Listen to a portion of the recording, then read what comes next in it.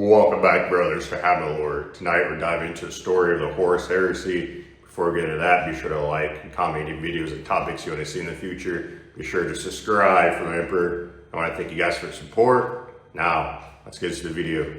The First World died as quietly as a candle in a storm. From the trench line, it did not look quiet. From the trench line, it was the end of everything.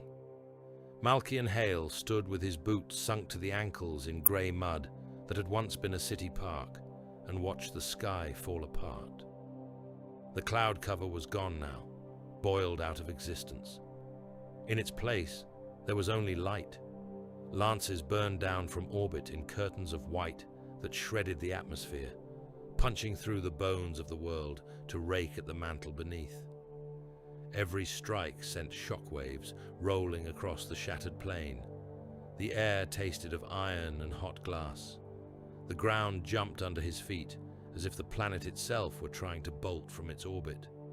His regiment had been given a name once, back on distant muster worlds. A number, a proud designation, battle honors listed in fine script on parchment and plasteel. Down here, they were just another line of men in ash-stained carapace and reinforced greatcoats, another disposable layer between the enemy's last defenses and the machines of the Imperium. He hunched his shoulders against a rain that was not rain. Dust and ash fell steadily, thick enough to mat hair and cling to lashes. Hale's rebreather tasted of cold promethium and overused filters. "Eyes front," he growled, voice muffled behind the mask. "You see the engines. You remember why you are here." The men beside him obeyed. Solar auxilia, drilled beyond breaking, still flinched when another lance strike punched a new sun into the horizon. But they looked. Beyond the trench line, beyond the broken hab stacks and the gutted skeletons of Manufactoria, the Titans strode. They were not built to be seen from so close. At parade reviews, they were distant shapes on the horizon, silhouettes easy to admire, not understand. Here, at the end of the Xenos Empire, they were gods walking. Each step shook dust from Hale's coat. Each movement of a weapon arm stirred air in great hot gusts. Cannon barrels the length of spires elevated and depressed, vomiting fire that turned enemy fortress complexes into expanding plumes of molten rubble. Between those steps, between those pillars of adamantine and plasteel, the enemy broke. The Xenos had called this world their throne. They had coated its continents in steel and black stone, thrown up bastion cities that fused palace and factory and temple into single, towering monuments to their own superiority. Once, perhaps, it had been impressive. Now, orbital ordnance flattened those monuments in sheets of sun-bright annihilation. Continents burned from coast to coast. Forests that had survived 1,000 years of industrial poison went up in a single sweep of fire.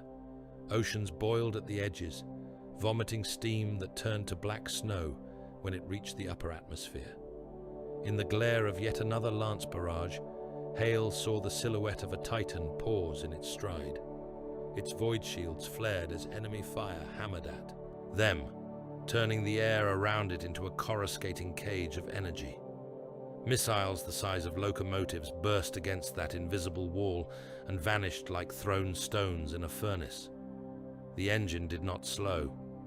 Its plasma guns whined, building to a shriek that cut through the thunder. When they fired, the world in front of Hale's trench line was momentarily whited out. And when the light faded, there was simply less of the enemy fortification to look at. "Sainted throne," someone whispered down the line. "Look at it. Look at what we brought to this place." Hale did not reply. His gaze swept the killing field. In front of the Titans, the armored spearheads of the legions were already carving through what remained of organized resistance. The lunar wolves advanced in disciplined wedges, white and sea-green armor scoured by soot and gore. The World Eaters were a red tide at their flank, less ordered, more like an avalanche given flesh. Above them, streaming through smoke like drops of solidified night, the Blood Angels descended, Gunships screamed overhead in low passes, engines howling. Drops from orbit still rained across the wider theater, but the main force was already down. The enemy's guns were cracked open, their silos burning, their last air cover tumbling from the sky in trails of black fire. The vox in Hale's ear buzzed. A cluster of voices layered together and filtered through machine code, the distant baying of orbital command and Titans and Legion voxnets all tangled into one.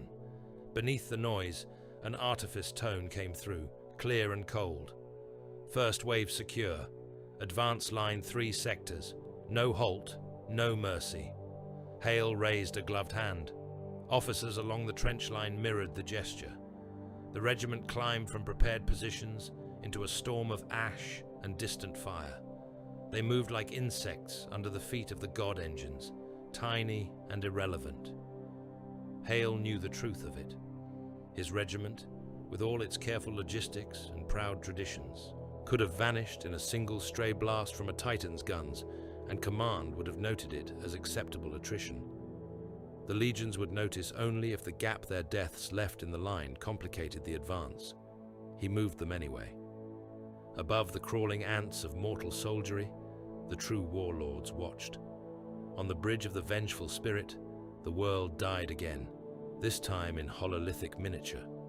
Livius Marek stood in the tiered gloom of the command amphitheater, with his data slate balanced on one palm and his other hand resting against the brass rail that marked the observation level. The hollow globe at the chamber's heart showed the world below in brutal clarity. Seas were black glass. Continents were veined with burning fault lines where the mantle had been gouged open. The main hive clusters were identified in precise high Gothic script, each one annotated with casualty projections and ordnance expenditure and tidy codes that translated to horror if you knew them. Livius knew them. He watched as a new icon flashed above one of the larger hives. The script beneath it changed. Projected resistance, 0. Projected surviving population, negligible. He forced his gaze away from the shrinking list of targets and down toward his slate. The speech was half-formed, phrases hanging in the air of his mind, shifting as if ashamed of being pinned down. The illumination of the Alcyon Dominion marks another step in. He stopped, jaw tightening.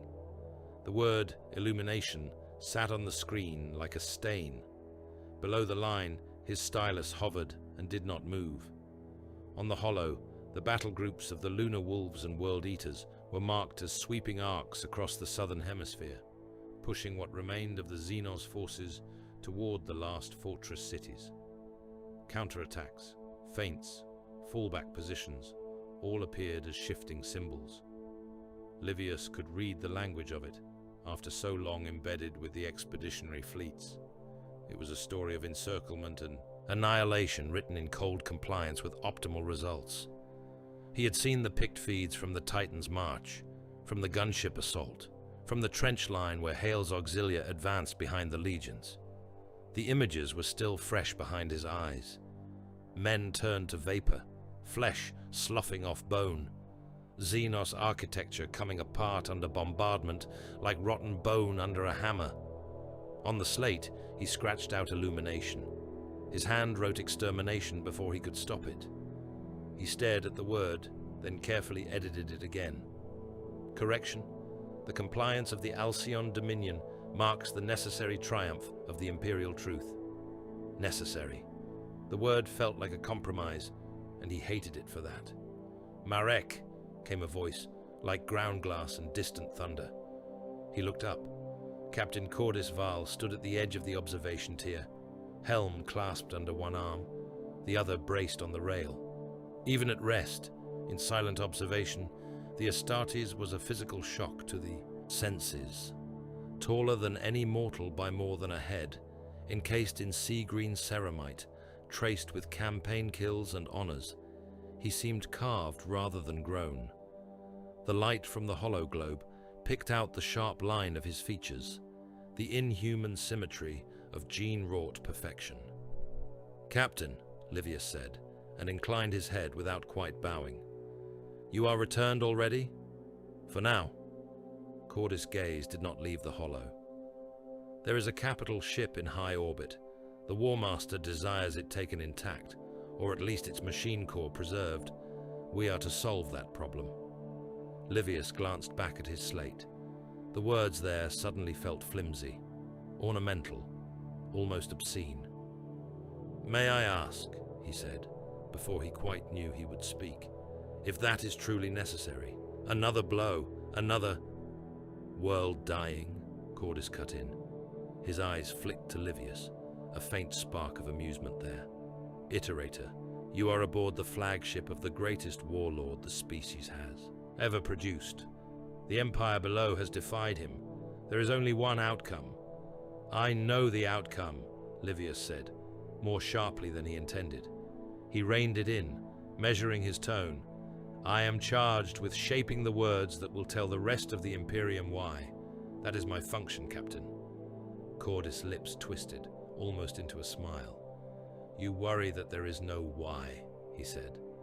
Livius opened his mouth, then closed it again. It was a dangerous admission. Doubt was supposed to be a superstition, something the imperial truth had burned away with irrational gods and petty spirits.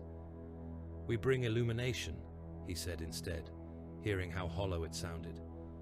"The Warmaster tears down the false and the degenerate and replaces them with order. That is one way to write it." Cordis straightened, helm maglocks clicking as he settled it over his shaven scalp. The Vox grill snicked shut. His voice, when it came again, was filtered and deeper. If the words disturb, "You, Marek, imagine the galaxy without him." Livius found himself looking at the hollow globe again, at the burning world and the rings of steel around it. "I do," he said quietly. "Often." Cordis did not answer that. His helm snapped to the side as a new data burst chimed through the bridge. The hololithic projection shifted, zooming out. A new icon bled into existence, marked in jagged red sigil runes that identified the alien capital ship, even without readable script. "Boarding assignments," Cordis said. "I go to war again. You may yet have your words, Iterator. We will give you scenes to gild." He turned and strode away, servos in his armor purring, cloak stirring in his wake. Livius watched him go, the captain's bulk parting the thin stream of officers and tech adepts without conscious effort. Mortals stepped aside like water before a prow. When he looked down at his slate once more, he erased necessary. He did not write anything in its place. On the alien flagship, nothing was quiet. The boarding torpedo screamed across the gulf of vacuum, its hull shuddering under the force of its own engines. Within, a dozen Astartes waited in the cramped hold, hands locked around hafts of blades and grips of bolters. Grav clamps and maglocks kept them jammed against the deck as the tubular craft spun through debris and flickers of defensive fire.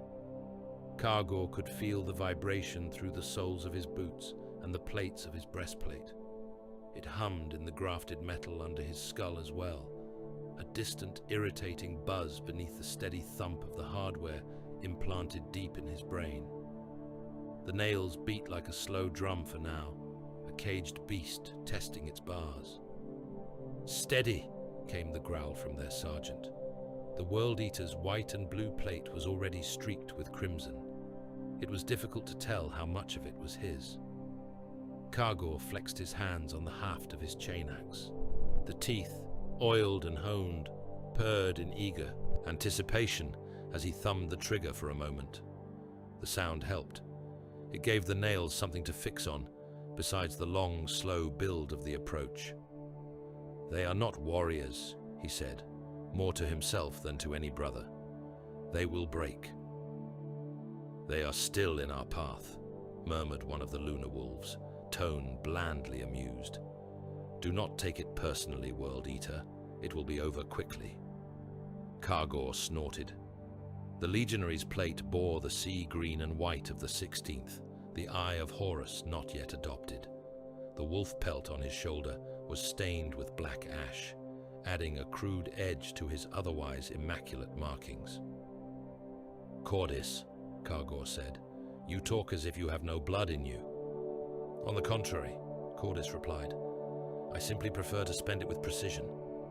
The torpedo jerked. Warning runes flared for a heartbeat, then settled. Hull impact, auto-breach.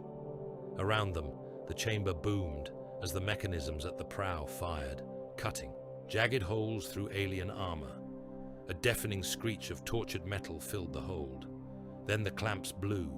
The torpedo's prow peeled open like a splitting seed, and atmosphere roared in to meet vacuum. For a moment, there was only a maelstrom of air and shards and light. Kargor was already moving, the chains in his mind snapping. The nails screamed as they rode the surge of adrenaline.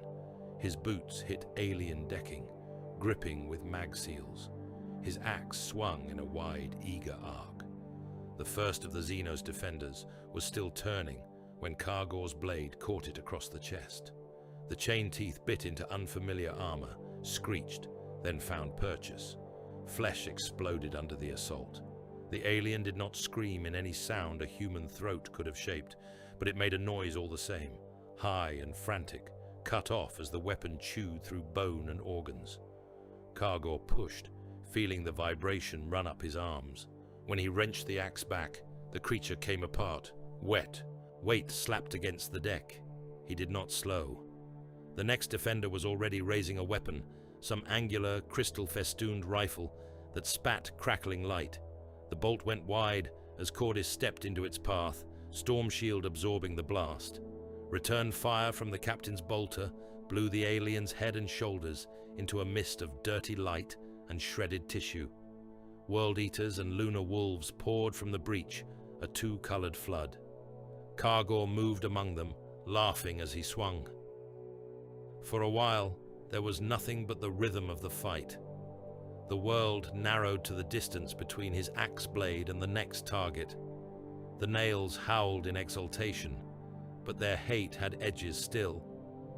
He could feel the discipline that had been drilled into him from Terra's proving grounds and Nuceria's pits, a cunning awareness riding atop the red. Enemy firing arcs, cover, points of advance. He broke bones and armor, but not formation. The corridor twisted, alien architecture curving in ways that offended the eye. Symbols etched into the walls glowed faintly, lines of light pulsing like veins. The atmosphere smelled of hot metal and something acrid that burned the sinuses even through his helmet's filters. They met only scattered resistance. Cordis's voice cracked in their ear beads, cool and measured. Secondary junction up ahead. Vox shows power build up in the core. We are on the clock, brothers. At the junction, a heavier knot of defenders stood their ground. Their armor was thicker, their weapons bigger, their movements more measured. They died anyway.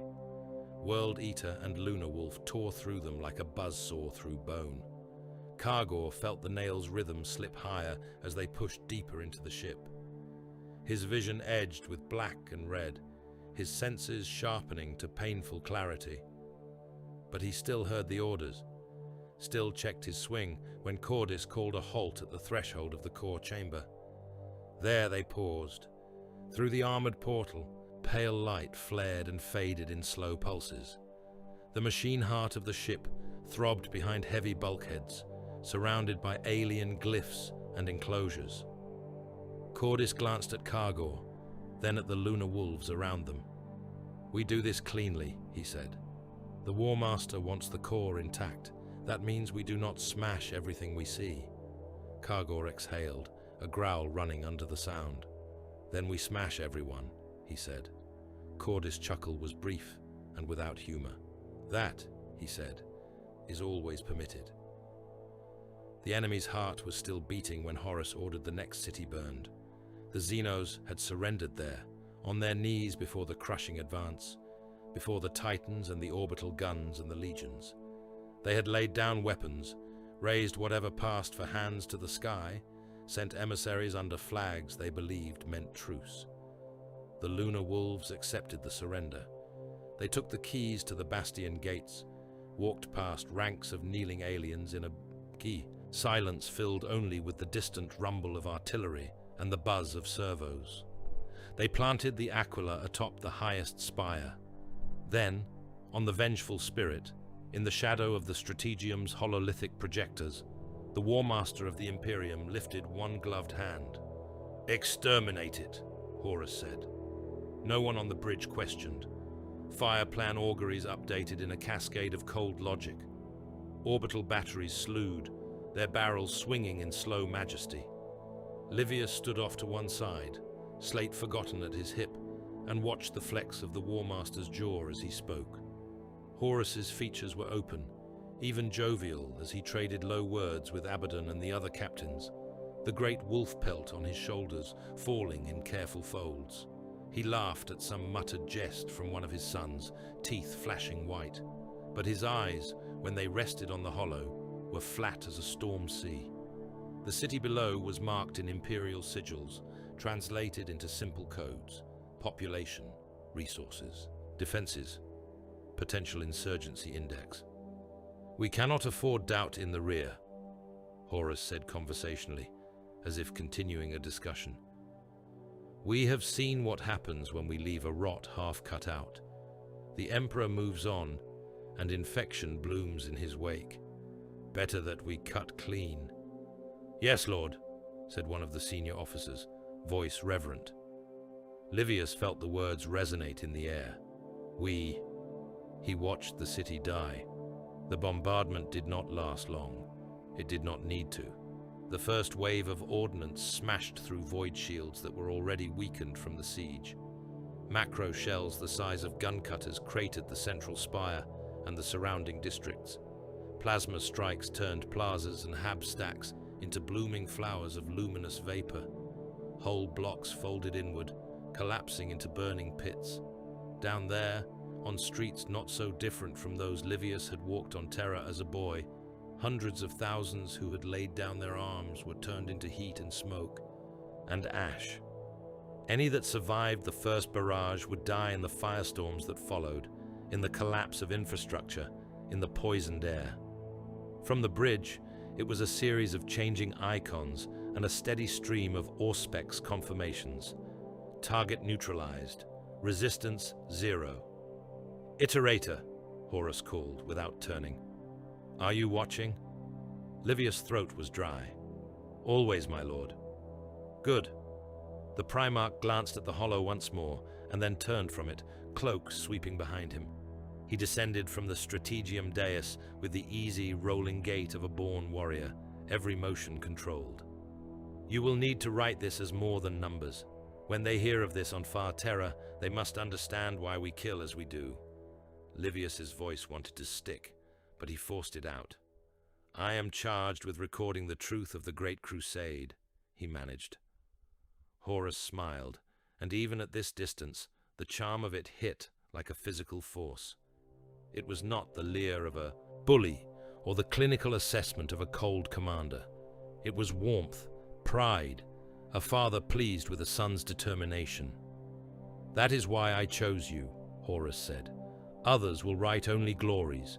You will write the cost, but you will also show that the cost is worthwhile." His hand, the size of a mortal's chest, settled for a moment on Livius's shoulder. The weight of it was enormous, the heat of gene-forged flesh seeping through cloth and into bone. "Remember that, Marek. We are bringing unity. The galaxy is a beast writhing in its own filth. We kill so that our species might stand tall, unbroken, together. If we must drown 100 worlds to build that future, then it is a necessary blood. Necessary." There it was again. "I will remember, Lord," Livius said. Horus squeezed once, not quite hard enough to break bone, and then he was moving on, called away by a cluster of Legion captains and shipmasters. The bridge around them hummed with activity. No one had flinched at the order. No one had blinked at the death of the city. Later, in the quiet of his assigned chamber, Livius called up the day's records. Pict feeds and Auspex logs and Vox transcripts hung in the air as translucent panes of light. He watched a dozen viewpoints at once. Titans striding through fire. auxiliary regiments marching behind them, men reduced to motes of dust in the glare. Legionaries in blood-slick corridors, Cordis Fowl at the forefront, his bolter barking. The younger World-Eater, Cargor, tearing enemies apart with a disciplined savagery that bordered on artistry. In one fragment, taken from the helm cam of a Blood Angel officer on another front entirely, he saw Sanguinius descend. The great angel fell from the storm clouds like a spear of pale gold. Wings outstretched, the Primarch seemed less a man and more a slice of another reality. Bolter shells burst against him and ricocheted away as if the universe refused to mark him. When he struck the ground, among the enemy, the Pict corrupted momentarily, as though the machine could not pass the angles of his movement. There were flashes of red, of white, of something like light bending around a blade. When the recording stabilized, there were no living foes within the frame, only ragged chunks, only fallen wings beating once before folding. The voice captured on the vox was shaky, strained. "He is beautiful," the legionary whispered. "He is terrifying." Livius watched that fragment 3 times, the hairs on his arms prickling. The docile word beautiful tasted wrong in his mouth. It was like calling an executioner's axe elegant, or a tornado graceful.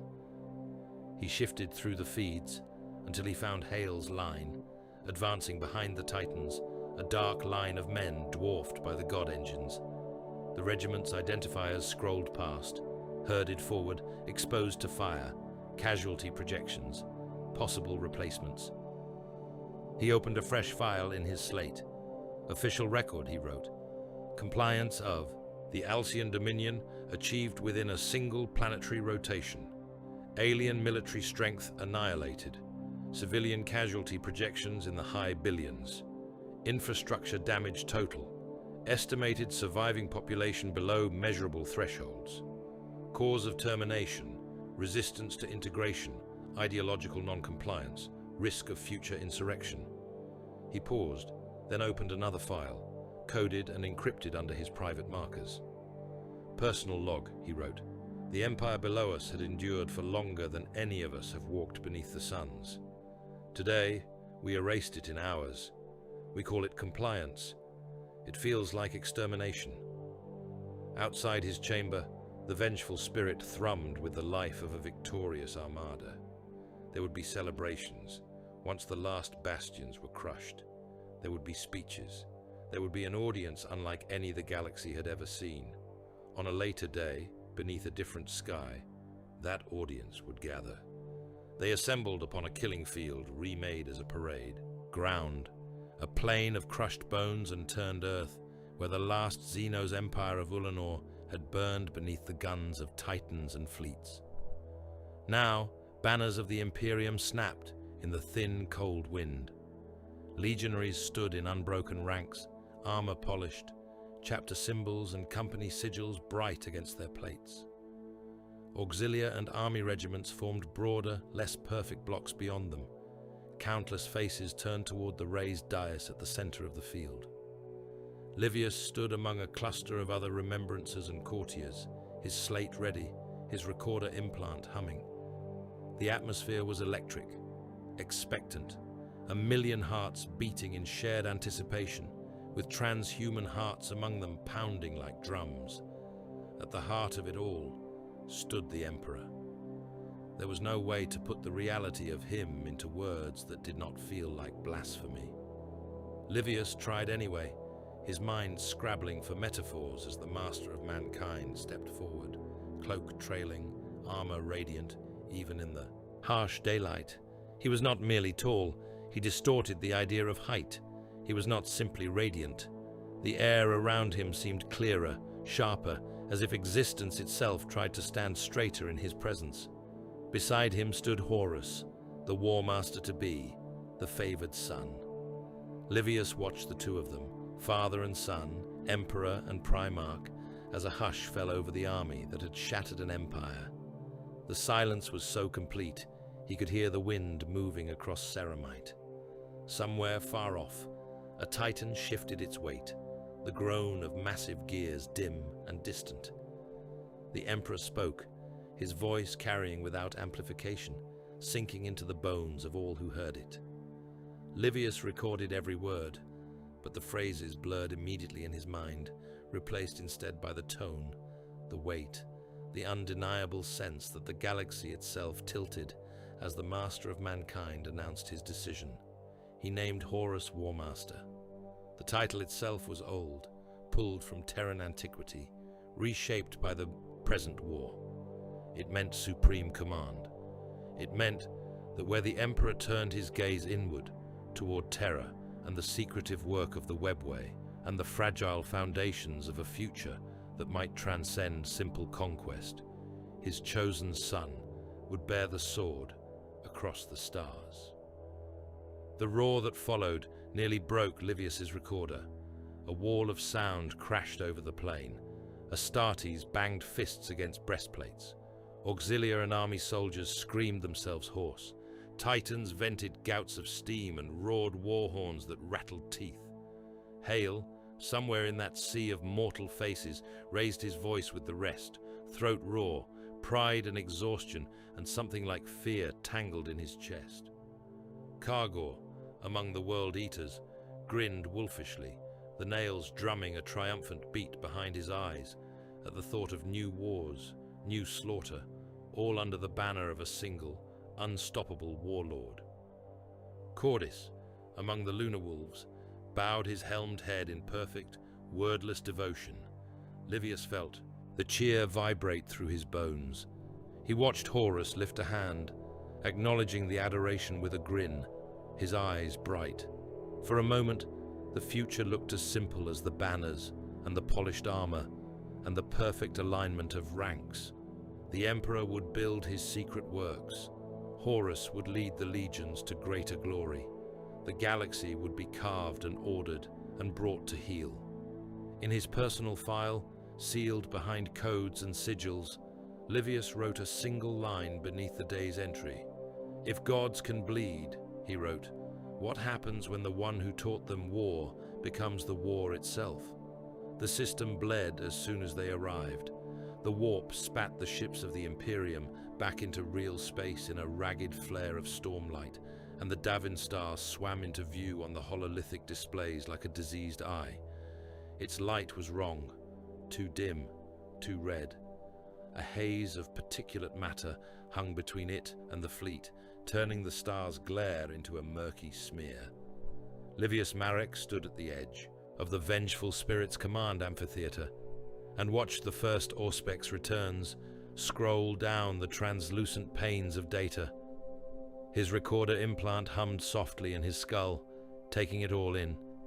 He tasted copper and incense on the air, the familiar tang of a war bridge coming fully awake.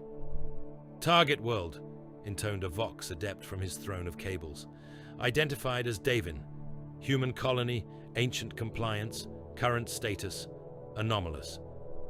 The central hologlobe shifted. The world below hung there, a sphere of browns and greens overlaid with creeping smears of black. The augury runes annotated details as they came in. Atmospheric contamination, biosphere deviation, population signals tangled with zones of dead silence. "Davin," Livius murmured. "We were here once before." He remembered a different set of images, older now. The first compliance.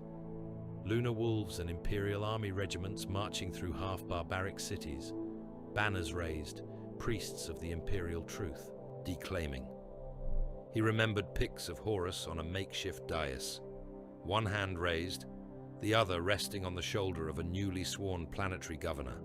Smiles, oaths, fireworks. "What does it say?" someone asked at his elbow. Livius glanced at the man, a junior officer, pale beneath his tan, eyes fixed on the hollow. "It says," Livius replied, "that something we thought settled has rotted in our absence."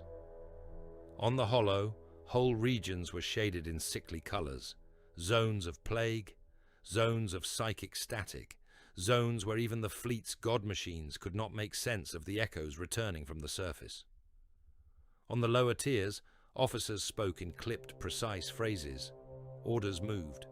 Orbital pickets slid into position, forming a cordon of guns around the diseased world.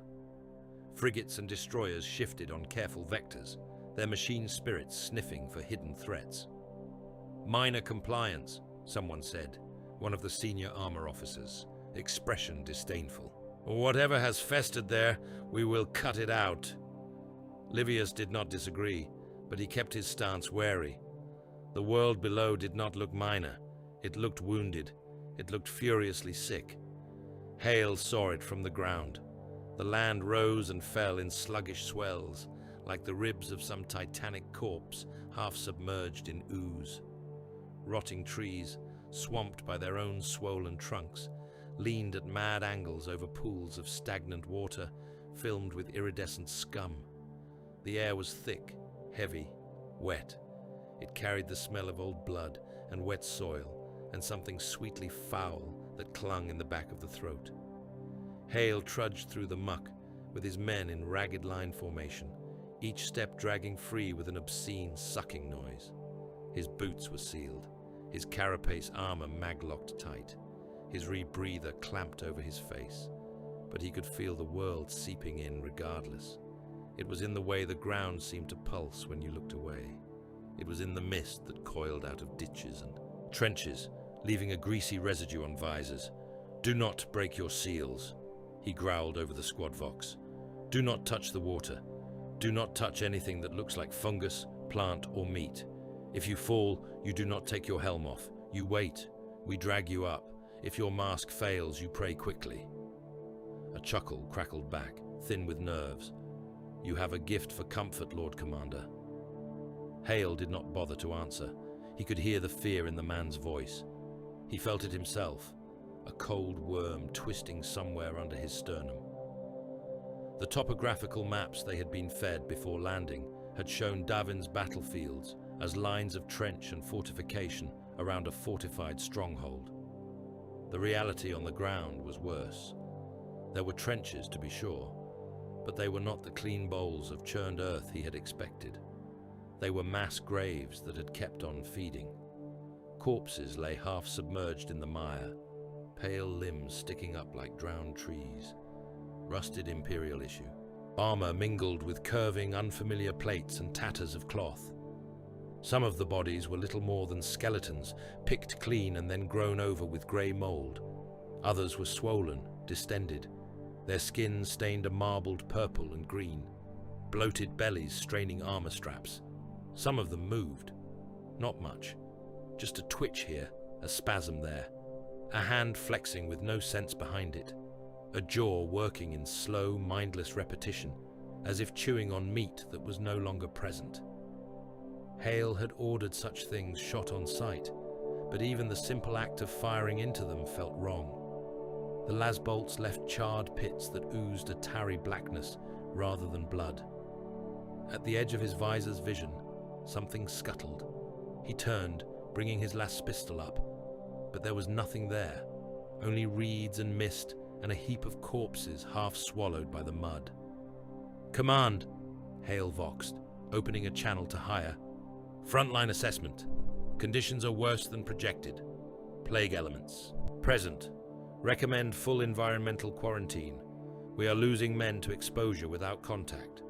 He did not bother to hide the bitterness in the last words. They had marched for 2 hours from the drop zones and left a trail of bodies behind them. Some men had simply sagged at the knees, armor sagging. When their helms were cracked open back at the triage nodes, the flesh beneath had been blistered and bleeding from eyes and ears. Others had stumbled, falling into pools they had been warned to avoid. They had been dragged out fast, but fast had not been enough. The skin where the swamp had touched them was already sloughing off in strips. The reply came with a faint distortion, as if passing through water. "Confirmed, Commander," said a voice from orbit. "Quarantine protocols acknowledged. Objective remains the same. You are to advance on the heretic stronghold. Astarte's spearheads are already engaging. You will follow in support." He almost laughed. Of course, the objective was the same. The world could be made of acid gas and knives, and still the objective would be the same. The Imperium did not retreat from infection, it burned it. He raised his hand, signaling advance. The line moved on, wading deeper into the rot. Above the plague world, on the vengeful spirit, the Warmaster chose to bleed. The strategium was a circle of light and shadow, its sloping tiers filled with the silhouettes of commanders and adepts. Auspec's runes shimmered around the central hollow display. The Davin stronghold pulsed there, outlined in grim gold. Icons marked the positions of the Lunar Wolves, the Death Guard, the World Eaters, the supporting auxilia. Horus stood at the very center, boots planted on the projection plate, as if on the skull of the world. The light of the displays turned the edges of his armor pale, reflecting off the finely worked gold and sea green. The pelt over his shoulders fell like a living thing, the matted grey of the dead wolf's fur, almost indistinguishable from the real skin at his throat. "Resistance heavier than projected," said the voice of the chief tactician. "Local forces are entrenched around the central temple complex. Plague elements are acting as a force multiplier. Our mortal formations are taking significant casualties, advancing even under Astartes' cover." Horus watched the representation of the battlefield for a long moment. Livius could see his profile from where he stood, the strong line of his jaw, the slight furrow between his brows. "And yet," the Warmaster said at last, "this is still only a house gone bad, a province that has forgotten the hand that built it." He looked around the circle, meeting the gaze of each senior officer and captain in turn. "We have brought down empires," Horus went on. "We have broken Xenos' dominions that spanned 1,000 suns. I will not sit my throne and send my sons into a pit of filth. I am unwilling to walk myself." Abaddon shifted. At his side, mouth tightening. "My lord," the first captain began, "your presence is not required. We can—" "It is desired," Horus cut in, without heat, "and it is useful. There is rot on this world that once swore itself to us. I would see it with my own eyes." His gaze flicked to Cordis. "Captain Val," he said, "you will form part of my honor guard. I will require a path to the enemy's heart. You will cut it." Cordis bowed his helmed head. "Gladly, Warmaster." "The World Eaters are already in contact," a Vox adept reported. "They will welcome the chance to lead." A smile ghosted across Horus's mouth. "Of course they will," he said. "Let them hack the door open. We will walk through." He looked up, past the tiers of the strategium, as if his gaze could pierce the hull and see the world below. "Let the men see their Warmaster in the mud," he said. "Let them see that he bleeds." Kargor was already soaked in it. The swamp around the temple had once been forest. He could see the bones of it in the half-submerged trunks, in the blackened stumps sticking up from the mire like rotten teeth. Whatever war had come before had burned the life out of this place and replaced it with disease. He welcomed it. At least here there was something to kill. World Eaters pushed through the fetid water in a loose spearhead, chains and skull trophies rattling on their armor.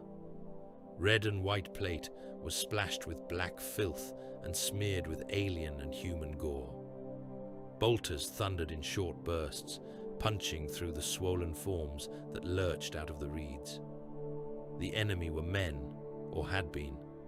Now they were swollen with rot, bellies distended, limbs redundant with tumors. Their armor, once proud imperial issue, hung on them in torn straps. Eyes oozed, mouths gaped, full of slime and broken teeth. They died badly.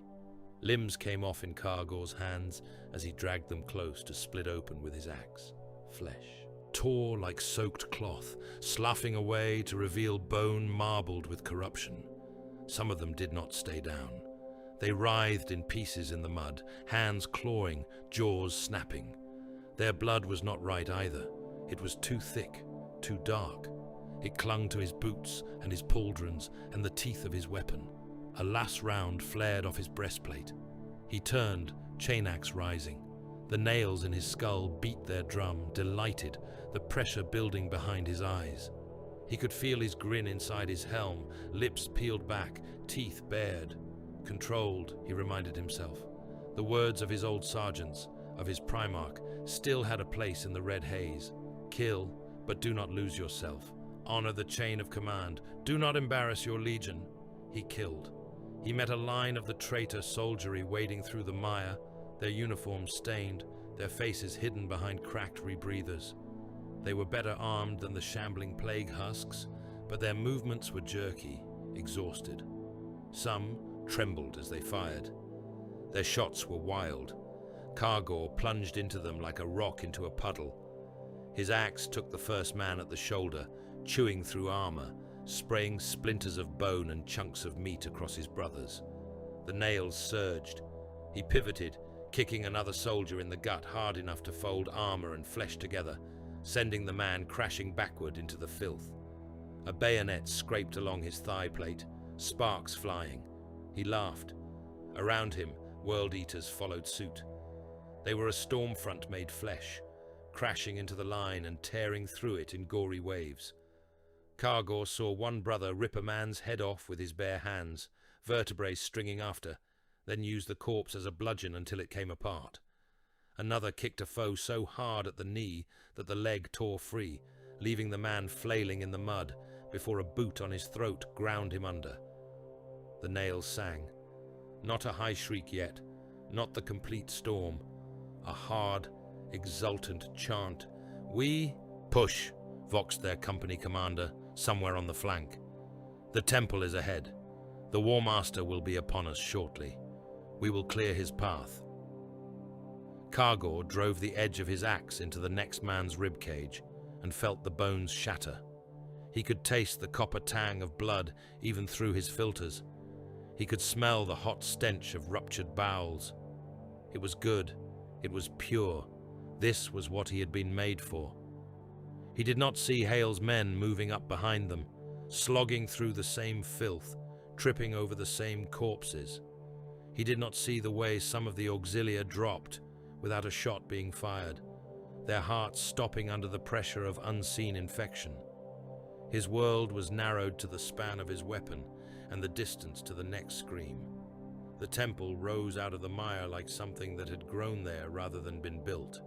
Its walls were fused stone and bone, decorated with carvings that made the eyes slide away.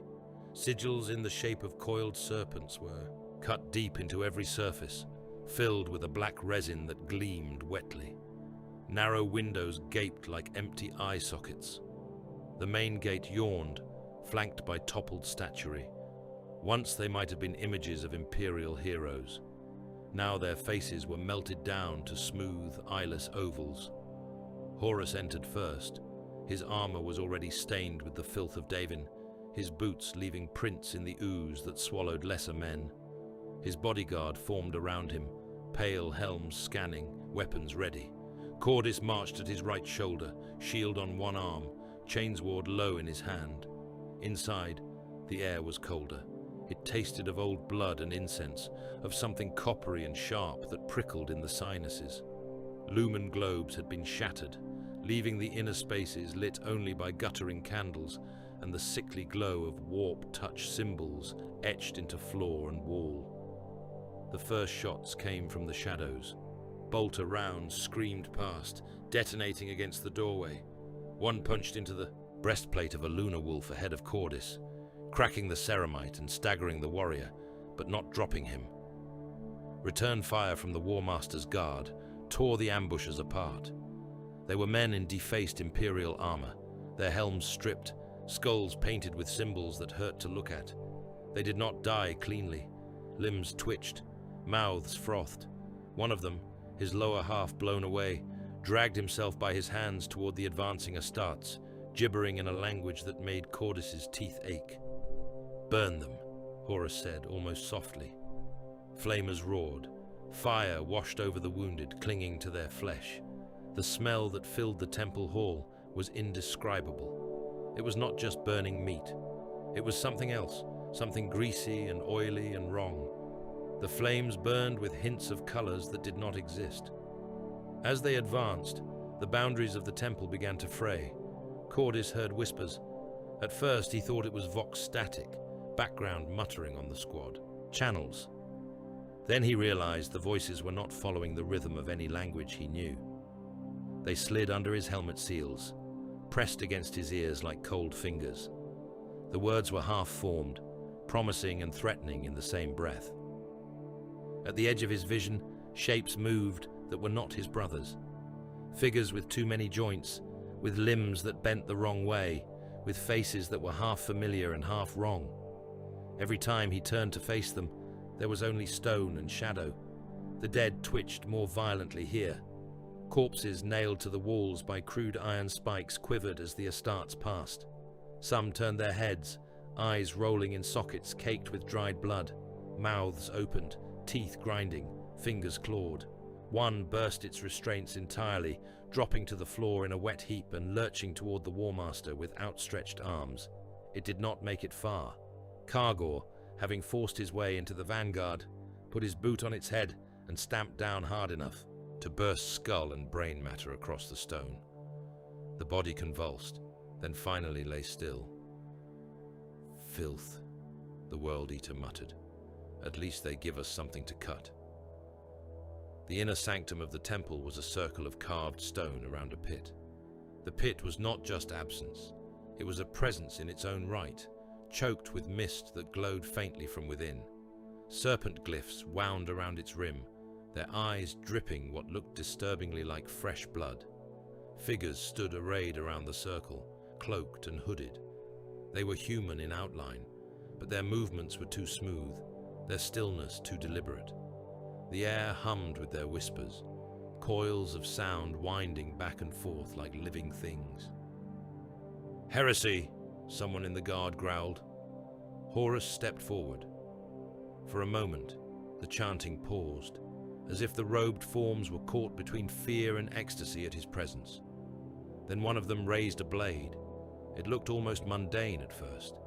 A simple iron sword, its edge dark with age.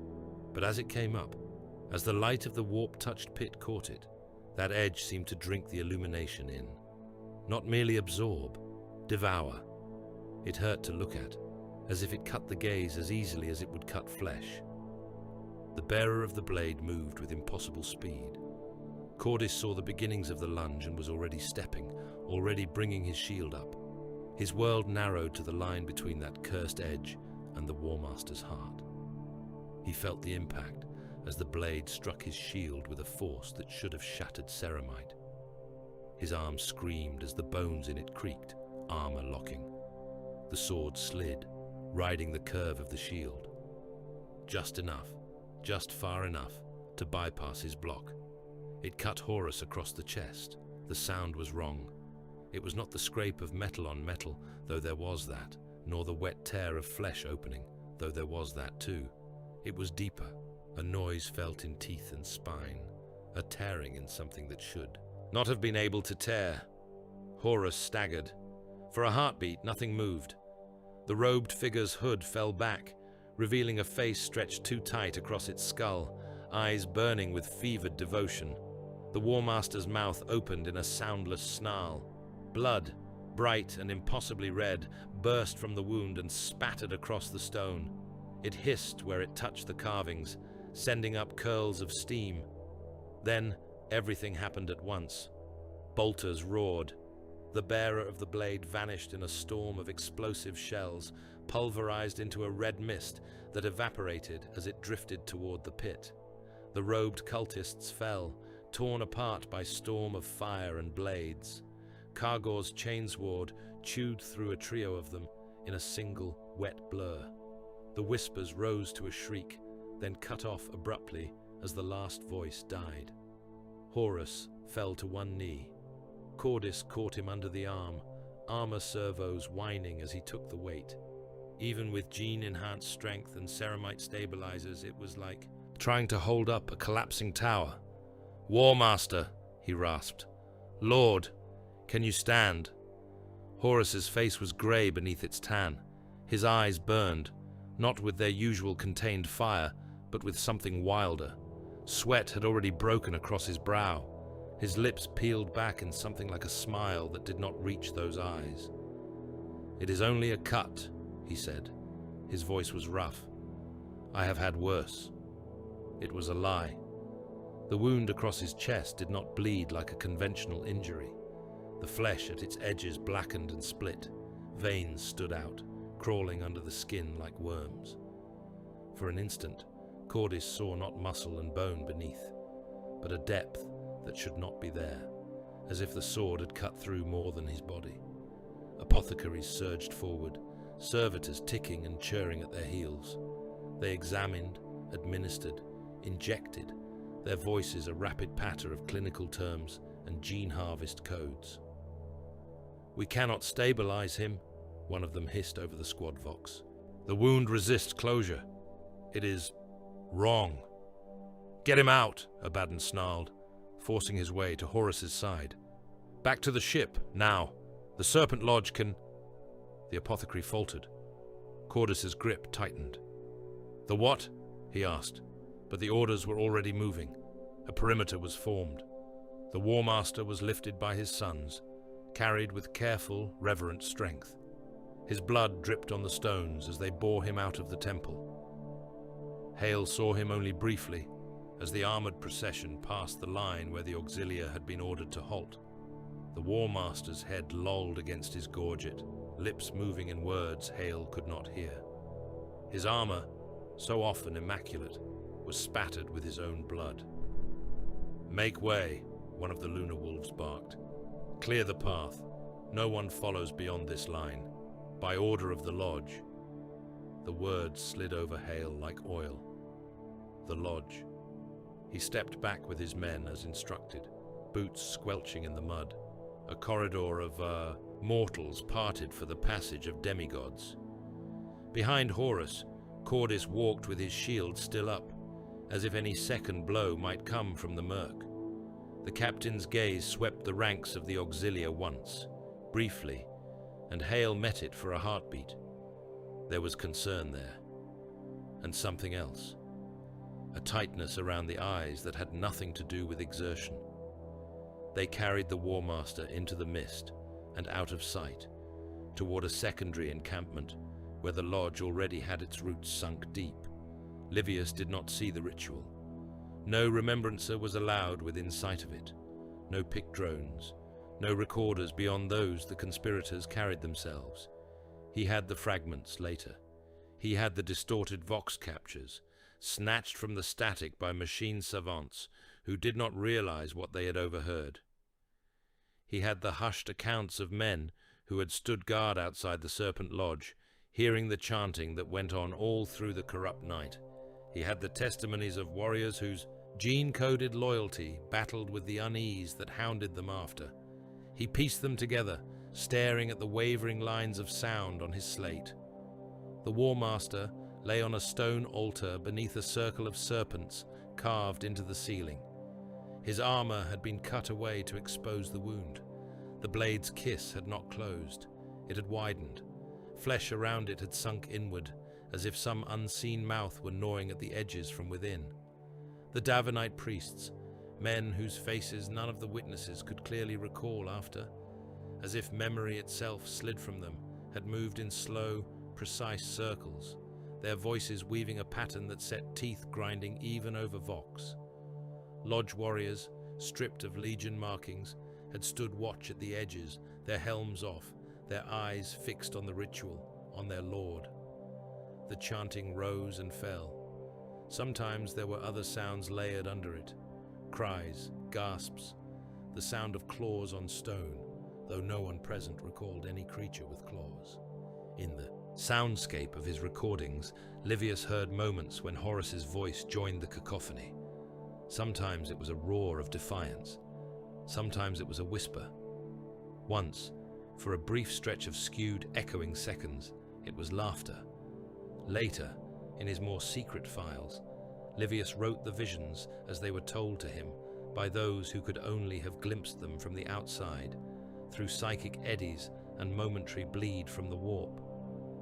Horus walked through futures like galleries of statues. He saw the Imperium as a monolith, ruled by a distant figure seated on a throne of hidden machinery, worshipped as a god by trillions who had forgotten the words imperial truth. He saw the legions broken and scattered, their names cursed or forgotten, their banners torn down. He saw himself as a footnote, a story told in quiet corners of a palatial city, his deeds reduced to metaphors in sermons. He saw other paths. He saw the galaxy burn and rebuild in his image. He saw himself as savior, as conqueror, as the one who had the courage to tear down a lie to build a harsher, truer order. Each vision folded into the next, impossible to separate. Triumph smelled like ash. Salvation looked like slaughter. Every path ended in death, but some deaths were framed as noble, others as waste. Chaos did not speak to him as a horned, red-skinned monster on a throne of skulls. It did not need to. It wore his father's face sometimes, and sometimes his own, and sometimes 1,000 faces drawn from the warriors who had loved him most. It spoke in questions. Are you content to be a weapon put away? Are you willing to watch all you have bled for be turned into a church you would have spat on? It offered him nothing he did not already want. It merely showed him the costs of the path he was already walking, and contrasted them with a different cost, painted in colors that highlighted what he feared most. When he woke, he smiled. He looked weak at first. Livius saw him being carried up the vengeful spirit's embarkation ramp days later, his skin still pale, the lines around his eyes deeper. The wound had closed, though no apothecary could say precisely when or how. Scar tissue traced its path across his chest, darker than the surrounding skin. It looked almost like a sigil if you squinted. The fleet rejoiced. The Warmaster lived. There were feasts. There were prayers, though the imperial truth did not call them that. Livius recorded the speeches. He watched as Horus took the dais, cloak clean, armor polished, his voice strong enough to fill the vast hall. My sons, the Warmaster said, I have walked close to the edge. I have felt the cold breath of the abyss. I thank you for your loyalty, for your faith. The galaxy is darker than we thought. The lies that swirl in the void are deeper than any of us knew. There, that was new. Faith, lies, words that had always been applied outward to Xenos and abhuman cults and petty parochial gods, now turned ever so slightly towards something else. The Emperor, Horus continued, has his designs. We have ours. We have seen what his truth brings. We have seen worlds burned in the name of a purity that does not bend. We will not turn from our course, but we must be wary. The silence from Terra grows concerning. His sons cheered him regardless. They heard only the strength returning to his voice, the gratitude, the promise of more war. Cordis stood among them, helm off, face upturned, expression caught between relief and unease. Later, in private, the captain stood before his Lord Strategium throne, helmet under his arm. You look well, Cordis said carefully. Horus smiled. The expression was as warm as ever. His eyes, though, had a new hardness in them, a reflective depth that made Livius, watching from the edge of the chamber, think of the anathem's wound, of how it had looked like a cut into something beyond mere flesh. I feel clarified, the Warmaster said. The veil slips, Cordis. There are truths your Emperor has not chosen to share with us, with me. Our father, Cordis said, the reflexive correction slipping out before he could bite it back. Horus's gaze flicked to him. Something cold flashed there, then softened. Our father, he allowed. Of course. But tell me, my son, if a father withholds the truth from his children, at what point does he become something else? Cordis had no answer for that. None he could give aloud. Later, alone in his assigned space, Livius played back the recordings. He listened to Horus before Davin, speaking of the Emperor with unalloyed pride, of the imperial truth as a light that burned away the fog of superstition. He listened to Horus after Davin, speaking of Terra's silence, of lies, of designs. The differences were small, a shift in emphasis, a new weight on certain words, a question where once there had only been declarations. He ran the files through his analysis, engines, measuring tone and cadence and stress. The algorithms returned variations well within the bounds of normal change for a man who had come close to death and recovered. The chill in Livius's gut did not care about the numbers. He opened a new entry in his private log. "The Warmaster lives," he wrote. "We call it a miracle of medicine, of gene science, of will." No one says the word miracle aloud. Something bled on Davin. Something bled into him. The truth has not changed in any obvious way, but it feels thinner, like a skin stretched over something that wants to show its teeth. When he went to present his official report to the Remembrancer Council, they skimmed it with glazed eyes, nodding at all the right phrases. None of them asked about the things he had not written. No one wanted to. The fleet moved on, engines burning, leaving the plague world and its dead behind.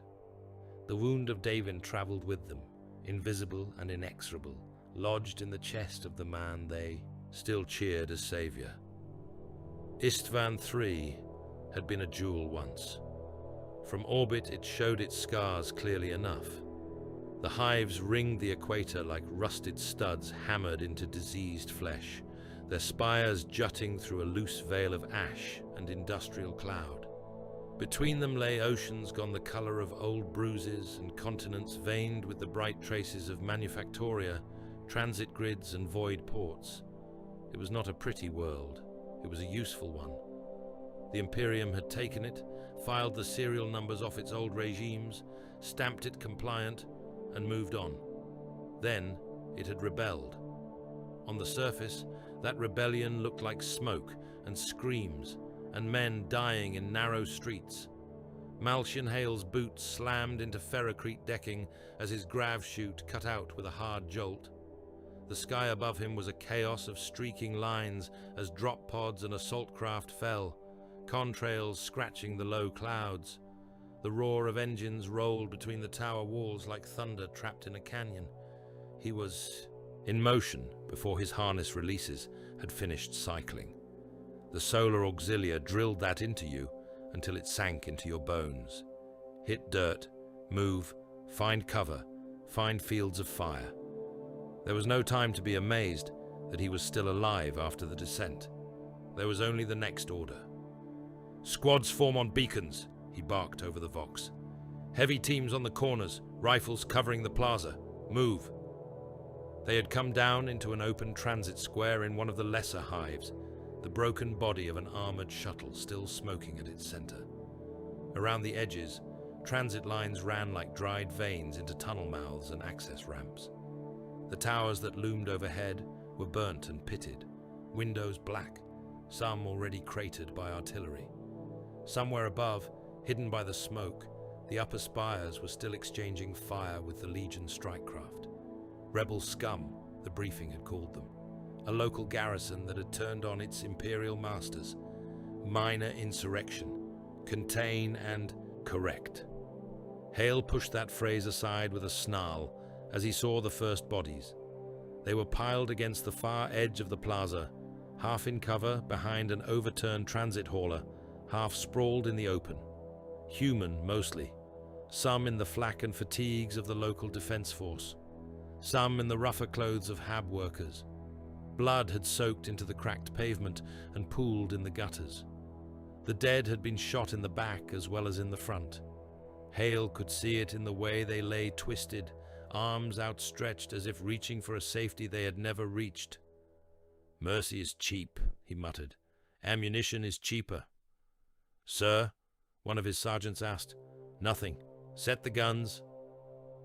They were not alone. Emerald and bone-white shapes moved through the plaza with the unhurried precision of men who feared very little. Sons of Horus, their warplate already marked with the first impacts of the day's fighting. Hale felt small, even in reinforced carapace and hazard rigging. They looked like gods, striding through a mortal's battlefield. A heavier tread shook the ground. A dreadnought, hulking in purple and gold, lumbered past, its sarcophagus burning with hollow-scripted litanies. Emperor's children, polite nods of acknowledgement over the Vox as it moved toward a junction Hale's maps marked as a rebel strongpoint. Other colors, other shapes. The grim green of Death Guard trudging through the smoke, chem sprayers hissing. The red and white of World Eaters, chains and nails and studs, clinking and grinding as they moved with a predatory energy that made the hair at the back of Hale's neck rise. A storm of legions, all for a minor uprising on a single world. He told himself it was necessary. Make an example. Show the cost of treachery so that other worlds would not consider it. Somewhere far above, the vengeful spirit burned in the upper atmosphere like a patient star. Livius Marek watched the landing unfold through a cluster of picked feeds and tactical runes. The Strategium's hololithic projectors translated the chaos of a planetary assault into shifting arcs and coded icons. Sons of Horus Fourth Company spearheading an assault on Hive Coral. World Eaters elements attached as shock troops. Emperor's children and Death Guard anchoring other thrusts. All this for a single world, he murmured, half to himself. Istvan is not just a world, said a senior logistus, not taking his eyes off the changing displays. It is a node. Trade, supply, refit. It is a message. The Warmaster delivers messages clearly. Livius nodded, though he was not sure whether he agreed. His fingers danced on his data slate, compiling what he saw into phrases that would later be hammered into speeches, into archive entries that would one day be read by men who had never smelled burned flesh. Loyalist forces descend upon Istvan to restore imperial order, he wrote. The legions converge to tear out the root of all insurrection before it can spread. He glanced up as a new icon appeared, a stylized eye, picked out in bright gold. The vengeful spirit itself, not in low orbit, high, stationary. He frowned. On Ulanor, on Alcyon, when the Warmaster wanted to make a point, his flagship had been a spearhead, driving close, daring enemy guns to try to scratch its void shields. Here, it hung back. Orders moved. Livius watched strike cruisers and destroyers peel away into lower positions, punching through the cloud layers. Fire blossomed briefly as surface emplacements found their range and were answered with orbital strikes that turned whole city blocks into glowing craters. On one of the lower tiers, a group of tech adepts huddled around a separate cluster of displays. Their voices were a rapid clatter of Binharik. One of them cast a glance up toward the high dais, where Horus's command throne sat empty, then back to his work. Livius made a note to ask later what they had been launching into the atmosphere beyond the usual drop ordnance. On the ground, Cordis Val moved like the cutting edge of a blade. The sons of Horus advanced in a line through the main concourse of Hive Coral, bolters barking in disciplined bursts. The rebel defenders had thrown up an impressive barricade of habstacks, manufacturer machinery, and gutted transit haulers at the far end of the avenue, their muzzles spitting muzzle flashes and angry tracer. Heavy stubbers chattered, rockets screamed. The air between the lines was a thick haze of propellant smoke and dust. It did not make much difference. Legion plate drank small arms fire like rain. Astartes staggered as heavier calibers struck home, but they did not fall. Bolter rounds returned in measured volleys, each explosive shell punching into walls, fortifications, bodies. The barricade that had looked formidable on Auspex feeds was already pocked with smoking holes where men had been. "Second squad, advance," Cordis voxed, his voice calm in the ears of his brothers. "Third, suppress left flank. Keep your intervals. This is not a race." He moved at the point of the formation. Storm shield up, chainsword low. He could feel the impacts through the field generators as rounds slapped into it, each one a distant tap. The concourse underfoot was littered with debris and corpses, civilians mostly, unarmed or armed with tools and pieces of pipe, caught in the wrong place when the shooting started. Some had been used as human sandbags by the defenders, their bodies slumped over the tops of ad hoc bunkers. Rebel scum, the briefing had said. He stepped over a boy's body, face half gone, fingers still locked in a fist around a scrap of cloth that might once have been a flag. Behind him, Imperial army units advanced in his shadow, firing over and between the towering forms of the Astartes. Hale's regiment was among them, Hale himself identifiable by the Vox aerials and command harness on his shoulders, by the way he moved through the battle with a wary patience. "Keep your heads down," Hale was snarling at some soldier who had let his rifle drift too high. "You are not here to outshoot the legions. You are here to survive long enough to feed them ammunition." Cordis suppressed a faint smile. The mortal commander understood his role. That was more than could be said for many. On the flank, a roar rose that had nothing to do with artillery. Kargor and the World Eaters hit the barricade like a thrown chain axe. They had moved up through the side avenues, through hab stacks and manufactorum floors and service tunnels, leaving a wake of ruin that even other Astartes might have called excessive. Now they came in from the left, all speed and jagged edges and red-streaked armor. The nails in Kargor's head were already beating time by the moment he saw the barricade proper. He could smell the fear coming off the rebels in waves. He could hear their breathing, the stutter of their heart. Rates over the din. They were firing wildly now, their formation already fragile, their courage eroded by the sight of one legion bearing down on them. They had not expected another from the side. He screamed as he ran, more out of exultation than rage. His chain axe howled with him. The nails tightened their grip on his thoughts, compressing the world down into a tunnel, a single point of impact at the center of his vision. He hit the first defender like an artillery shell. The axe bit, shredding through flak, through bone, through viscera. The man came apart in a spray of meat that splashed across his fellows. Kargor did not slow. He drove forward, boot smashing into another rebel's knee, bending it backwards with a crunch, then finishing him with a downward chop that sank the axe into pelvis and floor alike. Around him, World Eaters followed his lead. They climbed the barricade, hacking, kicking, tearing. One brother simply grabbed a man by the head and slammed it against a reinforced girder again and again until the face was pulp and the skull cracked like a rotten fruit. Another used his chainsword like a scythe, sweeping it in a low arc that took 3 men's legs off at the knee in a spray of arterial blood, leaving them writhing and shrieking in a growing pool that steamed in the cold air. Glorious, Kargor spat over the Vox. They built themselves a fine little fortress to die in. "Keep the line," came his company captain's voice, rough with effort. "Do not run ahead of support. The Warmaster wants this done, not turned into a blood-drunk brawl." Kargor snorted, but he obeyed, for now. The nails still left room for obedience when they were fed enough. Within half an hour, Hive Coral's outer districts were broken. Loyalist elements from all 4 legions had entered the killing grounds and had not been thrown back. The city was a maze of narrow streets and manufactorum warrens, but the pattern of resistance was shrinking.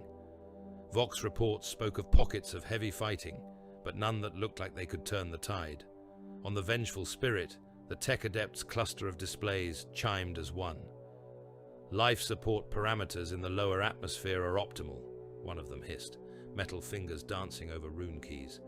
"Wind patterns confirmed, dispersion vectors calculated." Another flicked a glance up at Horus, standing once more in the shadow of the strategium dais. "My lord," the adept said, "the weapon is ready." Livius felt the words crawl over his skin. Weapon. He looked at the projections they were staring at. Vast density maps of air currents and pressure fronts, the calculated arcs of orbital deployment shells, a chemical formula that bent the eye with its complexity, accompanied by caution runes. "This is not necessary," a voice murmured behind his teeth. though he did not realize until a heartbeat later that he had said it aloud. The logistus beside him turned. "The sooner the revolt is crushed, the fewer long campaigns we endure," he said, as if explaining something to a child. "You should know by now, Iterator, the Warmaster does not waste time when direct measures are available." Direct. Horus raised his hand. "Release," he said. From the upper decks of the Vengeful Spirit, from her sister ships in high orbit, from launchers disguised among the more orthodox weapon batteries, the Life Eater packages fell. They were small for what they carried. Sleek, finned cylinders encased in ablative shells that grumbled faintly as they burned through the upper layers of atmosphere. They fell alone and in clusters, spacing calculated to blanket population centers, military emplacements, and the open fields between. Livius watched them descend on the strategium's hollow as faint streaks. He knew vaguely the theory. Life Eater, a virus that did not stop at skin, that turned organic matter into a slurry at a speed that defied comprehension. A weapon of last resort, meant for worlds that could not be taken and could not be allowed to stand against the Imperium. He watched the streaks vanish into the cloud layers. On the ground, Hale's Vox officer flinched as the channels filled with new traffic. "Unidentified deployments from high orbit," the man shouted over the roar of ongoing firefights. "Multiple entries, sir, not marked as our ordnance. No impact signatures." "No impact?" Hale snapped. "Then what?" He stopped. Every hair on his body seemed to rise at once. The air changed. Istvan's atmosphere had already been thick with smoke and dust. Now a new scent threaded through it, one that his rebreather's filters could not quite keep out. Sweet at first, sickly, like overripe fruit left too long in a warm room, then sour, like meat left in the sun. His helm's auspex coughed up a warning rune, air composition shifting, unknown agents detected. His armor's auto-senses tightened his seals a notch, but slowly, as if whatever rode the wind needed time to be recognized. "Everyone check your seals," he voxed, throat tight. "Now, no exceptions." On the concourse, Cordis saw the first signs in the way the smoke moved. It did not swirl and retreat from explosions as it usually did. It coiled. It folded back on itself, pooling low, hugging the ground. Its color thickened, shades of green and brown threading through the usual gray. His helm's internal display flashed hazard icons faster and faster. "Something is coming down through the air," he voxed to his brothers. "Seal all vents, all of them. External intake only through full filters. No one removes helmets without my order." World Eaters laughed on the channels, thinking it some new challenge. Death Guard voices, grim and unbothered, acknowledged receipt as if this were a familiar drill. Emperor's children officers added their clipped confirmations. Hale saw the first man drop. It was not dramatic. One moment the trooper was moving forward, rifle at his shoulder, breath rasping through his rebreather. The next he stumbled, one hand clawing at his throat, his legs folded. He went down into the dust and did not move. "Get him up!"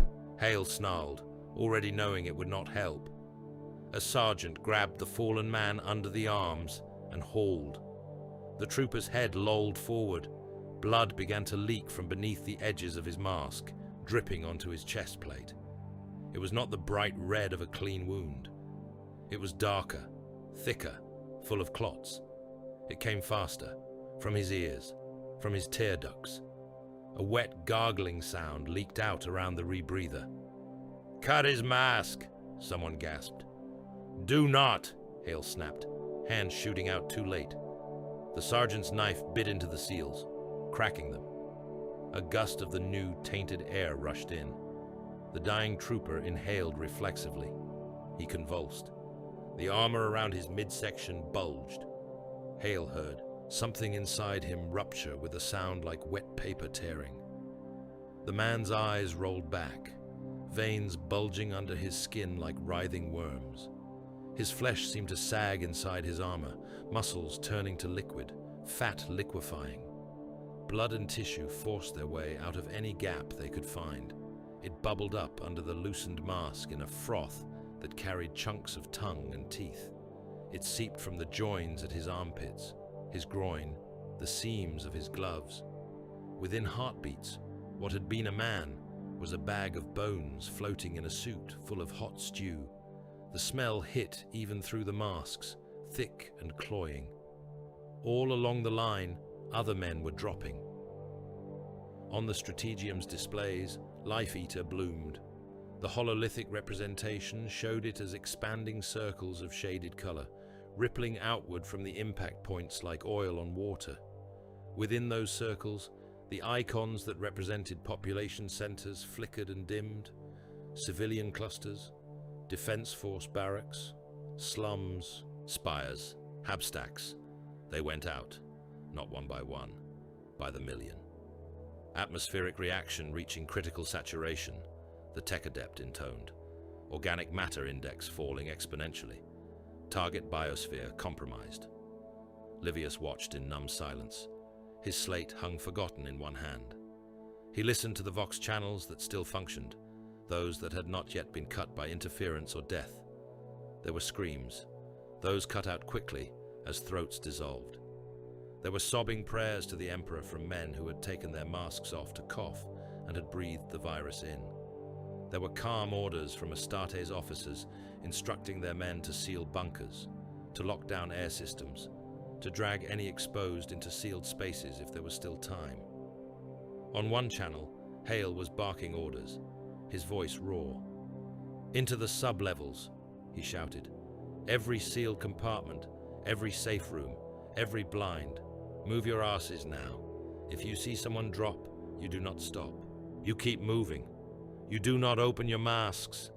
If you do, you die and you kill everyone near you."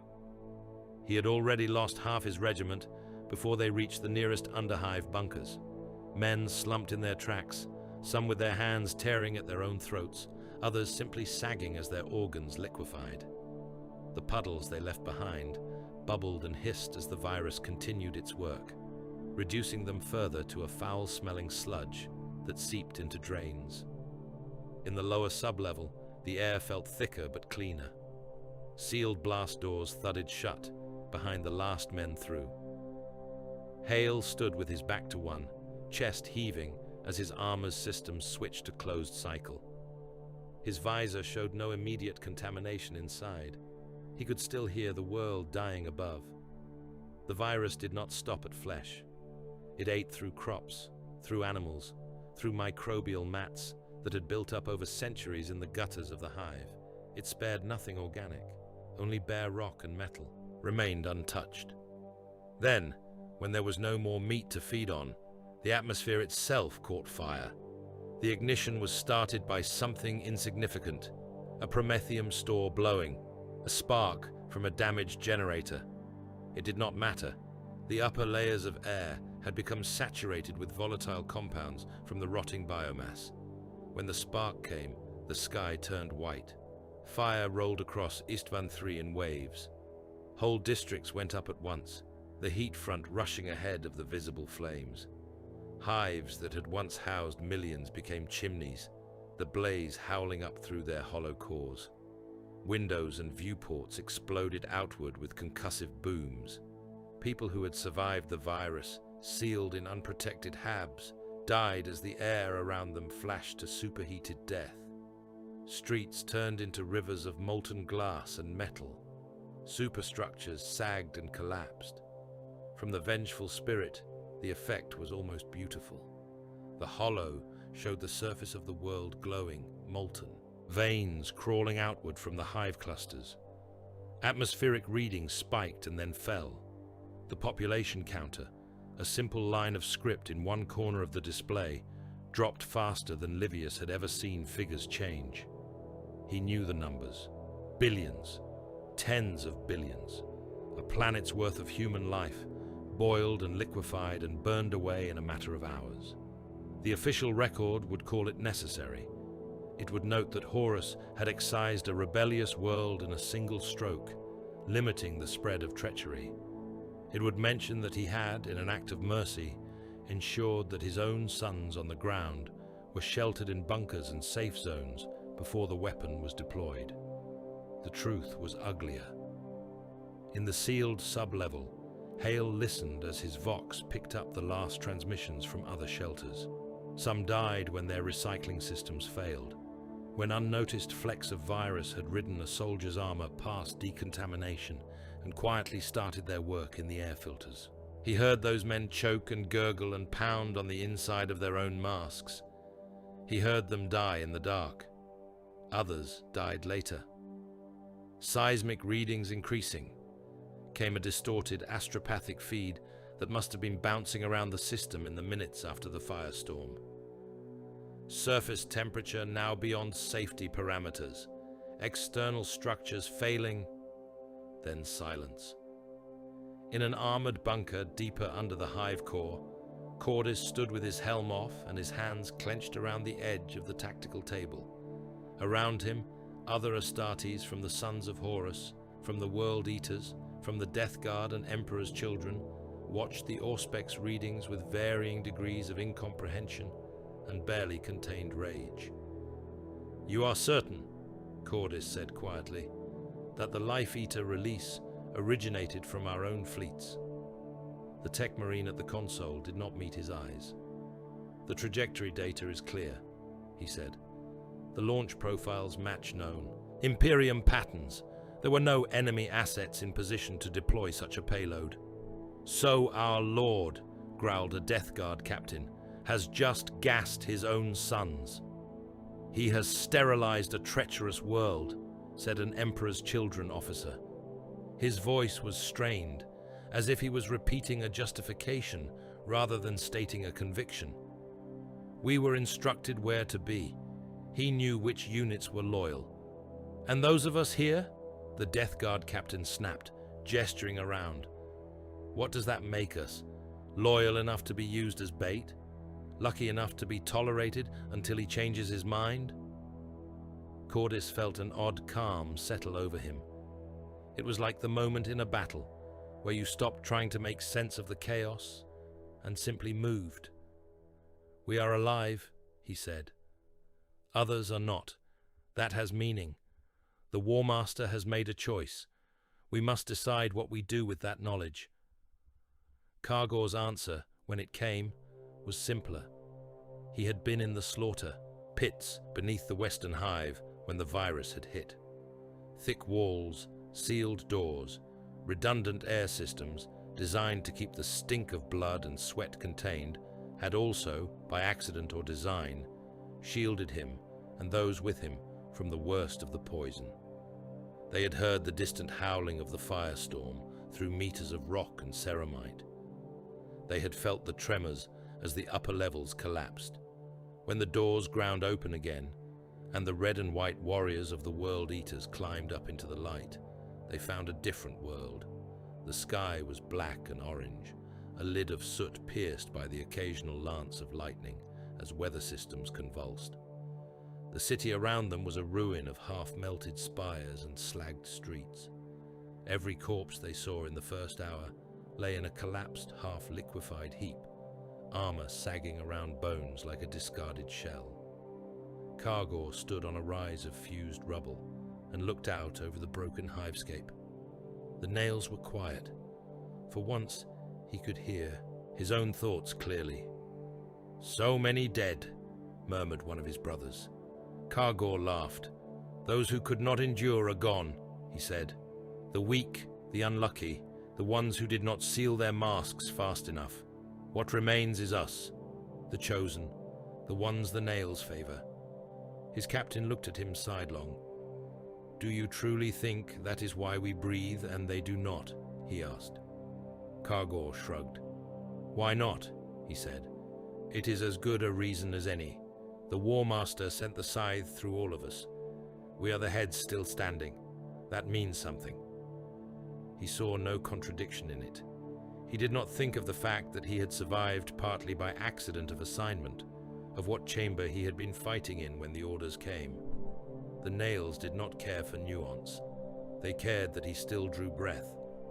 Above them, the sky split again, not with orbital fire this time, with drop pods. They came down in waves, slamming into the already broken hivescape with enough force to blast plasma and molten debris into the air. Their hulls were painted in colors all of the ground forces recognized: sons of Horus green and white, Emperor's children purple and gold, Death Guard pallid green. Their transponders identified them as friendly. Their guns did not. Cordis's bunker shook as the first bombardments landed. Vox channels lit up with frantic calls from other survivors. Contact! Drop pods inbound. Transponders show them as friendlies, but they are firing on us. Repeat, friendly legions are engaging. Secondary bunker Gamma 9 under assault by Sons of Horus units. They are Emperor's blood. They are butchering us. Static. Cordis slammed his helm back on, seals hissing closed. His voice cut across the confusion like a blade.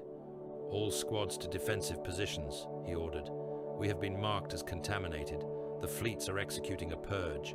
Anyone who wants to see another sunrise on any world will stand with me now. Against our own? Someone asked. He did not see who. The question was small, stunned. We bleed the same gene line, Cordis said. We were all raised under the Emperor's banners, and yet someone who shares our father's blood has just tried to erase us from existence with a single order. You tell me, brother, who counted whom as their own? The first breach came minutes later.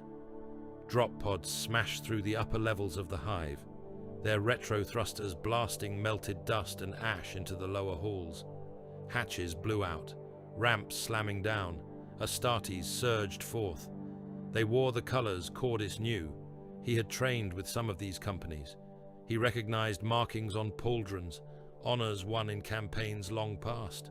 They came in methodical, weapons raised, formation perfect.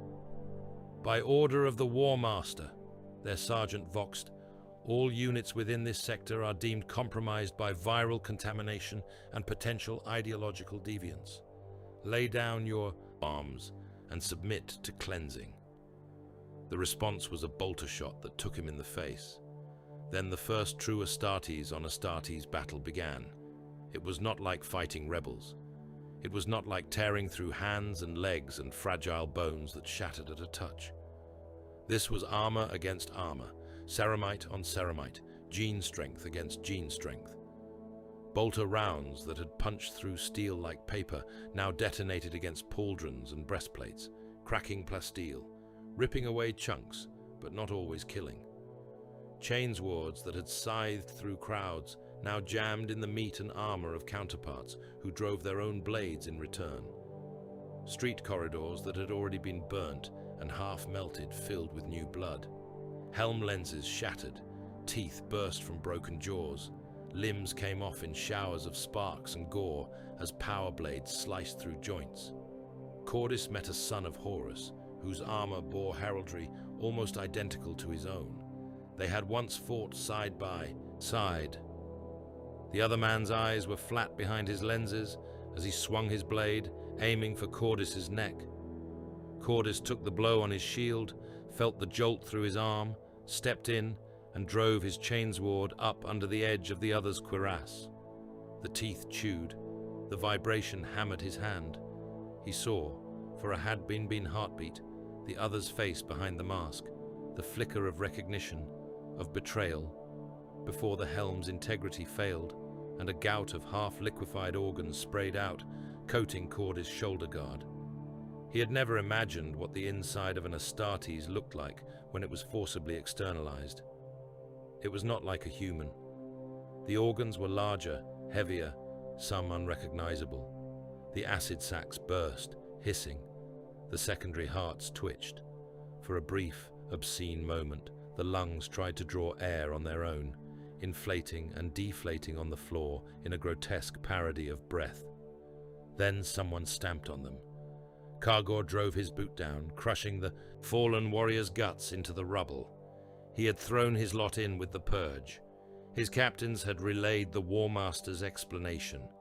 The men on the ground had been tainted, they said, by contact with the enemy. by exposure to unfiltered viral elements, by dangerous thoughts. The Life Eater had been a necessary test. Those who survived but were judged suspect must be culled for the good of the whole. The nails liked the logic. It meant more killing. He waded into the loyalist line with a howl, his chainsword clipping a death guard at the elbow, tearing the arm off in a spray of blood and psychochem fluid. He got a bolter round in the chest in return, cracking his plate, driving him back a step. The impact hurt. It made the nails scream even louder, demanding retaliation. He gave it gladly. He killed an emperor's children warrior who was shouting something about honor and oaths. He killed a son of Horus who shouted his name before he died, as if that might change the angle of Kargor's swing. He killed and killed and killed, each death another drumbeat in the song beating against his skull. On the vengeful spirit, Livius listened. He listened to the loyalists' vox traffic as the purge fell upon them. He heard confusion curdle into rage. "Why?" one voice howled, the channel wide open. "Why, by the throne, are you doing this? We are your brothers. We fought for you. We bled." Static drowned him as his helm was likely ventilated by a bolt. Another cooler voice, one Livius recognized as a captain from the Death Guard, spoke quietly. "Warmaster," he said on a direct line that someone had not yet shut off. "If this is a test of loyalty, there are other ways. This is butchery." Horus's reply did not come over open channels. Later, much later, the official logs would show nothing of these transmissions. They would simply record that certain units on Istvan III had failed to maintain discipline under viral quarantine and had been deemed irretrievably contaminated. The purge would be written as a sad necessity. Livius watched as data block after data block was marked for deletion by the Warmaster's equerry cadre. He saw lines of script vanish, Vox records wiped, pict feeds locked behind sigils that would never be opened again. He copied them first, not all. He could not save everything. There were too many channels, too many dying men shouting into the void, but he saved enough. Enough to remember, later, the tone of their voices.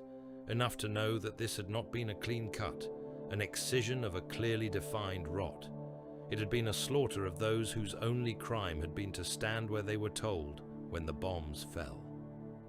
When the small frigate in the outer anchorage made its move, he knew exactly what drove it. It was an unremarkable ship by the standards of the fleet. A workhorse escort, its hull scarred by previous campaigns, its name written in his notes a dozen times in passing mention. Its captain had never been called before the Warmaster to be praised or admonished. He had simply done his duty. Now, his duty led him away. The first hint was the change in its engine output. Livius's slate flagged it as an anomaly. The frigate was maneuvering out of the standard orbit pattern, edging toward the system's fringes. Moments later, the alarms began to bleat as its transponder codes shifted, shunting it from green to amber to a blinking warning red. "Frigate Oath of Iron is altering course without authorization," a comms officer snapped, signal ordering it to stand down. "No response," came the reply. "They are spooling up their warp drives." Livius watched the tiny icon on the hololithic display as it pulled away from the spreading ring of the fleet. Messages pulsed after it like chasing fish. None caught. For a heartbeat, he let himself imagine being on that ship, leaving this system, this betrayal behind, racing for Terra, for the Emperor to lay the truth bare before him.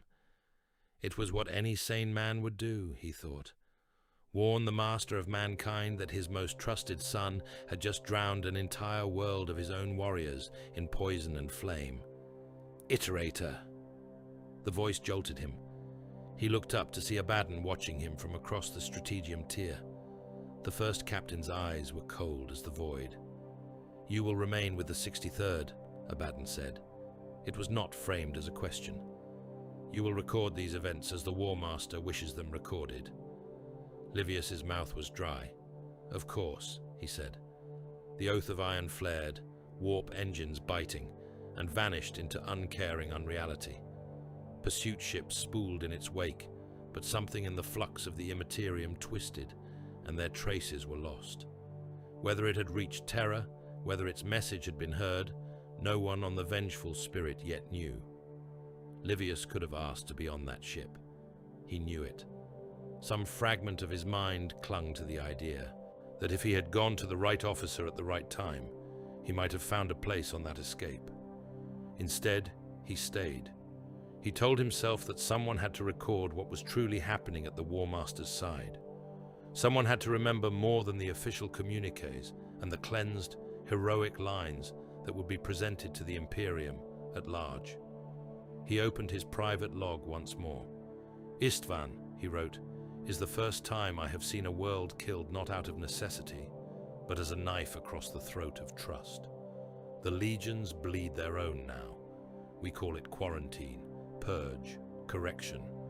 I hear a different word in the echoes. Heresy." He did not speak that word aloud. Not yet. Down on the glassed, fire-scarred world, beneath a sky still boiling with smoke, sons of the Emperor tore one another apart, their organs steaming on vitrified streets, their armor painted in each other's blood. The first atrocity of the heresy wrote itself in flesh and ash. Livius listened. He wrote. He stayed. They called it justice. They called it retribution. They called it righteous punishment for the atrocity on Istvan III, for the treachery that had bled loyal sons dry on a world turned to glass. Malchian Hale thought it looked like the Imperium gathering to murder a planet. He marched at the head of his regiment down the shattered throat of the valley, banners stirring in the thin, dust-laden wind. The cloth still smelled of burnt worlds. Scraps of old honors from dead units had been stitched together with fresh sigils, the ink barely dry. Around him the men moved in tight formation, cuirasses polished where possible, helmets scarred, eyes haunted behind their lenses. He had fought on Alcyon. He had marched through the swamps of Davin. He had watched Istvan III burn itself out in the sky. The regiment he had led then lay in strata of ash and melted armor under that dead world storms. This regiment was new. The faces were different. The smell was the same. Ahead, the valley opened into a natural amphitheater, carved by ancient tectonic violence and reshaped by artillery. Ridge lines rose in broken sawtooth silhouettes on either side, their slopes pitted with fresh impact craters and gouged by tank tracks. The far end was a distant haze of dust and heat, where the entrenched traitors waited. At least, that was what the orders said. "Keep the standard high," Hale said without looking back. "If they must die, let them see what they die under." "Understood, Lord Commander," rasped the standard-bearer, knuckles white on the pole. Above the trudging ranks of the Solar Auxilia and Imperial Army, the legions strode. Iron hands in black and silver, their armor a patchwork of metal and augmetic replacement. Heavy servo limbs clanked. Mechadendrites flexed like hungry serpents. Many of them had more steel than flesh visible. Their eyes were chips of cold light. Salamanders in green deep as volcanic glass. Drake-scale cloaks. Hanging from their shoulders, heavy flamers and melter weapons slung like toys. Their presence radiated a dour, uncompromising heat. Raven Guard moved more like shadows than men, their black armor almost invisible against the storm-dark sky. They kept to the edges, slipping through broken rock formations and shattered outcroppings, assault packs ready to hurl them into the air when the time came. They came in their tens of thousands. Behind and above them, the true monsters walked. Titans, engines of the Collegia Titanica, strode in loose files, their steps shaking dust from the slopes. Warhounds with sleek, predatory lines, reavers with their broad-shouldered silhouettes, walking arsenals of apocalypse, warlords that carried whole cities of guns on their backs. Their void shields shimmered like heat haze, barely visible until the occasional stray shell or energy blast from the distant enemy lines burst against them in brief flares of light. Super-heavy tanks crawled at their feet, bane blades and storm hammers, hulls already scarred with the record of previous battles, their great cannons elevated and depressed with slow, hungry movements, like creatures sniffing for prey. Above the valley, beyond the dirty cloud cover, the orbital fleets traded fire. Lances stabbed down in straight lines of white fire, cracking the crust of Istvan V, sending up plumes of magma that glowed even under full daylight. Macro cannon shells the size of hab blocks screamed through the atmosphere in incandescent arcs, carving trenches wherever they landed. Counterfire from traitor emplacements licked up, promising death on equal terms. The numbers were obscene. Millions of Astartes spread across the advance, billions of mortal warriors behind them and on flanking fronts, an ocean of flesh and ceramite and steel and will, riding a tide of hate. It should have been beautiful, in the same way a star's death was beautiful. Hale watched the formations move on the hololithic, projectors mounted on the armored transport that functioned as temporary command post, and wondered how many of the tiny icons would still be lit by nightfall. On the ridge above the valley, a different kind of hunger gnawed at its leash. Kargor paced. The nails beat a constant rhythm against the inside of his skull. They had been pounding since they made planetfall, their pulse rising as the day drew on without a single order to charge. The World Eater's sector of the line had been held in reserve, stacked deep behind loyalist formations, nominally to exploit any breakthrough, to be the fist hurled into the enemy once the first cracks opened. He knew that excuse. He knew command feared throwing them in too early, lest they burn themselves out on some irrelevant target. The valley looked ripe to him, ripe like a skull before the axe. "Hold, brother," his sergeant said for perhaps the 5th time in an hour. The man's voice rasped over the vox, laden with the same frustration. "We do not move without the Warmaster's signal." Kargor looked down into the basin. He could see them, the iron hands with their orderly metallic advance, the salamanders with their steady hammer-like stride, the Raven Guard ghosts at the edges, slipping forward like a shadow corruption.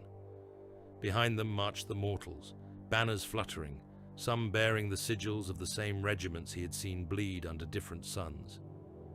He could practically taste their anticipation, their belief. They thought this was redemption. They thought they were here to answer Istvan III with steel and fire, to drag the traitors out by their tongues. He laughed inside his helm, a short, sharp sound. The nails whispered of slaughter to come. They did not care whose skulls they counted. On the vengeful spirit, Livius Maric stood once more at the edge of the strategium and watched the greatest gathering of loyal might he had yet seen move into the jaws of something none of them had fully grasped. It looked, at first glance, like any other grand assault. The holosphere showed the valley and its approaches in intricate detail. Icons marked the leading companies of the legions, their support arms, their mortal cohorts. The ridges around the drop site were marked with partial data on enemy fortifications, gun emplacements, missile nests, underground bunkers. Around the periphery, another ring of icons hung. Other legions, other fleets, other engines, forming a steel noose around the system. Under different circumstances, it would have been a simple encirclement, a tactic they had used 100 times before. Livius noted the placement of certain sigils.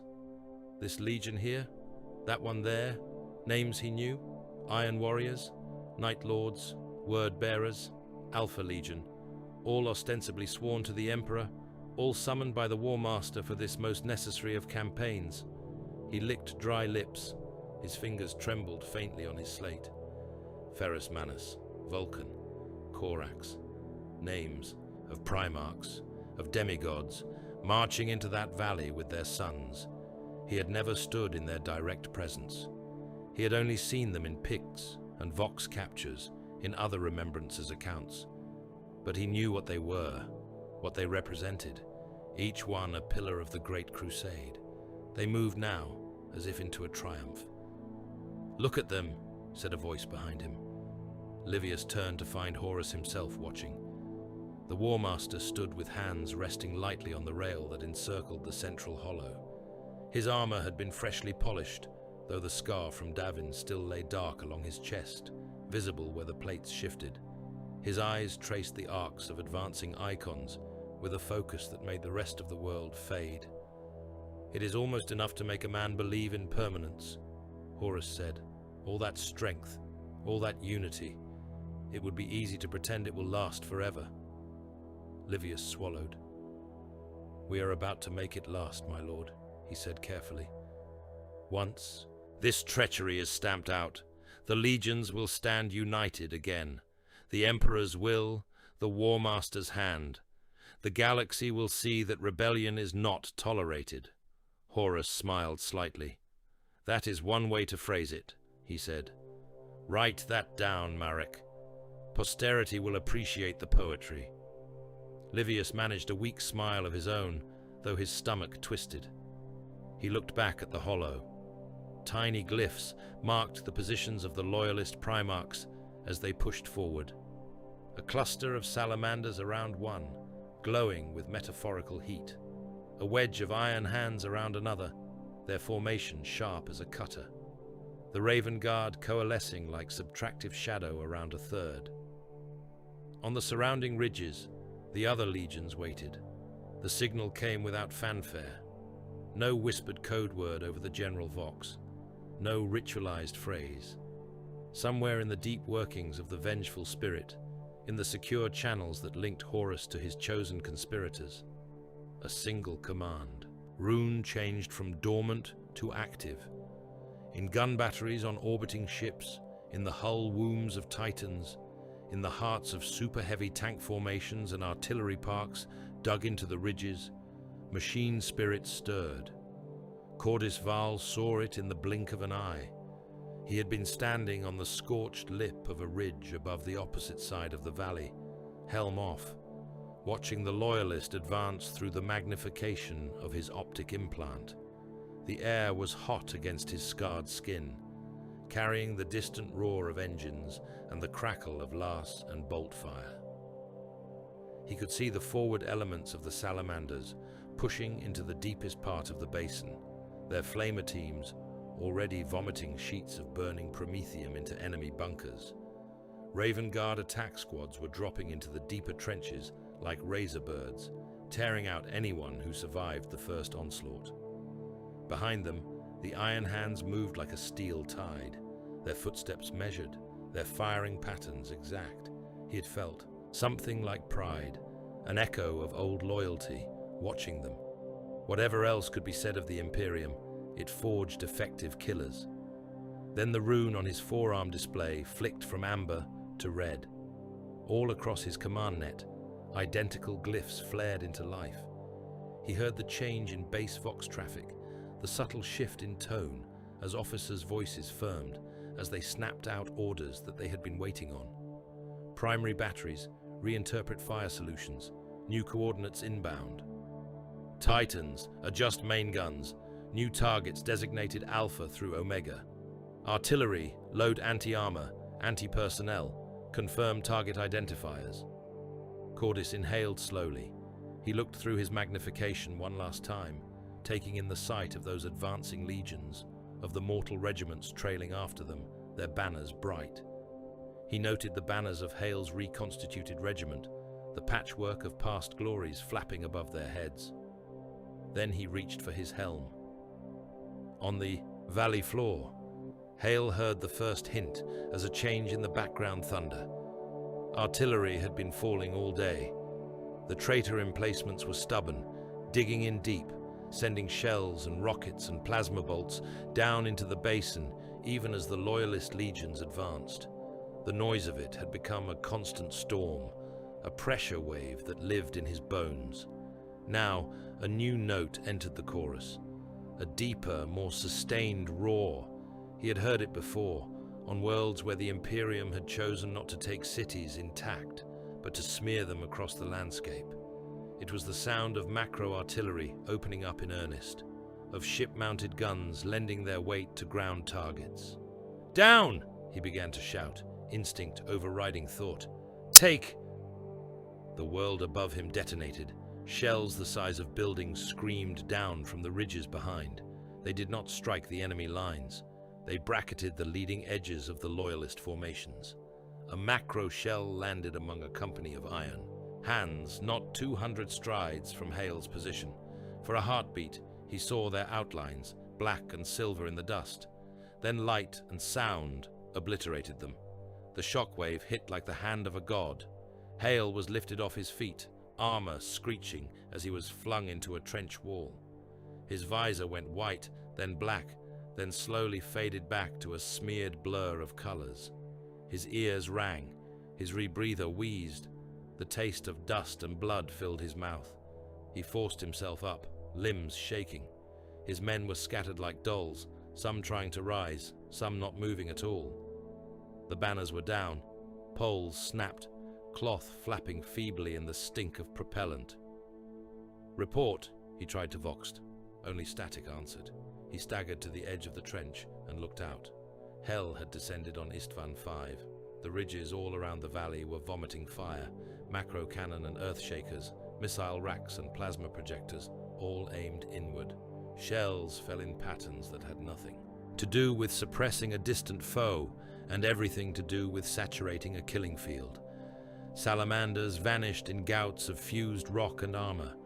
Iron hands disappeared under fountains of molten metal as super heavy shells turned their advanced routes into cauldrons.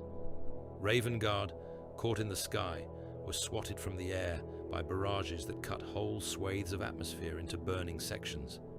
Men boiled inside their armor. Hale saw one auxiliary trooper stagger past him, carapace already cracking as the heat front rolled over them. The man's scream was high and continuous, a sound that did not seem to require breath. The armor's internal lining had turned into a pressure cooker, flesh and blood and bone stewing together. Steam jetted from the seals. The man took 3 more steps before collapsing, the shell of his suit cracking open so that a slurry of liquefied muscle and organ poured out, hissing on the hot stone. Around them, trenches filled with molten flesh and metal. The valley's floor became a patchwork of glowing craters and shattered armor. Above, Titans shifted their stance. Those that had advanced with the loyalist legions, engines bearing the livery of legios that had sworn to the Emperor, found their flanks exposed as their supposed allies on the heights switched targets. Volcano cannon and plasma annihilators came to bear on their gleaming backs. Void shields flared white, then blue, then ultraviolet, then collapsed under the hammering barrage. A warlord engine on the loyalist side reeled as its shields died. The next salvo from its supposed support ripped into its upper carapace, blowing gun mounts and command bastions into fragments. Fire gouted from rents in its chest. It managed 3 slow, staggering steps before toppling, its fall crushing entire companies of infantry, loyal and traitor both, under its mass. On the strategium, Livius watched in horrified clarity. The hollow had become a storm of changing colors. Loyalist icons blinked out under concentric rings of new fire markers. Friendly identifiers on artillery and armor emplacements had flipped to a different status, their IFF codes altered by a single irrevocable command. "By the throne," someone whispered. "They are firing on their own." Livius knew better. They were firing on those who had still believed they shared a cause. He saw Ferrus Manus's marker fix on a new vector, charging toward a cluster of Emperor's children signals that had shifted position. He saw Vulcan's sign vanish under a swarm of detonations, only to reappear further back as Data struggled to keep pace with a being who refused to accept death. Corax's icon fractured, splitting into multiple ghost images as the Primarch of the Raven Guard led what remained of his sons into the cover of the ash-choked canyons. He could not see the jewels themselves from this distance, from this layer of abstraction. Later, he would collect battlefield picts and legionaries, fevered testimonies, trying to reconstruct the moments when brother raised blade against brother at the very edge of human possibility. For now, all he had were flickers. A spike in energy output here that could only have been a Primarch unleashing his full might. A wave of dead Vox there, where an entire cohort had been erased in whatever clash had taken place. He realized he was shaking. Marek. Abaddon's voice again, calm, cold. "Record," the first captain said. "This is the moment the old Imperium dies. Make sure the words do not fail it." Down in the basin, hail crawled through a world gone mad. The sky was a choking brown, lit intermittently by the white glare of orbital lance strikes and the lava orange of magma exposed by deep ordnance. The ground under his hands was a mix of ash, bone fragments, scraps of armor, and clotted blood. His Vox finally coughed up something that was not static. "Repeat, friendly fire, artillery from ridge." Coordinates 3 and 4 firing on our positions, Titans turning guns inward. "This is a massacre, this is..." The voice cut out with a crackle and a wet sound Hale did not want to identify. He pulled himself up and over the lip of another crater, just in time to see a line of salamanders fall back toward his position, their armor scorched, their number reduced to a fraction. Behind them stalked shapes in the same colors as those on the heights. Sons of Horus, Emperor's children, Death Guard. Their guns were not turned toward any entrenched traitors. They were leveled at the backs of their brothers. Kargor screamed as he finally got his wish. The signal came down the chain, simple and unadorned. Advance. Engage. His world narrowed to the size of a charging lane. He hurled himself and his squad down the slope, armor gouging furrows in the broken stone, chainsword raised. Ahead, he saw the ragged remnants of salamanders and Raven Guard trying to pull back, to regroup, under the shelter of a cracked hull that had once been a super-heavy tank. Their armor was blackened, pitted, some plates hanging loose. They moved like men who had been burned and crushed, and still refused to stop. The nails rejoiced. They howled as Kargor crashed into the line. He cut a salamander in half at the waist. The blade bit through ceramite and the reinforced body beneath, sending the top half spinning away, trailing coils of intestines and cabling. The lower half folded, hip joints snapping, blood jetting in a high arc that spattered across Kargor's visor. He headbutted a Raven Guard who had tried to bring a plasma pistol to bear, the impact cracking the other's helm. He felt the cartilage and bone in the nose or whatever else lay beneath give way. The pistol went wide, a sphere of blue energy caroming off the ground and exploding against another fallen body, fusing armor and flesh into a grotesque sculpture. He lost track of individual kills quickly. It became a blur of red and black and burning orange. He ripped heads from shoulders, the spines popping free with little spurts of fluid. He kicked men in the chest so hard their rib cages collapsed, organs spurting out through their backs in bursts of shattered bone. Once, a loyalist broke under his assault without dying, dropping his sword and raising his hands as if to ward off the inevitable. Kargor almost stopped, more out of surprise than mercy. The man's lips moved, forming a word that could have been brother. Then a shell landed close enough to throw them both into the air, fire and dirt and body parts swallowing the moment. Somewhere above him, a Titan died. Cordis Val led his sons of Horus through the ruins of the drop site with the grim precision of a surgeon excising a tumor that had already metastasized. They moved in wedge formation, bolters raised, boots crunching over vitrified sand and fused armor fragments. Ahead of them, a pocket of salamanders had established a temporary bastion around a shattered lander, its hull half buried in the rubble. They had dragged barricades of broken stone and corpses into rough walls, set up heavy bolters and lascannons, ammo drums stacked in neat rows. They had no idea that the reinforcements bearing down on them wore the colors of those who had just betrayed them. "Identify," one of the salamanders voxed, voice ragged. "4th Company, 18th Legion, standing ready to receive Allied support. Cordis listened to the crackle on the line.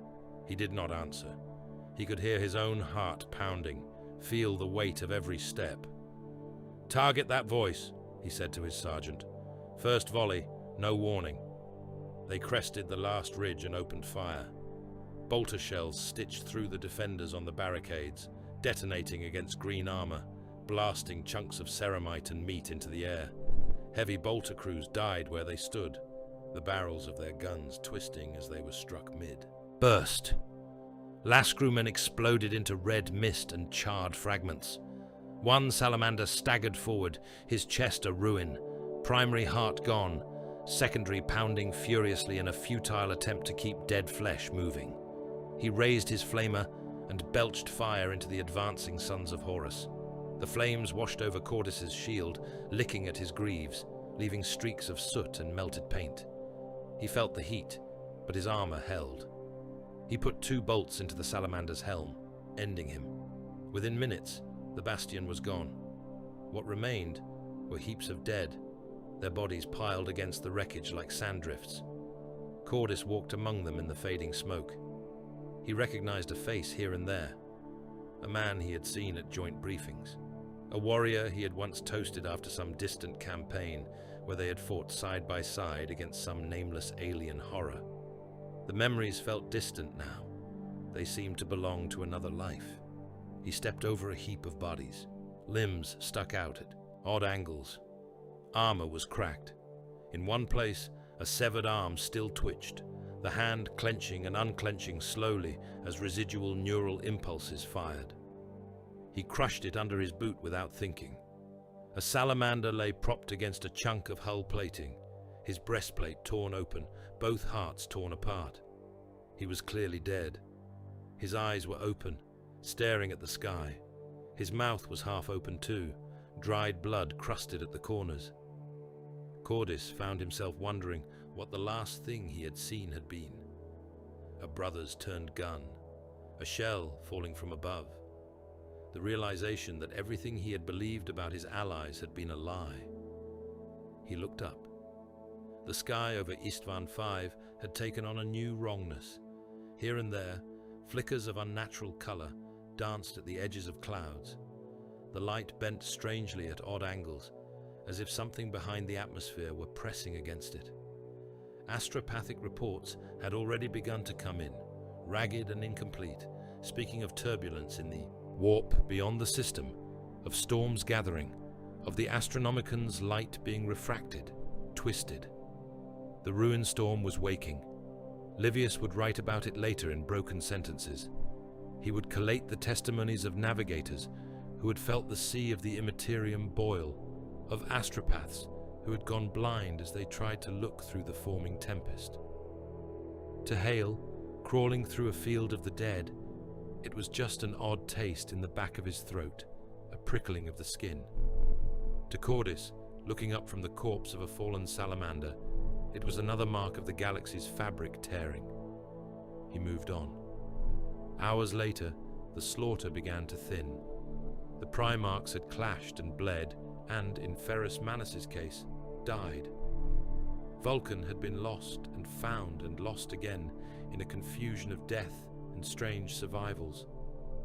Corax had carved a bloody path out of the valley with the remnant of his sons, leading them into the night like a murder of wounded crows. Loyalist vessels that had not yet been drawn into the killing ring in orbit burned their engines hot, making suicidal runs through the net of guns Horus had thrown around the system. Some were torn apart, some made it. A few, a precious few, punched through into the warp, carrying with them survivors with haunted eyes and half-formed words of warning. The ruin storm reached out greedy fingers to meet them. Ships that dove into that roiling chaos found themselves flung off course, tossed into unknown regions, spat out decades from where and when they intended. Whole fleets were lost. Communications stuttered and failed. Astropathic messages came through as screams and little else. Livius stood once more at his observation point on the vengeful spirit. and watched as the last loyalist icons winked out or fled. He knew, even without being a navigator, what it meant. The road to Terra was being choked by that unnatural storm. Help would not come quickly, perhaps not at all. On the surface of Istvan V, among the cooling corpses and the smoking hulks of engines, Cordis found a moment of stillness. He stood alone for the first time since the signal had come, helm off, air hot in his lungs, the metallic tang of blood and propellant thick on his tongue. His armor was coated in gore, some of it his, most of it others. The skulls on his pauldron studs were flecked with fresh red. This is what unity looks like, he thought. This is what comes of building an empire on war and then turning the blade inward. He suspected, very quietly, that somewhere in the hidden chambers of the Imperial Palace, the Emperor had always known this was possible, maybe even inevitable. He wondered what the Master of Mankind was doing now, in his distant fortress, the Astronomican's light flickering as the ruin storm rose. Hale lay in a trench half filled with ash and body parts, breathing shallowly, trying to make himself small as traitor patrols moved overhead. He had no idea yet that the galaxy's map had just been rewritten. He only knew that he had survived another day when so many had not, and that survival felt less and less like a blessing. In orbit, Livius opened his private log. Istvan V, he wrote, is not just a battlefield. It is a fault line. On one side, the dream of unity that the Great Crusade pretended to. On the other, the reality of what happens when gods grow tired of pretending they are anything but killers. The legions have eaten themselves. The warp itself rises in answer. Whatever comes now will not be an age of enlightenment. It will be an age of darkness. Beyond the hull, the first true storms of the ruin storm began to flicker at the edges of sight, a bruise spreading across the skin of reality, promising that the light of Terra would be a distant, uncertain thing for a long, long time. The galaxy did not catch fire all at once. It spread, like a fault line racing through bedrock, like rot under a painted surface. From Istvan's glassed valleys, the crack ran outward, touching worlds that had thought themselves safe behind walls of oaths and old victories. Livius Marek watched it happen, not in person, but in ghostlight and broken sound. He sat in a chamber deep within the vengeful spirit, a place where the ship's machine spirits gathered data and regurgitated it in forms men could comprehend. Vox spools and data crystals were stacked around him in untidy drifts, each one humming with captured screams. Hololithic panes hovered in the air before him, scrolling lines of battle reports, casualty projections, and frantic astropathic fragments. He had stopped sleeping properly somewhere between Istvan III and Istvan V. Now, time blurred. He lived in the windowless glow of the machine light, moving from one atrocity to the next, stitching them into a narrative no one would ever want to read in full. The first pane showed Calth. He expanded it, and the chamber filled with the blue and white symbols of the 13th Legion and the red script of the 17th. Ultramarines and word-bearers, once brothers under the same banners, now locked together like wolves with their teeth in each other's throats. The official story, at first, had been simple. Joint exercises, a show of unity between legions, a campaign to bring the 500 worlds fully into harmony with the Imperium's designs. Then the word-bearers had opened fire. Livius flicked a control, and the abstract icons gave way to picked captures. He saw the inside of an orbital platform over Calth, its broad hangar decks bustling with ultramarines and auxiliarists. Men serviced gunships, directed logistics trains, checked ammunition. There was laughter in the background, the relaxed kind that came from believing this was a friendly muster, not a war. In the distance, a docking umbilical sealed with a clank. Word-bearer transports sat beyond it, crimson hulls dark against the cold stars. The Vox timestamp ticked over to a new marker. Gunfire erupted, not from the viewing ports that looked out towards some hypothetical invader, from the word-bearer airlocks, from the maintenance access ways, from the service corridors no one had ever worried about because they were supposed to be safe. Ultramarines fell, blue armor blooming with bright explosions as bolter shells detonated against their backs. Auxilia died in sprays of red, torsos torn open, limbs severed. The Pict juddered as its carrier stumbled, turned, tried to bring a lasgun to bear on a new target, and died instead, helm bursting as a bolt punched through the visor. The recording ended in a static roar. Another pane showed the surface of Calth before the sky changed. Fields under a golden sun, civilians walking streets under banners that bore the sigils of the 13th. Pride there, satisfaction, a sense that their part of the Imperium was ordered, secure. Then the star began to scream, word-bearer rituals in the system's heart, forbidden engines turning, sacrifices made on altars of metal and flesh. Livius did not have clean pics of that, only astropathic impressions, a sense of pressure, of something immense and wrong twisting in on itself. When Calth's sun darkened, men on orbital platforms looked out and saw flares blossoming in configurations no natural fusion reaction should have produced. Radiation levels spiked, climbed, kept climbing. Shields raised in frantic haste. An ultramarine sergeant's voice crackled over a channel, his tone steady even as alarm runes strobed on the edge of the Pict. All units, this is not a drill. Repeat, this is not a drill. The 17th has betrayed us. Defensive positions. Keep your men in the dark if you have to, but keep them alive. The radiation storm hit. Viewports opaqued automatically, but some had been damaged in the initial betrayal. Livius watched, frame by frame, as men exposed to the raw fury of Calth's wounded star cooked behind their armor. Skin blistered and ran, eyes boiled, teeth cracked in jaws that tried to scream and failed. Those who survived the first blasts fled downward. The hololithic display shifted to show hex maps of Calth's subterranean arcologies, vast warrens dug under the surface, meant for storage and emergency shelter. Now they became tombs. Ultramarines sealed civilians in by the billions, locking pressure doors, assigning rations, promising that this would pass. The pics from those early days showed crowded tunnels, lit by emergency lumen strips, men and boys trying to look brave, trying not to panic as the air grew stale. Then the warp got in. The word-bearers had not just wounded the star, they had bled the veil. Demonic incursions tore through the deeper levels, reality tearing like rotten cloth. Livius watched grainy picts of things that no pict mechanism had been designed to capture clearly. Shapes made of screaming mouths, limbs that grew from walls, men whose shadows detached themselves and began to strangle their owners. Ultramarines fought in those tunnels for what felt like an eternity. Bolters barking, chains wards snarling, blue armor spattered with ink-black ichor. They won, in the end, of a sort. Calth went dark, buried under its own crust, its surviving population condemned to a sunless existence miles below a poisoned surface.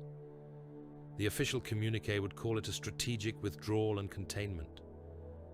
Livius moved on. Another pain, another horror. Cygnus. The Vox symbol identified it as an offshoot of the 9th Legion's channel. Blood Angels.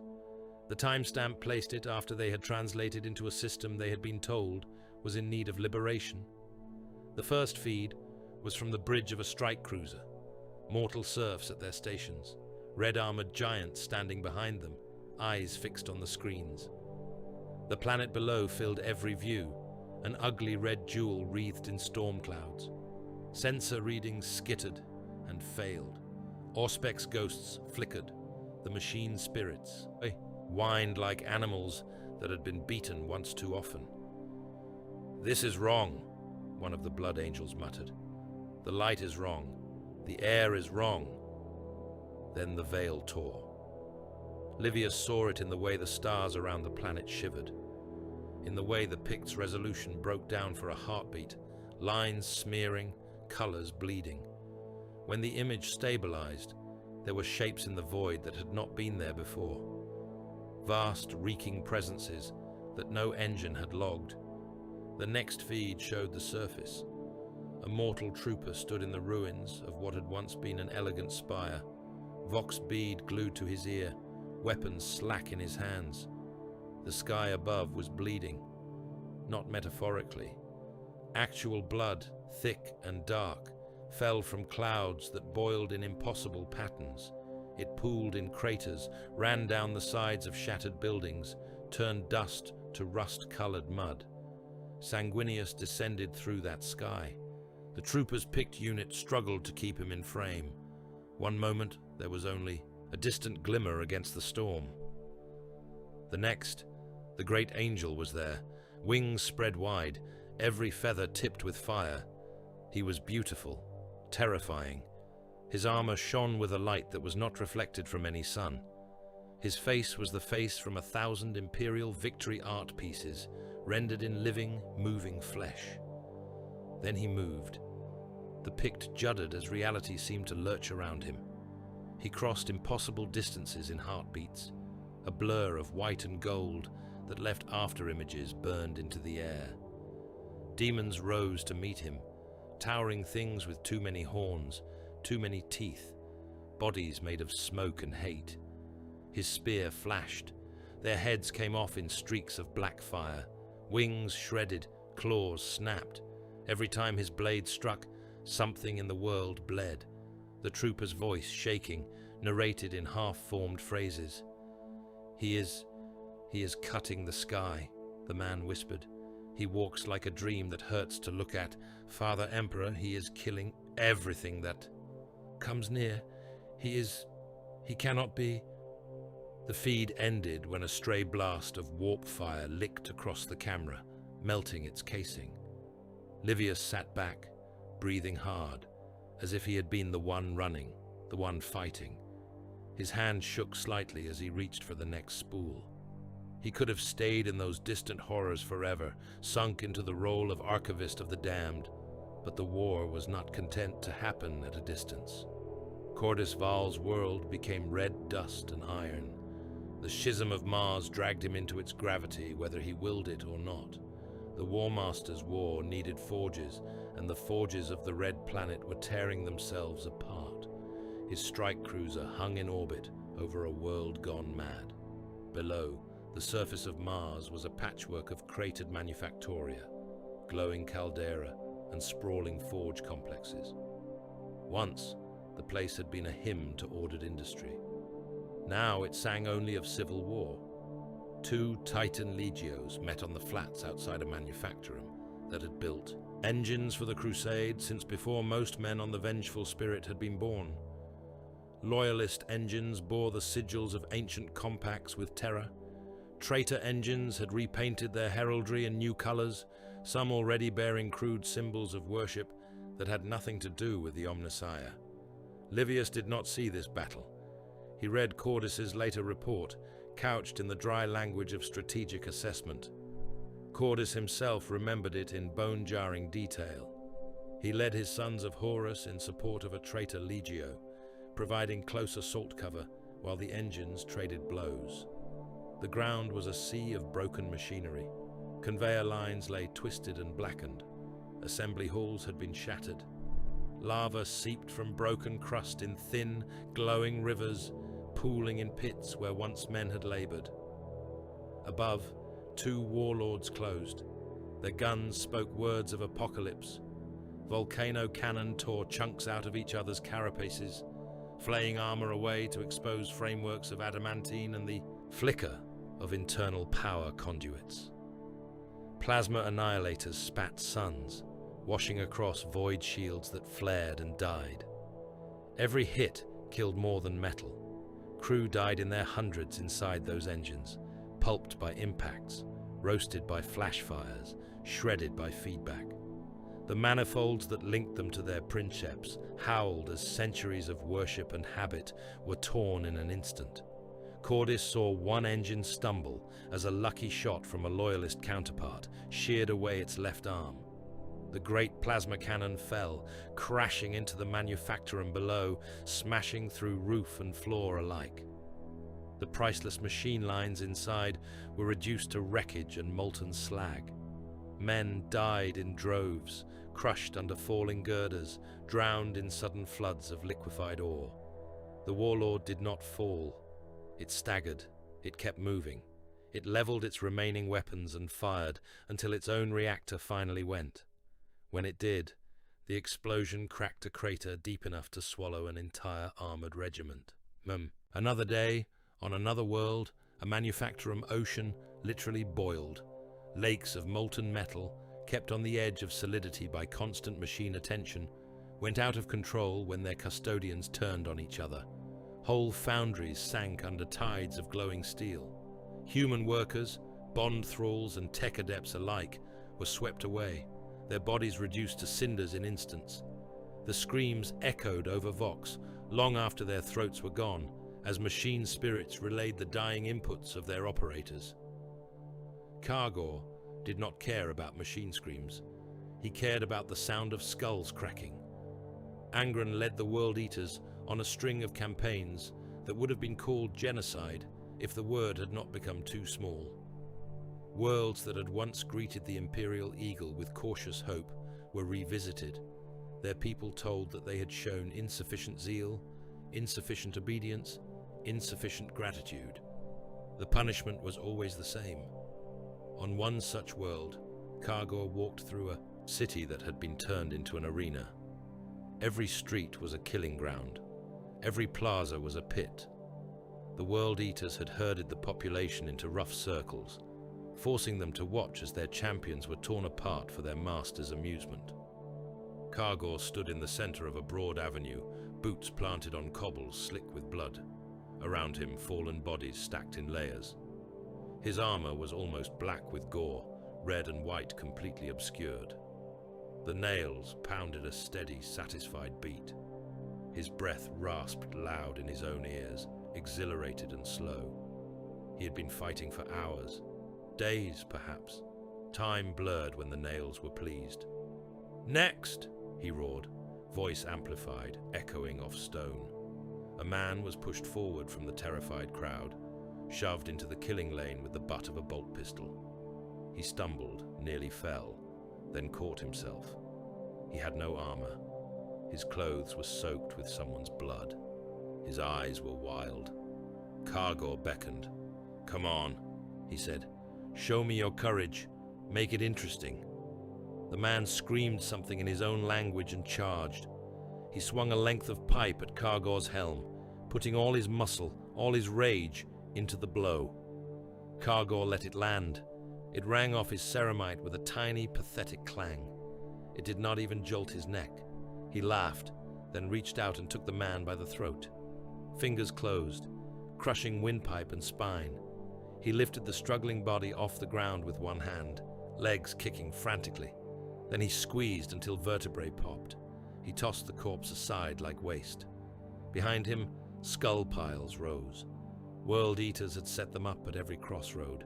Pyramids of bone, some still with scraps of skin clinging on, staring eye sockets directed inward, as if forced to watch the city tear itself apart. Blood ran in rivers down gutters that had once carried rainwater. Angron watched from a throne of deaths, silent, his own nails roaring so loudly in his skull that human voices were as nothing. Kargor looked up at him, saw only approval, and felt the last restraints that had once kept the 13th Legion's berserker streak leashed begin to fail. On another front, in a war that seemed almost small by comparison, Malkian Hale and what remained of his regiment found themselves being used as plugs in a dam made of meat. They were sent to garrison a listening post on a barren rock in the outer reaches of a contested system. The orders were simple: hold for as long as possible. Delay any traitor fleet long enough for more valuable assets to consolidate or escape. "How long is as long as possible?" Hale had asked the fleet liaison. The man had shrugged helplessly. "As long as you have men to shoot, Lord Commander," he had said. The listening post was a handful of hab blocks, a vox tower, and a ring of fixed guns. Hale dug trenches around it, set up layered fields of fire, posted sentries. His men were tired, scarred, used to dying. They did not complain when the first traitor ships dropped into real space on the far side of the system. They died well. Gunships screamed in low, their weapons turning the defensive positions into shredded scrap. Drop pods slammed down almost on top of the trenches, disgorging traitor Astartes, who moved through the auxilia like reaping machines. The men shot, stabbed, clubbed, threw grenades until their hands were empty. Then they died. Hale killed a traitor with his own hands, ramming his bayonet up under the edge of a son of Horus's gorget as the giant tried to rip him in half. He lost 3 fingers for the privilege, crushed in the Astartes' grip as the man spasmed and fell. When he finally broke contact and scrambled back toward the hab blocks, his regiment was gone in all but name. A handful of burned, bleeding survivors clung to cover that would not last another hour. The traitor fleet spent half a day cracking that shell. In that time, a single loyalist cruiser elsewhere in the system managed to reach a new vector and translate into the warp, carrying with it 100 men and a message that might one day matter. Hale told himself later that the lives thrown away on that rock had bought something. It did not feel like enough. On Terra, far from those battlefields, in distance if not in consequence, Darnic Valerius read the reports that made it through the ruin storm. He stood in one of the command galleries of the Phalanx, the great fortress ship of the Imperial Fists, staring at hololithic projections that flickered and distorted as if viewed through heat haze. The Astronomican's light outside was warping, its once steady brilliance smeared in strange ways by the gathering storm in the warp. Calth, Signus, Mars, Istvan. Names scrolled past, each one accompanied by casualty estimates that ranged from millions into numbers that had to be expressed in exponents, even in the terse language of administratum record. The initial rebellion on Istvan he might have contained in his mind as a limited mutiny, a cluster of legions gone bad, a front to be quarantined. Now, with reports of ultramarines bleeding under treacherous word-bearers, of blood angels dragged into demon madness, of Mars itself turned into a charnel house of clashing engines, the scale was impossible to deny. This was not a rebellion. This was a civil war on a scale no human civilization had ever seen. His gauntleted hands rested on the rail before him. He could feel, faintly, the deep thrumming of the Phalanx's reactors through the metal. Terra's defenses were his responsibility. Void shield grids, orbital platforms, the ring of bastions on Luna. He had always known, in an abstract way, that they might be tested. Now he knew in his bones that when that test came, it would not be something small. Reports from the eastern fringes, Praetor, a communications officer said. The man's face was ashen. Multiple systems dark, some last T. Astropathic messages mention a storm, then nothing, no further contact. The ruin storm. It was not a storm in any physical sense. It did not blow wind or rain. It was a wound in the warp, a churning, foaming region where the normal pathways of translation were twisted into knots. Ships that tried to pass vanished. Those few that emerged did so in the wrong place, at the wrong time, crews raving about screaming lights and endless blood. Astropaths burned out by the thousand. Their souls were conduits for imperial will and information, and now those conduits were overloaded. Livius read accounts of whole choirs dying in synchronized seizures, their bodies bursting like overripe fruit. Their minds snuffed as they tried to look through the storm and saw something looking back. On the Phalanx, Darnic saw the patterns. The ruin storm cut off the Ultramarines' 500 worlds from Terra. It isolated the Blood Angels. It left the Dark Angels wandering on the fringe of the conflict, their course obscured. It turned what might have been a swift loyalist counterstroke into a slow, grinding struggle, each ship forced to find its own way through a sea raised against it. He traced paths in the air with a gloved finger, plotting hypothetical routes through flickering pockets of calmer warp. None were safe. All would cost lives. Whole systems would become stepping stones for fleets trying to force a way toward the throne world. "The Emperor is on Terra," he said quietly, more to himself than to the officers around him. "The Warmaster is in the void, gathering his strength. The sons loyal to the throne are scattered, cut off. They will come, though. They must. And until they arrive, we hold." In his chamber, Livius's writing changed. The triumphant cadences of earlier works, the proud rhythm of manifest destiny and inevitable victory, fell away. In their place came harsher lines, bleaker. He described Primarchs not as saviors, but as weapons built, too well, turned now against their makers. He wrote of worlds burned not as regrettable collateral, but as offerings on altars whose existence few on Terra would even admit. He wrote of Horus with a careful, pained honesty, noting the charm, the charisma, the moments of genuine warmth, and setting them against the cold arithmetic of Istvan and the quiet, knowing orders that had set Calth and Signus and 100 lesser theatres in motion.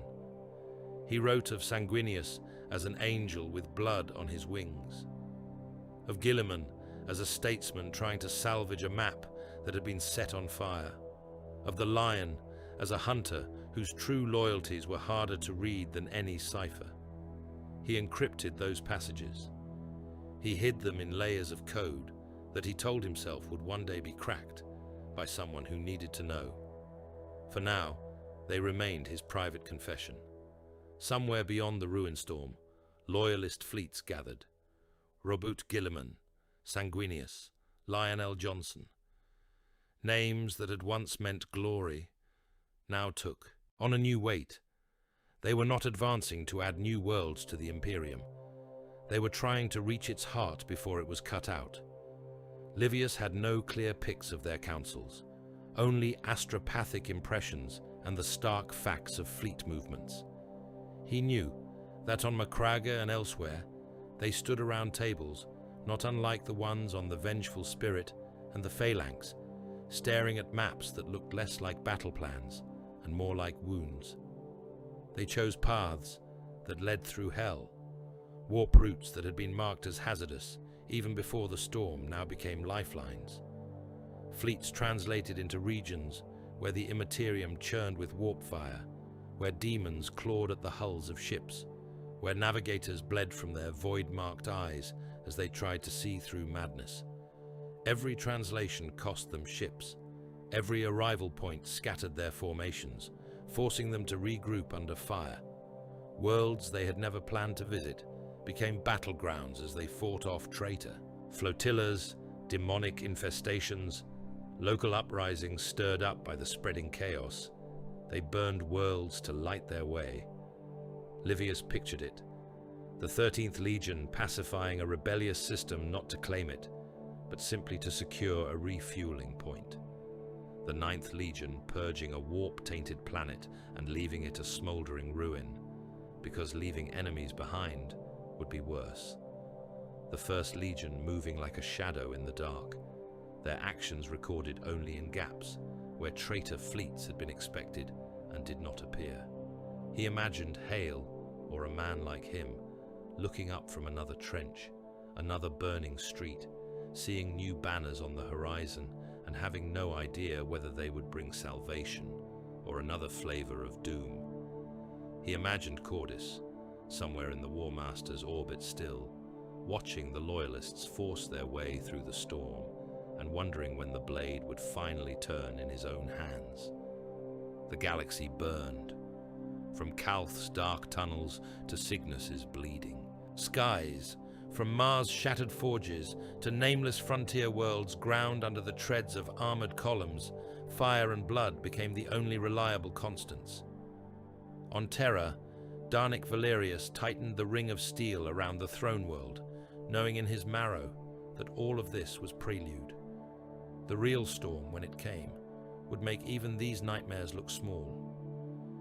In his chamber of ghosts, Livius set down his stylus at last and stared at the words he had written. Once, he had believed that he was recording a golden age. Now he knew he was chronicling an ending. He took a breath, steadying himself, and began the next line. "The sons who still remembered their oaths are coming home," he wrote. "They will bring with them the ashes of 1,000 worlds, and they will walk through a sky made of screams to stand before the gates of Terra.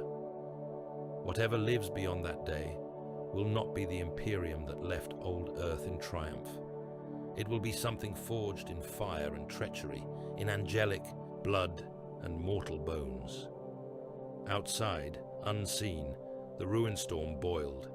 Loyalist fleets plunged into it like knives into a wound, knowing that every inch they won would be bought with lives beyond counting, and that if they failed, there would be no one left to read any of the words men like Livius had bled to set down.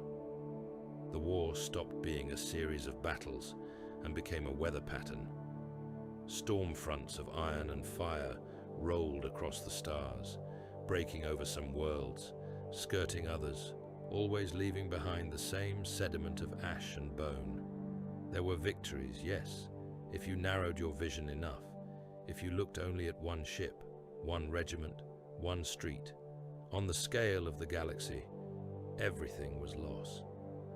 Val learned to think in those smaller terms. His strike cruiser was no longer part of any grand battle line. It hunted alone. Once, the vessel had been a thread in the woven wall of the 63rd expedition. Now it prowled the edges of the Warmaster's domains like a shark that had slipped its school. Officially, she was still logged as a son of Horus asset. In reality, she answered only to Cordis, and Cordis answered to a voice in his own head that whispered of debts and balances and the weight of all the corpses he had walked over. They called the ship a raider now, when they spoke of her at all. A hunter, a problem. She struck at the edges of traitor supply nets, where convoys ran fat with material drawn from worlds that had bent the knee to Horus. The method was always the same. Cordis would lie his ship alongside a shipping lane, its engines shuttered, its hull running cold, a lump of drift among other lumps of drift. Auspec's arrays extended like the whiskers of a waiting beast, tasting the twitch of distant drives. When the right shapes appeared in the ether, his crew woke the machine spirits with whispered litanies. Convoys were never small by mortal standards. Troop carriers, bulk freighters, fuel tankers, all moving in loose stacks. Tens of thousands of crew on each, hundreds of thousands of soldiers sleeping in stasis or packed into grim barracks for the journey. Millions of souls hanging in the dark on thin lines of hull and hope. From one angle, they were not worth remarking. From another, they were worlds in miniature. Cordis took them apart with surgical cruelty.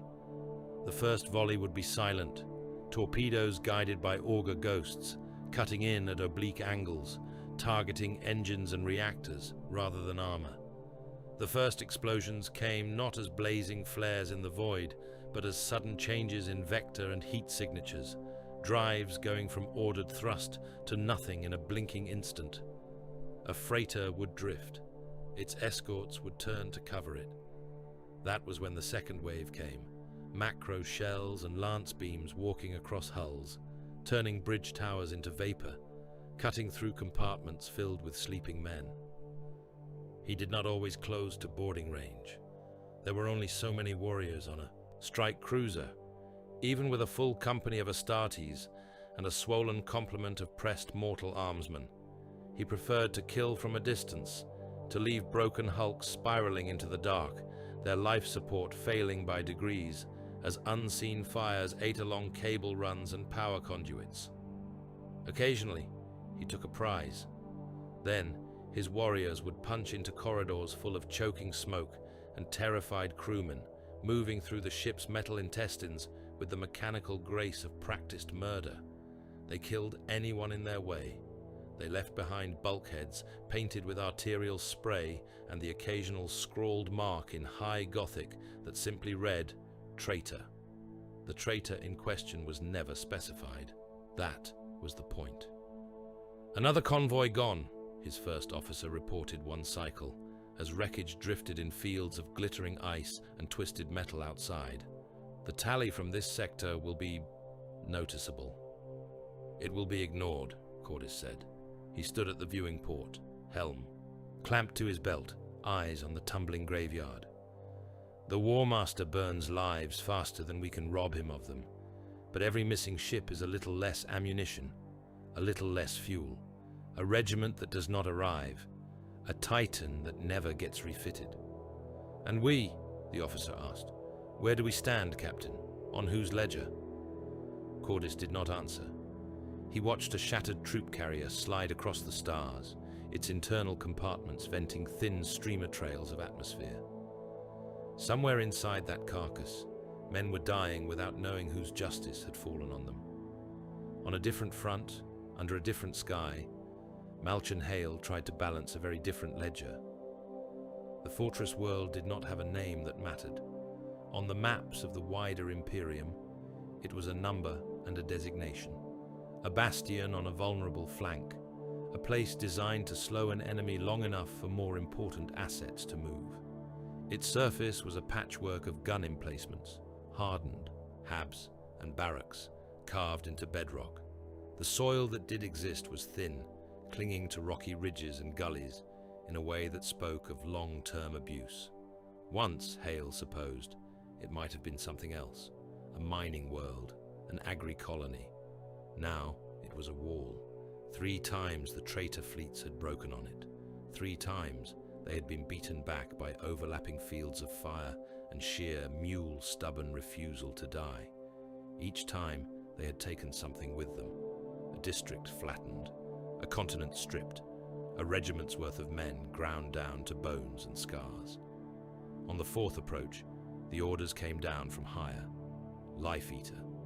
The name scraped his mind raw. "We cannot evacuate in time," the astropathic communique had said, delivered through a trembling psyker whose eyes never stopped bleeding. "The Warmaster's main armada has altered course. If he takes the fortress intact, he will have a staging ground too close to the Sol Reach.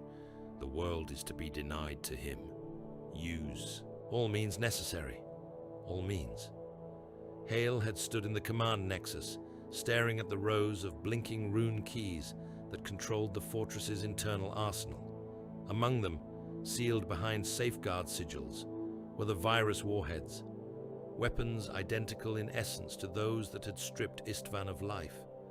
Weapons he had seen from the wrong end.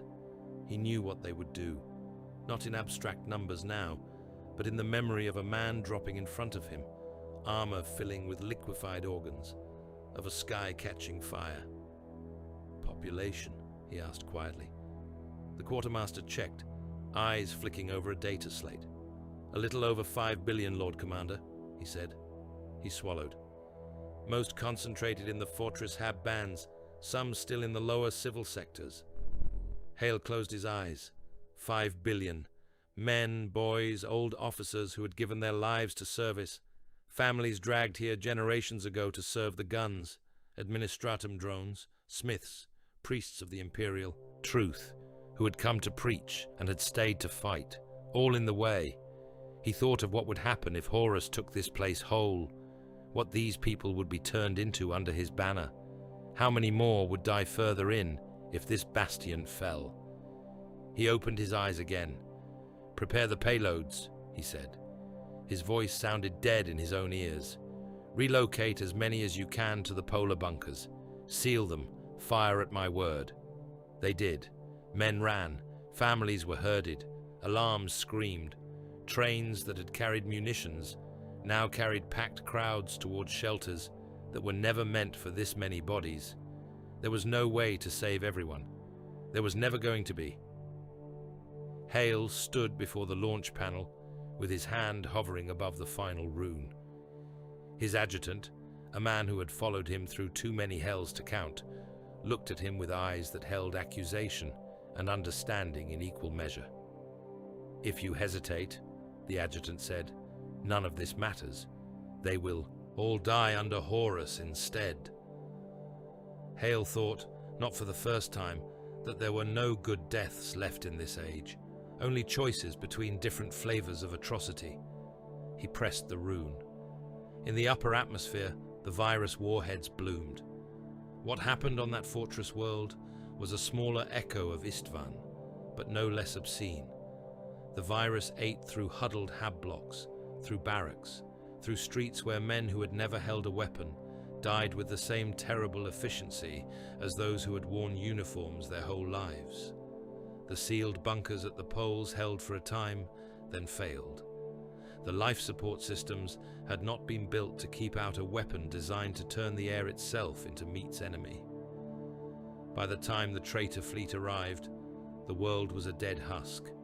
There were still guns, there were still fortifications, but they were silent. No living hands remained to man them. Horus burned it from orbit anyway, out of spite. Hale, who had evacuated on the last transport off the planet with a bare fraction of his men, watched the bombardment from the observation blister of a retreating warship. The fortress he had killed so many to deny was reduced to slag and dust in minutes. "You bought us time," someone told him later. He did not answer. He knew the truth. He had spent 5 billion lives for a delay measured in weeks, perhaps months. Kargor spent lives without counting. The campaign against the loyalist cluster had been framed as a necessary purge. The worlds in question had tried to declare neutrality, to declare for Terra, to sit out the war.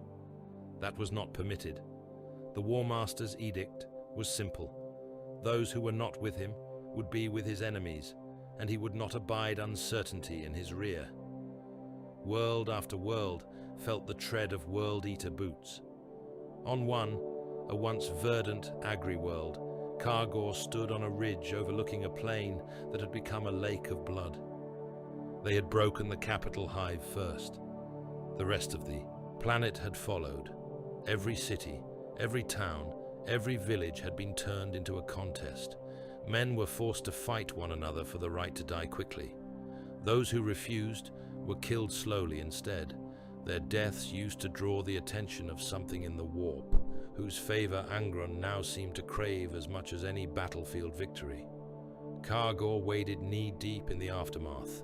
The nails sang in perfect contentment. His armor was coated.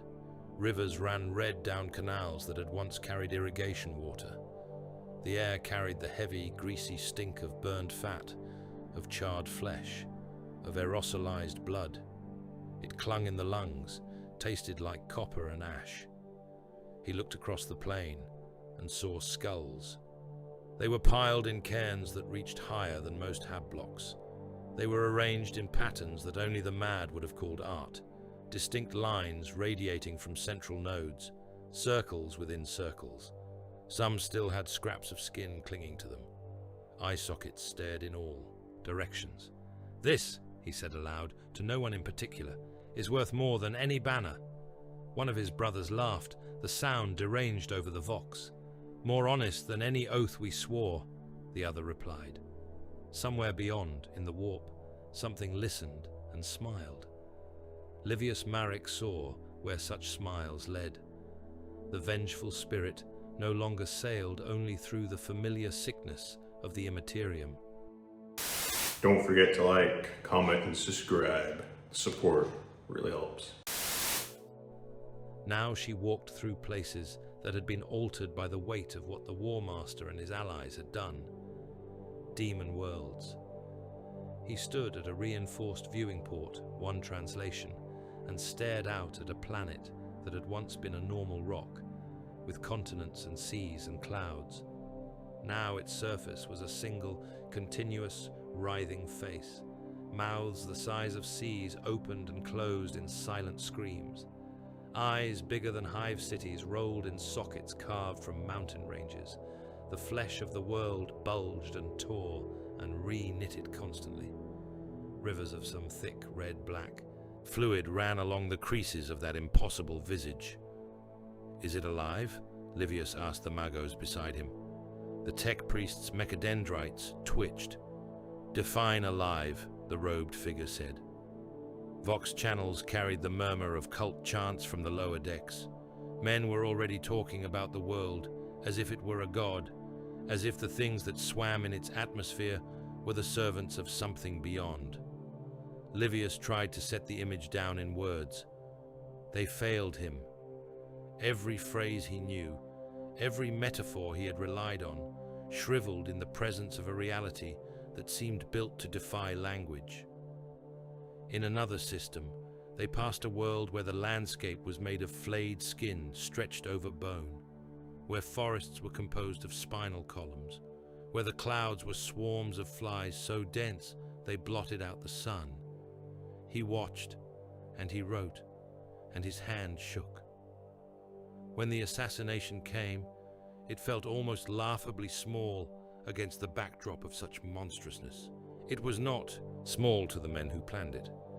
They were loyalists, operating from some hidden redoubt, perhaps under the auspices of a surviving Primarch, perhaps not. Livius never learned their names. He pieced together the attempt from security logs and hushed mess hall rumors. A kill team had infiltrated the Warmaster's flagship once already, during some previous engagement. They had mapped parts of its labyrinthine interior, marked weak points, learned patrol patterns.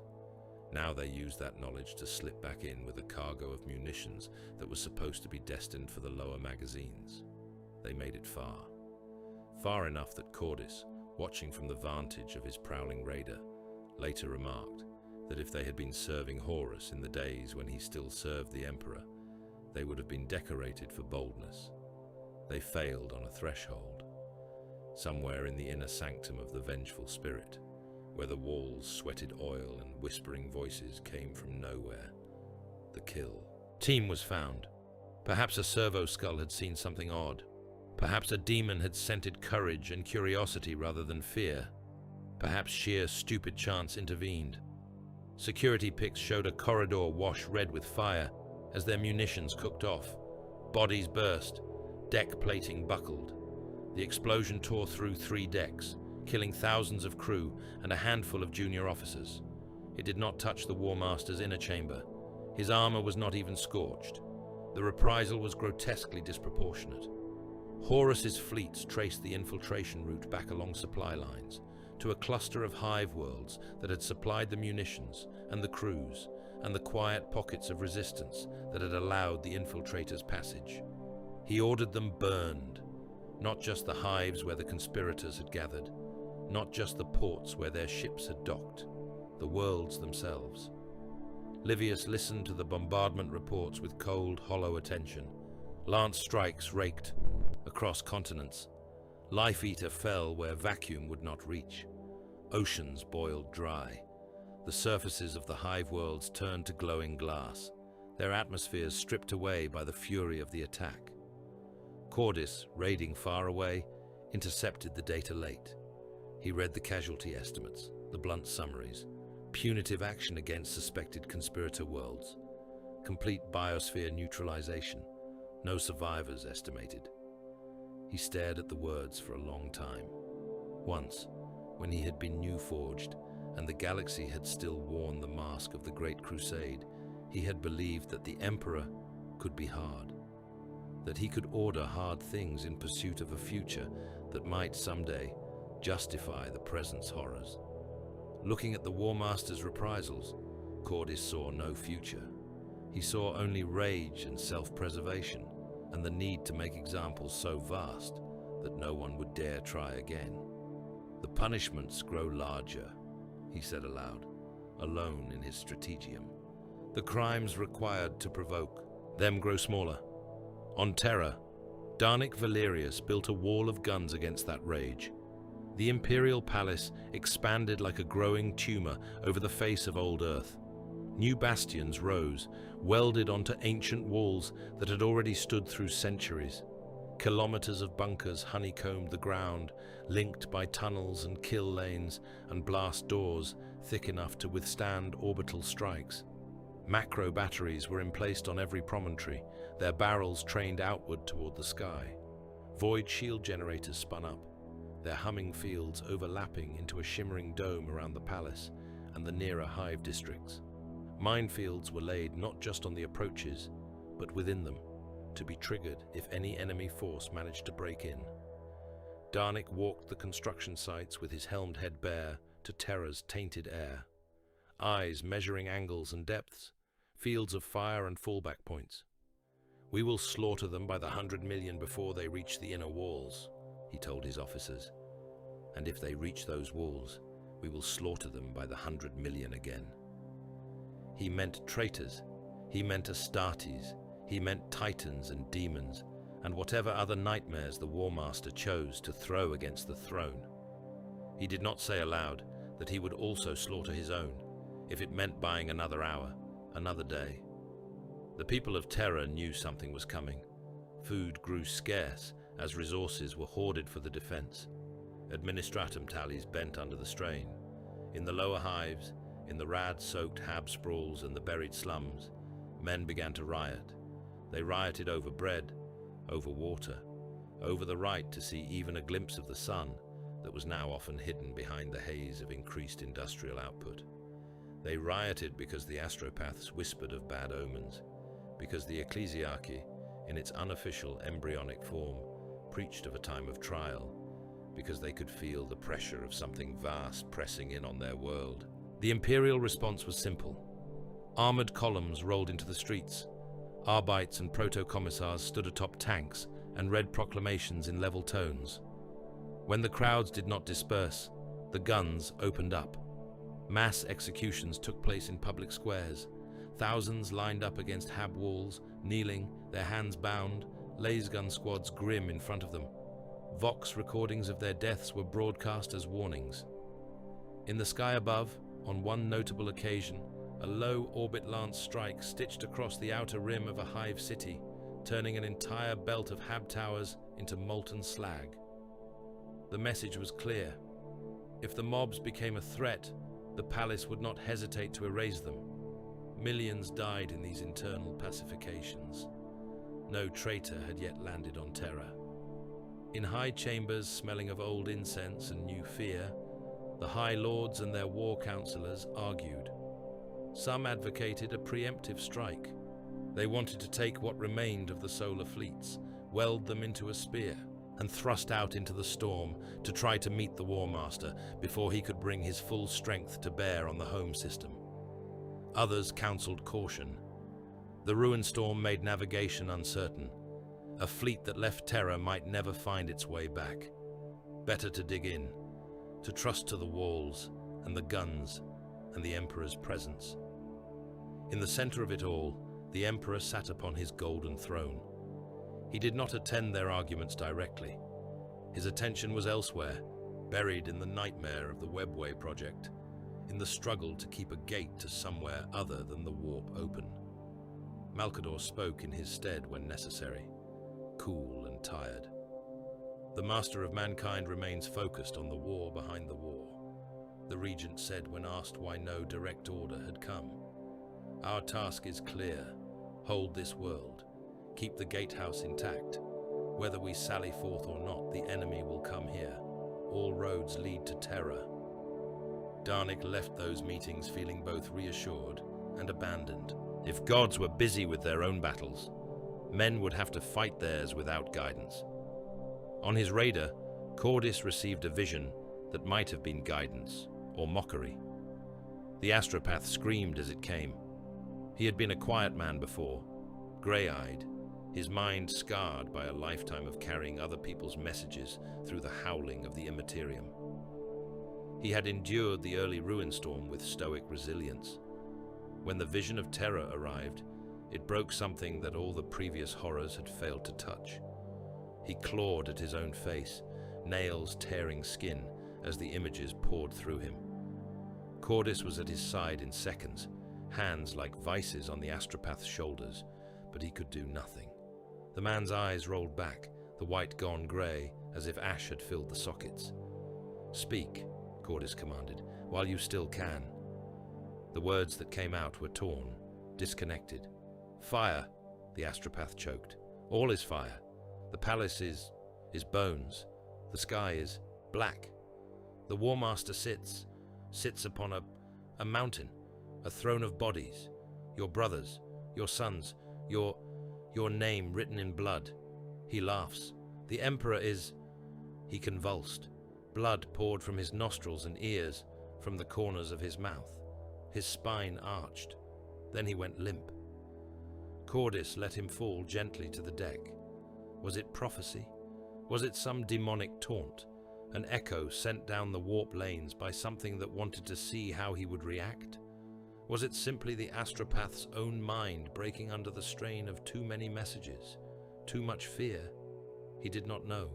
He knew only that the image of Horus enthroned on a mountain of corpses with Terra burning beneath him lodged in his mind like shrapnel. On Terra, Darnik's auger stations began to pick up the first hints of the oncoming tide. Tiny specks in the deep Auspex fields at the edge of the system. Unidentified drive signatures. Transmissions distorted by distance and warp echo. Too many to be pirates. Too organized to be random drifters. At the same time, reports came in of loyalist fleets making risky translations toward the same general vector. Guilliman's battered armada. Sanguinius's bloodied sons. The Lion's elusive forces. Each bled by their passage through the ruin storm. Each still strong enough to matter. Millions of ships. Not a poetic exaggeration. That many hulls of all sizes, from gun cutters to battleships, from cobbled together supply scows to ancient glorious capital vessels, all drawing slowly, steadily toward the Sol system like storm fronts, rotating around a low pressure at its heart. Behind each ship trailed ghosts, the accumulated dead of half a galaxy. Malchian Hale found himself once more aboard a troop transport, watching the growing glare of the Astronomicon through a tiny slit of reinforced plasteel, knowing that whatever waited at the end of this journey would be worse than anything he had already seen.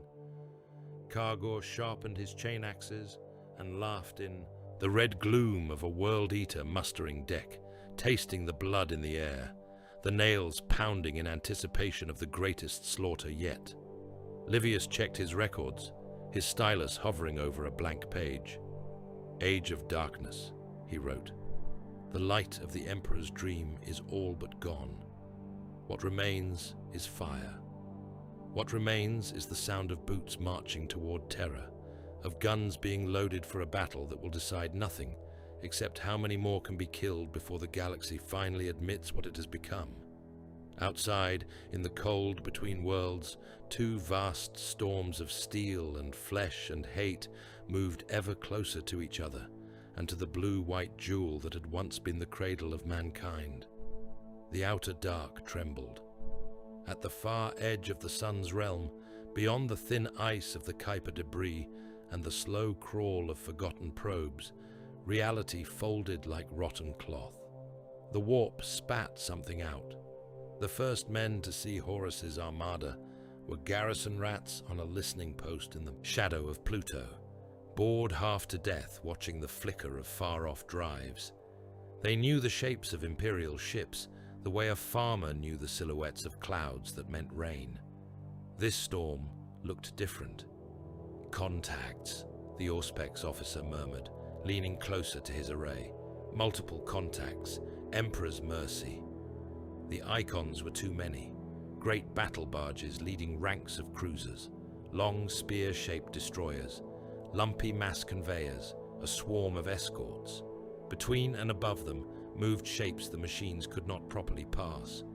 Their outlines seemed to flicker, to twist, as if the void itself were trying to push them away. Confirm identification, the station commander said, voice gone flat. The Auspex runes pulsed. Classification, Legion capital ships, the officer said, throat clicking as he swallowed.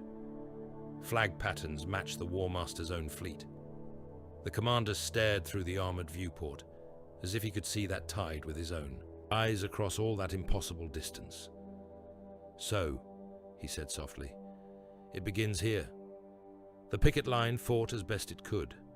Macro cannon and lance batteries that had been set to deter raiders and test the reflexes of novice officers, now found themselves throwing their weight against a wall of steel and warp-tainted will.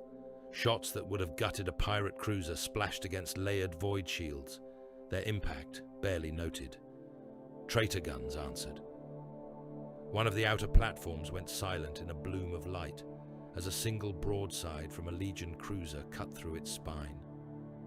Thousands died in that instant, bodies vaporized or flung into the void in twitching clots. Atmosphere vented as glittering ice. The screams did not carry beyond the station hull, but the Auspex picked up the power spike of their deaths all the same. Neptune's orbital forts did a little better. Their guns were larger, their fields overlapping. For a brief, defiant hour, they turned the approach to the inner system into a glowing barrier, space itself lit by the crossing lines of fire. Armada elements died there. A destroyer blew in half, its midsection venting men and fuel in a long, ugly streak. An escort squadron vanished in a rising nova as their commander drove them straight at the fort's guns in an attempt to overload the defenses. It did not matter. Horus's fleet kept coming. The forts fell one by one, their hulls blasted open, their cores boiling. The men on their guns died in numbers that would have been entire planetary populations anywhere else. Here, they were statistics in a column, expendable sacrifices in the outer rings. The warning had been given, though. By the time the first traitor ships cleared Neptune's orbit, Terra knew. Darnic Valerius stood on the command deck of the Phalanx and watched the enemy pour into his system. The fortress ship hung like a golden spearhead above Terra's ecliptic, its vast bulk bristling with gun decks and launch bays. Around it, the solar fleet shifted into battle alignments. Squadrons of cruisers, clusters of escorts, hive like swarms of attack craft ready to spill from their nests. Auspex panels in the galleries below him glowed with shifting light. The tracks of the enemy armada stacked over one another like storm fronts overlapping. "Outer ring is gone," a Vox officer reported, voice taut. "No friendly transmissions from Pluto or Neptune. Remaining pickets falling back toward Uranus and Saturn. Enemy elements are advancing in layered formations. They are not rushing, Lord Praetor. They are taking their time." "Of course they are," Darnic replied. "They have already killed their brothers. They are not afraid of us." He reached out with one hand and traced a path over the nearest hollow. His gauntleted fingertip passed through the glowing image of Saturn and its rings. "We meet them here," he said. "Sector battle groups Alpha and Beta form on the ring plane. I want a wall of hulls for them to break on. The Titans on Luna report readiness." "Legio banners confirm," came the reply. "Engines striding, Princeps stand ready." Darnic nodded. "Then we hold the line," he said, "for as long as we can." Out near Saturn's rings, the first real clash of the solar war began. The rings themselves were delicate from space, filigrees of ice and dust. From within the storm of warships and ordnance, they became something else. Shells tore through them, smashing ancient ice into clouds of glitter that flashed in the light of plasma bursts.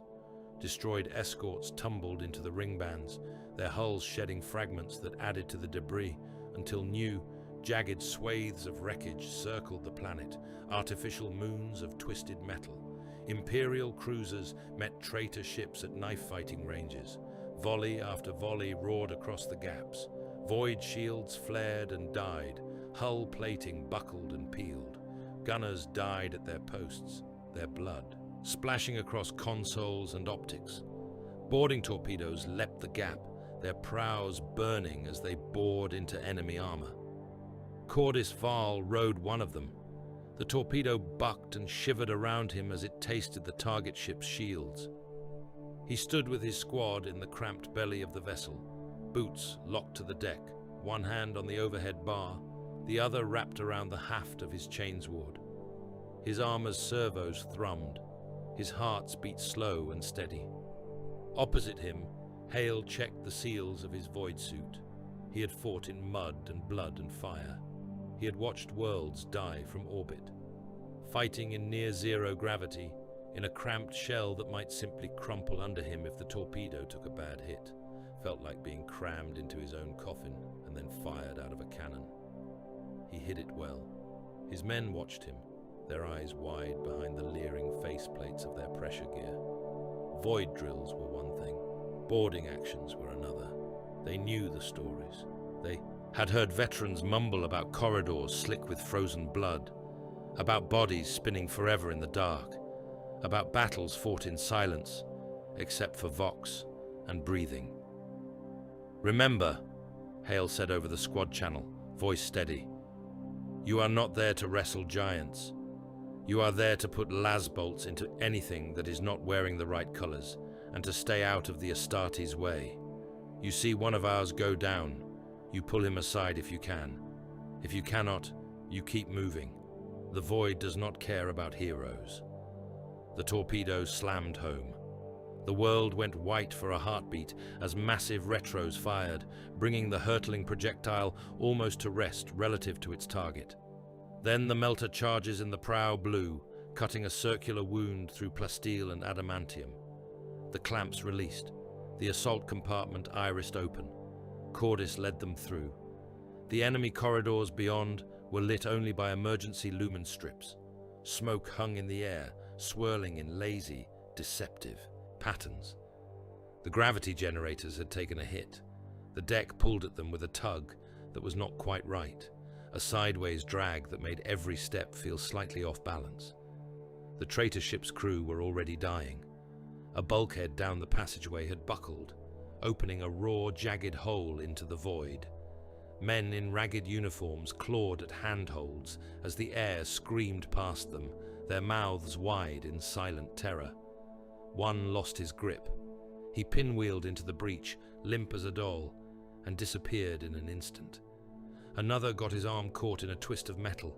The decompression tore him in half, his lower body whipping away, intestines stretched and then snapping like strings.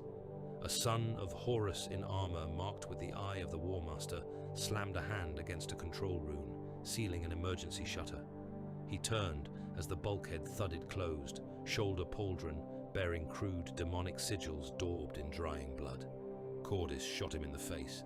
The bolt round took the traitor between the eyes, punching through the helmet and detonating inside.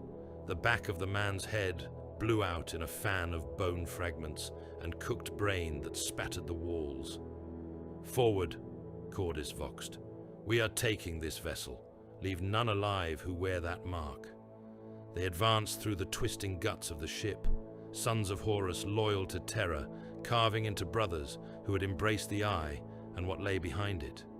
Hale's squad kept up as best they could, mag boots thudding. Lasfire snapped from their rifles, cutting down fleeing crew, punching smoking holes through void suit fabric, painting the air with briefly blooming flowers of red as blood boiled in the thin atmosphere. A hull breach ahead sucked a trio of men off their feet, their screams cutting off as soon as they hit the tearing edge of the rent. One bounced, spinning away headless, his torso venting a cloud of bright droplets that froze into tiny ruby spheres before they hit anything solid. The corridor under, Hale's boots was slick with flash-frozen blood and shattered viscera, a grotesque mosaic that cracked and crunched with each step. On the other side of the battle line, Kargor knew none of that cold. His world was heat and red. He boarded loyalist ships as part of the World Eater's vanguard, hammering into hulls under cover of fire from traitor guns. The first thing he felt after the jarring impact of boarding was the familiar drumbeat of the nails as they tasted the impending violence. He threw himself out of the torpedo's maw and into a corridor already filling with defenders, Imperial Navy armsmen, Solar Auxilia, frantic crew in improvised armor. They died under his axe faster than his mind could tally. Limbs spun away from bodies. Heads burst under the weight of his blows. He used men as shields, as clubs, smashing their bodies into their fellows before tearing them apart. Once, in a stretch of corridor where a hull hit had damaged the grav plates, bodies and debris, floated in a slow, disorganized ballet. Kargor launched himself from wall to wall, hacking as he drifted past, carving his way through the cloud of screaming, flailing enemies. Blood hung in the air in long, trembling streamers that broke into spheres, then into mist. By the time his boots hit a patch of deck where some half-functioning gravity field still held sway, his axe was clogged with meat. He tore a scrap of cloth from a dead man's tunic and wiped at the chain teeth, laughing as gobbets of flesh splattered the walls. He lost count of the human defenders he killed within the first hour. The nails did not care about numbers. They cared only that the screaming did not stop. Around the gas giant Saturn, whole worlds died without ever having a surface. Two great battleships met broadside on, their silhouettes stark against the ring light. Plasma batteries threw incandescent bolts of contained sunfire. Macro shells ripped through the void, each one trailing atmosphere and fragments as running wounds opened along their hulls. Boarding torpedoes crisscrossed the gap, lines of murderous intent given form. One ship, a venerable Imperial vessel, whose keel had been laid down before the unification of Terra, found herself caught in a crossfire. Void shields collapsed under the repeated hammering. Lance beams speared into her spine, burning through compartment after compartment. In the engine rooms, the plasma cores overpressured, containment fields flickering. The shipmaster watched as the casualty counter on his console scrolled numbers so fast they blurred. "We cannot hold," he whispered. "We cannot." He looked up at the view screen and saw the phalanx briefly silhouetted as it fired, its batteries cutting down a cluster of traitor escorts. For a moment, pride swelled in his chest. The fortress ship still stood. Terra still stood. He died with that image in his mind as his reactors went, his ship blooming into a new, ugly star. On Luna, war was fought with slower, heavier strides. Titan Legios, stationed on the moon's bastions, woke from their long half-sleep. God machines that had stood sentinel for generations shook dust from their armor plates and raised their guns toward the sky. Traitor engines landed in crashing waves, their descent craft gouging deep scars across the regolith. They walked out of their cradles like titans from old myth, banners streaming in the vacuum, cannons whispering as they charged. They met above the great bastion lines that ringed the near side of Luna, where surface guns pointed out towards space and underground galleries housed millions of crew and support staff. Void shields flared where their fields intersected, burning bright enough to be seen from Terra as pale suns blooming briefly against the moon's face. Weapons that could shatter mountains traded blows in near silence, the only sound the distant rumble through rock and the whisper of radio and machine-haunted vox. An engine bearing the livery of a loyalist legio took a barrage to its knee joints. Armor buckled, pistons shattered. It fell, its mass enough to pulverize the bunkers under it. Thousands died in the tunnels below, as the god machine crushed them beneath its ablative feet. The princeps in his throne screamed as his manifold connections burned out, mind and engine dying together. Across from it, a traitor warhound ran hot, its plasma guns overtaxed, steam venting from cracked lines. It fired anyway, its last salvo tearing the arm off a loyalist reaver before its own core detonated, turning the engine into shrapnel. Every titan that fell took thousands with it. The lunar soil grew a new stratum, made of twisted adamantine and powdered bone. While engines and fleets clashed, the unseen war in the minds of those who carried the Imperium's messages reached a new pitch of horror. Astropaths, whose lives had been devoted to bearing the Emperor's voice through the warp now found, themselves staring into the screaming face of something else. Some went blind on the spot, their eyes boiling in their sockets as they tried to focus on signals that came from no sane origin. Others simply died, their hearts stopping, as a pressure they could not describe pressed down on their souls. Navigators, their third eyes still turned toward the thrashing currents of the Imperium, began to laugh. Some wept, some clawed at the skin over their mutant orbits until they tore it away. Shipmasters stood on their command decks and watched casualty tailies scroll past in figures they could not even pronounce. They saw charts that showed their fleets dwindling, sectors of the battle line simply going dark. Some drank in silence, some screamed at their gunnery crews to keep firing even as their ammunition lockers ran dry. In the midst of that chaos, an attack came that almost changed everything. Imperial commanders had not given up thinking offensively. Amid the confusion of the brawls around Saturn and the running gunfights along Jupiter's orbits, a plan had formed and been hurled like a spear toward the heart of the traitor armada.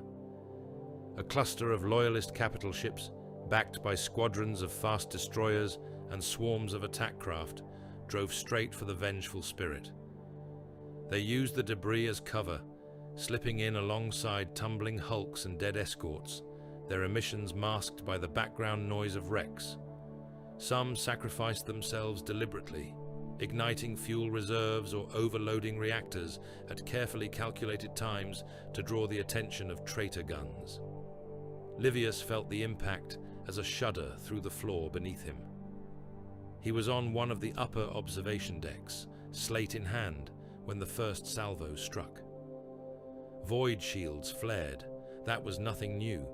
They had been flaring since the ship entered the system. What was new was the color. The usual blue-white glow of overtaxed shielding shifted toward harsh, unhealthy shades. Sirens howled. Warning runes blazed ruby in the gloom. Multiple lance strikes on the dorsal arcs. A tech adept shrieked from his station. Macro impacts along the port side. Shields collapsing on sectors 3 through 7. Livius staggered to the viewport. He saw the phalanx in the distance, a golden mountain surrounded by smaller sparks of light. Between the fortress ship and the vengeful spirit, a swarm of tiny points was closing, each one a gunship, a boarding torpedo, a suicidal escort. One of the loyalist cruisers got close enough to ram. Its prow punched into the flagship's flank, crumpling and folding, kinetic energy tearing through bulkheads. Compartments imploded. Fire blossomed along the impact line. Whole decks vented into space, a storm of bodies and debris torn loose and flung outward. Alarms slewed from warning to near panic. Cordis, on a loyalist ship not far from the spearhead, saw the flagship reel. For a heartbeat, he thought they had done it. The impossible. The Warmaster's flagship, the heart of his armada, staggered like a wounded beast. Could a ship that massive, that central to his will, be killed? Could all of this end here, in fire and wreckage, at the edge of the home system? "Press the attack," he snapped. "All engines ahead. Bring us into range and give me every round we have left." His gunners obeyed. Lances spat. Macro shells marched along the vengeful spirit's battered shields. The fields around her faltered, flickering, thinning. Then something in the warp screamed. Livius felt it as a migraine spike behind his eyes, a sudden weight pressing down on his thoughts. The observation deck seemed to darken even as the burning light outside grew. On the strategium, Horus rose. He had been seated, helm off, cloak draped over one broad shoulder as he monitored the unfolding battle. Now he stood, eyes closing. His lips moved in words too soft for mortal ears to catch. The air around him thickened, shadows twisting. The scar from Davin glowed dimly through his breastplate, a dark line pulsing as if it were a wound in reality rather than flesh. Outside, the flagship's void shields roared back to full strength, not in the familiar blue-white spectrum. They burned now with colors Livius did not have names for, hues that seemed to hurt the eye.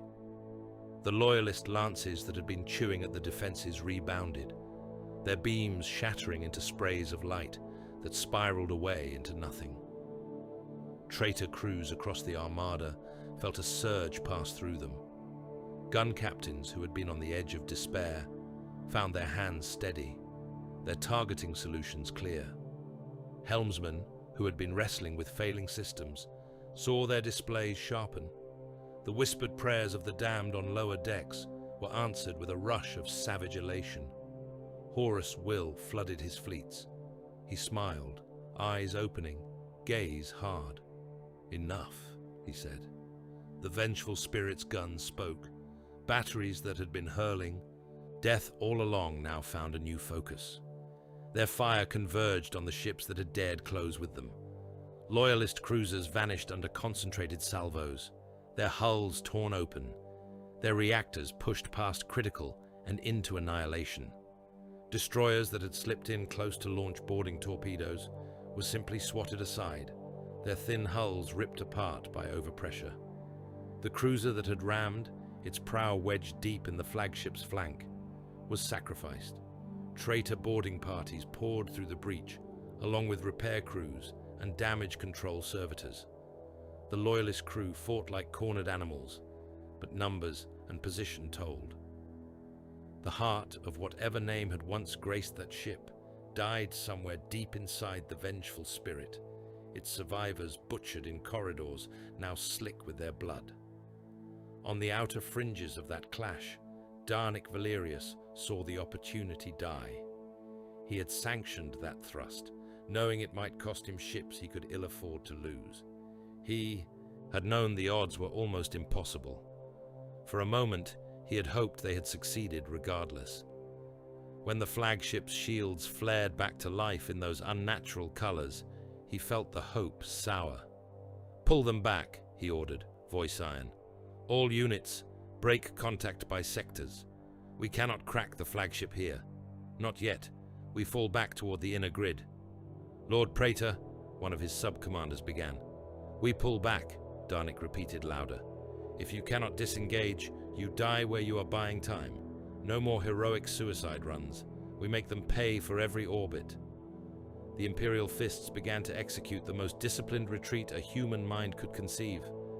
Defense layers that had been painstakingly built over years were collapsed. Orbitals were abandoned, their crews ordered to scuttle their stations rather than let them be taken.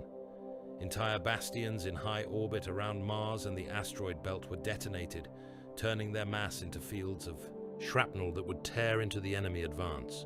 Millions of men died in those detonations. Whole crews, entire populations of orbital habs, vaporized in controlled implosions that did at least the small kindness of killing them quickly. Their deaths bought minutes, hours. Cordis's ship fell back with the rest, guns still barking, engines burning hot. Hale's surviving men slumped in their harnesses, faces pale behind their masks, as casualty lists scrolled past on the command deck displays. "How many did we lose?" Hale asked quietly. "Too many to count," someone replied. "Count anyway," Hale said. "Write them down. I do not care if the Admiralty never reads the tally. We will know." On Luna, the Titan battles continued. Some engines were ordered to withdraw, to take up new positions nearer the lunar bastions that faced Terra. Others were told to hold where they were until they died, their sacrificed bulk providing cover for the redeployment of the rest. Princeps argued with their moderati, their machine spirits, their own battered consciences. Some refused to retreat, choosing to stand and die where their first steps had dug into the regolith centuries before. Others obeyed, turning their colossal bodies with ponderous grace and striding back toward the inner fortifications. The war did not care about their sentiments.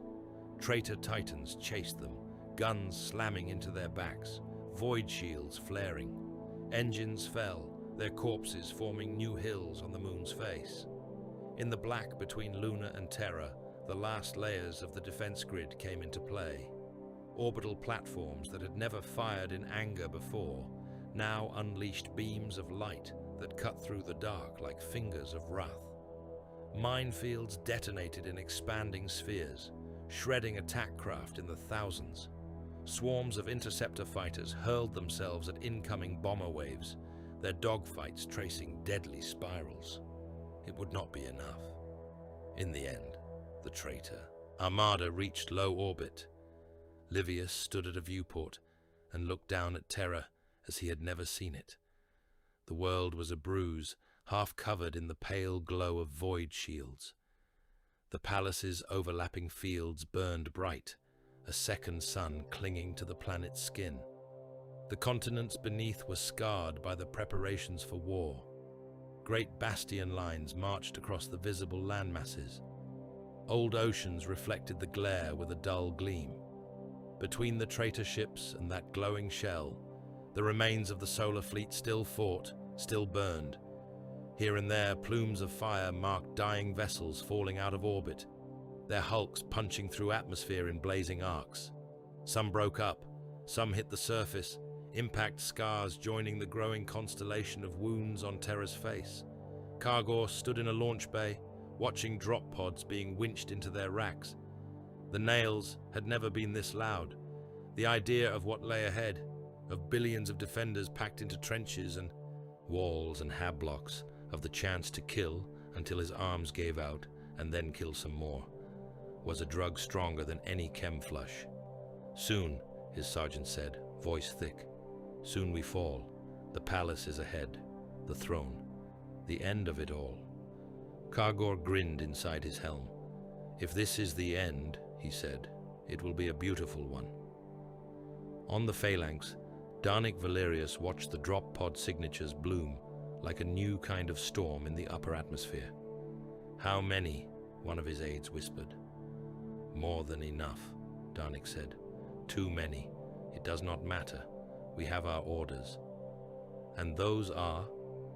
He looked down at Terra, at the blazing dome of the palace's shields, at the flickering lines of impact, where the first pods punched through the outer layers of defense and began to scream down toward the surface. Hold, he said simply. We hold as long as we breathe. We make them pay for every stone. The solar war is ending. The siege begins. Below, the first drop pods howled through the burning sky like falling meteors, their hulls wreathed in flame, their occupants packed in tight, fists clenched around bolters and blades. The war for the system of the sun had been fought in the dark between worlds. Now at last the killers were coming down to stand in the same gravity as their prey. The first shells fell like judgment. They came screaming down through the upper atmosphere, line after line of incandescent streaks that turned the sky white. Void shields caught some, flaring in great arcs of crackling light over the palace and the primary hives. The rest hit old Earth. Hive cities, those layered mountains of plasteel and bone, disintegrated under the opening salvo. Towers that had stood since the early unification crashed sideways, their mass pulverizing the levels beneath. Billions died in the first hour, crushed or burned or simply vaporized. Oceans bulged as impacts punched into their depths, shockwaves racing through the water to slam into distant shores with the force of old-world tsunamis. Deserts, already dead, were scoured to glossy plates, as hot as forge plates, their sand fused into black glass. The air changed, atmospheric pollutants, thrown up by the bombardment and the frantic industrial overdrive that had preceded it, smeared across the globe. Dust and smoke and aerosolized ash turned the light of the sun into something sickly. A permanent twilight settled over the war zone, tinged a dull, unsettling red by the glow of void shields and the constant fires. Terra became a world in evening, the dawn that had once been promised by the Great Crusade, pushed back and replaced by a dusk that smelled of burned meat. Darnik Valerius watched the first day's fire from a bastion of the outer walls. He stood on the parapet of an adamantine fortification that had been built onto the bones of some long-dead pre-unification megastructure. Beneath his boots, meters of ceramite and reinforced stones sank into the bedrock.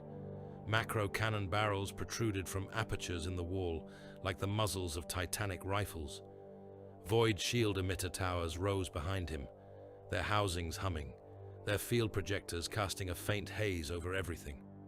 Beyond the wall lay the killing fields, trenches in ordered ranks, anti-tank ditches, minefields, rows of razor wire, bunkers and pillboxes and camouflaged gun pits. The ground, once a spread of old hives and industrial sprawl, was now a carefully sculpted landscape of death. In front of all that, like a bandage wrapped around a wound, stood Malcian Hale's regiment. They were not on the walls. They did not wear the yellow of the fists. Their armor was a patchwork of grey and hazard stripes, scarred and mismatched from replacements scrounged after a dozen campaigns. Their banners were a tapestry of borrowed honours and fresh stitching. They smelled of ash and oil and tired fear. Hale stood with them in a trench that had walls soaring into the haze like the ribs walls, soaring into the haze like the ribs of a buried titan. Between his trench line and those walls stretched a shallow depression that would, if everything went as the strategist intended, be filled with corpses by the end of the day. An Imperial Fist's logistics officer had said it plainly when Hale's men had disembarked from their transports. "You are here to die," the man had told him, voice matter of fact. "The more time you buy, the more ammunition we can feed to the guns behind you. The longer you draw the enemy into this forward pocket, the more of them we can kill under prepared fire. Your task is to be a line in their teeth." Hale had nodded, because there was nothing else to do. Now, as the bombardment rolled closer, he watched the first drop formations hit the ground. Pods slammed into the outer fringes of the killing. Fields, their retro thrusters burning furrows in the churned soil. The shockwaves reached his trench a moment later, a low concussion that made the wall in front of him shed dust. His men tightened their grips on laser guns and heavy stubber handles, faces pallid beneath their helmets. "Remember your drills," Hale said over the trench vox, his voice steady through long practice. "Fire on my command. You do not waste las on armor plate. You aim for the gaps, the visors, the undersides. You keep your heads down when the Titans walk, and when the Astartes hit your line, you do not run. You make them work for every meter."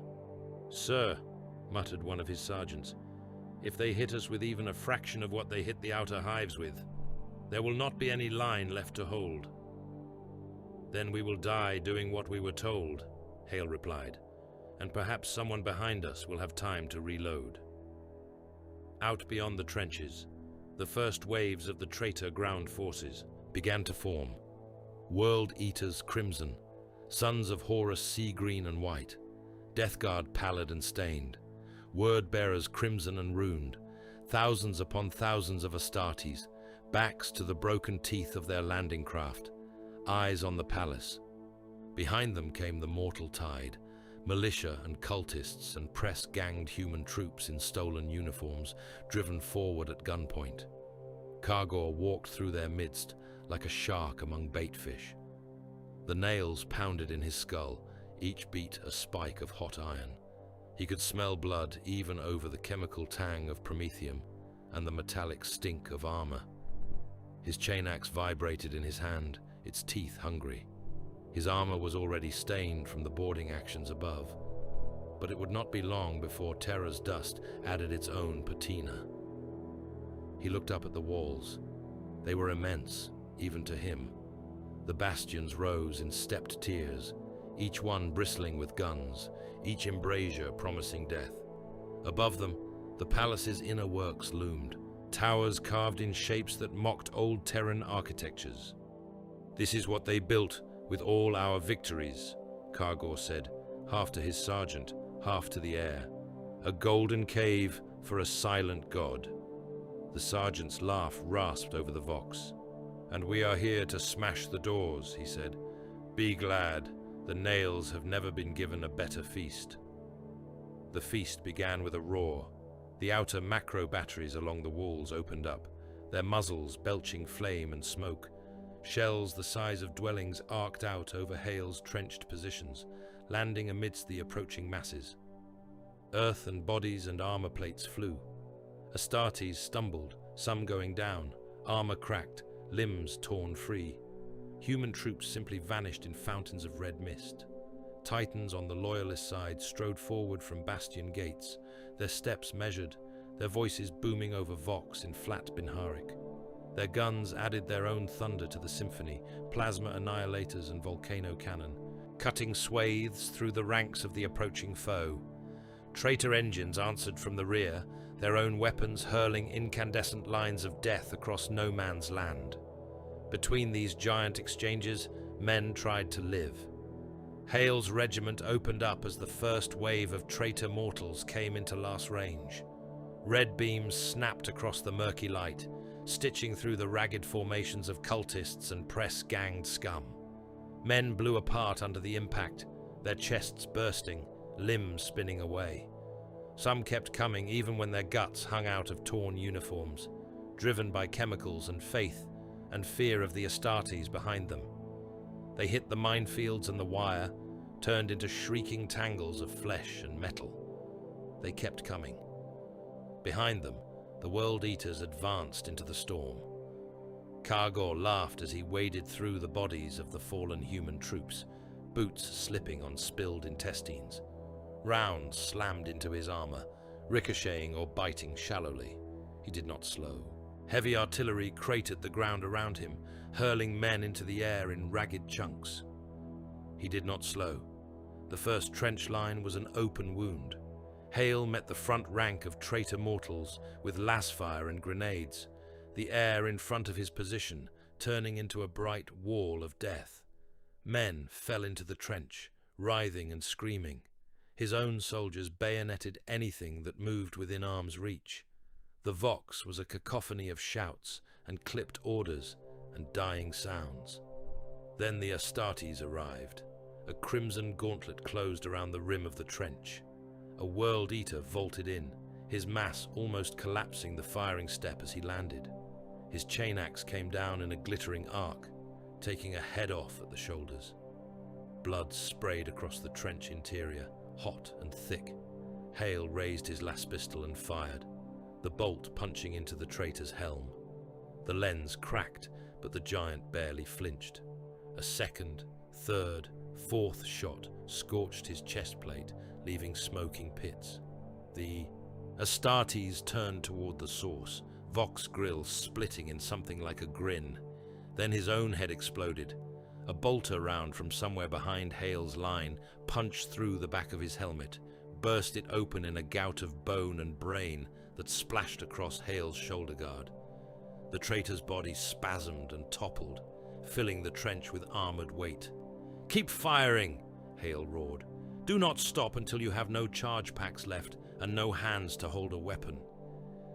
The trench became a charnel house. Astartes and men pressed together in the confined space, blades and rifle butts and fists working in close quarters. Blood pooled, mixing red and a deeper, almost black shade. The floor turned slick. The air filled with screams and the wet sound of tearing. Above them, a loyalist titan took a step. Its foot came down on a segment of the trench line that had been hastily dug into unstable ground. The weight of the god machine crushed the earth, collapsing the support struts, turning the carefully cut firing steps and dugouts into a mass grave. Men and Astartes alike disappeared under the descending adamantine. Their screams cut off as the soil compacted around them, bones snapping. When the Titan lifted its foot again, there was only a wide patch of churned mud, smeared with meat and armor fragments. Hale looked along the line and saw the gap. "Fill it," he snarled. "Anyone still breathing moves. You. He jabbed gloved fingers at random troopers. "You are that section now. If nothing else, you will be a pile they trip over." As if to underline the sense that reality itself was beginning to fray at the edges, an entire armored column on the loyalist side simply disappeared. One heartbeat, a line of Lehman Russ battle tanks and super-heavy support vehicles was grinding forward, treads chewing through rubble, cannons barking. The next, the air around them folded. A circular patch of atmosphere twisted like water swirling down a drain. The tanks in its radius elongated, their hulls stretching along axes that made no sense. Metal groaned at impossible pitches. Then they were gone. sucked into a hole that did not lead anywhere the mind could grasp. The ground where they had been hissed and bubbled, as if something corrosive had been poured over it. The edges of the rift crackled with sickly light. A moment later, a mangled wreck spat back out of the anomaly, slamming into the earth at an angle, its armor warped, its gun barrel tied in a knot. No one inside had survived in any recognizable form. Cordis saw that, and more. He had been given a role as shock commander, leading Sons of Horus strike elements in the no-man's land between bastions. Officially, he served under the Warmaster's banner, pushing deep into the loyalist lines, spearheading attacks on vulnerable sectors. In practice, he fought where he could cut the throats of those who had once called Horus Lord. The ground, between the walls and the traitor advance, had become a shifting network of craters and ruined fortifications. Smoke hung low, tinted red by the permanent twilight. Somewhere overhead, void shields groaned as they took the combined impact of orbital fire and ground-based weapons. Cordis moved through this nightmare with his veterans, their armor scarred, their eyes scanning. He saw warp creatures bursting from the wounds of the fallen. A loyal guardsman clutched at his stomach, gasping, where a fragment of shrapnel had torn him open. His fingers pressed against slick coils of intestine, trying to push them back in. The flesh beneath his hands bulged. Something moved inside, pressing outward. Before Cordis could react, the man's abdomen tore itself open from within. A clutch of spider-like limbs thrust out, slick with blood, hauling a bloated, chittering body after them. The guardsman's head snapped back, his mouth opening in a silent scream as his chest cavity became a berth, canal for something that had no right to exist. Cordis shot both man and creature. He saw reality tear like paper. In an abandoned trench, a section of wall simply peeled back, revealing not packed earth, but an impossible vista of writhing shapes and colors. Men who had taken shelter in that trench stared, transfixed, as a wind that could not be wind tugged at them, pulling loose their hair, their teeth, their eyes. One by one, they were dragged toward the tear, their bodies elongating, limbs striped of skin, until what went through the hole bore only the faintest resemblance to anything human. He killed what he could, but he could not shoot the warp. When he could not kill, he watched. He watched a regiment of barely trained conscripts, boys and old men pressed into uniforms that hung on them, get caught in the path of a loyalist artillery strike called down on their position. The officers behind them had already written that section of trench off in their minds. The shells fell in a perfect pattern, obliterating every living thing in that zone. Cordis listened to the chatter as it happened.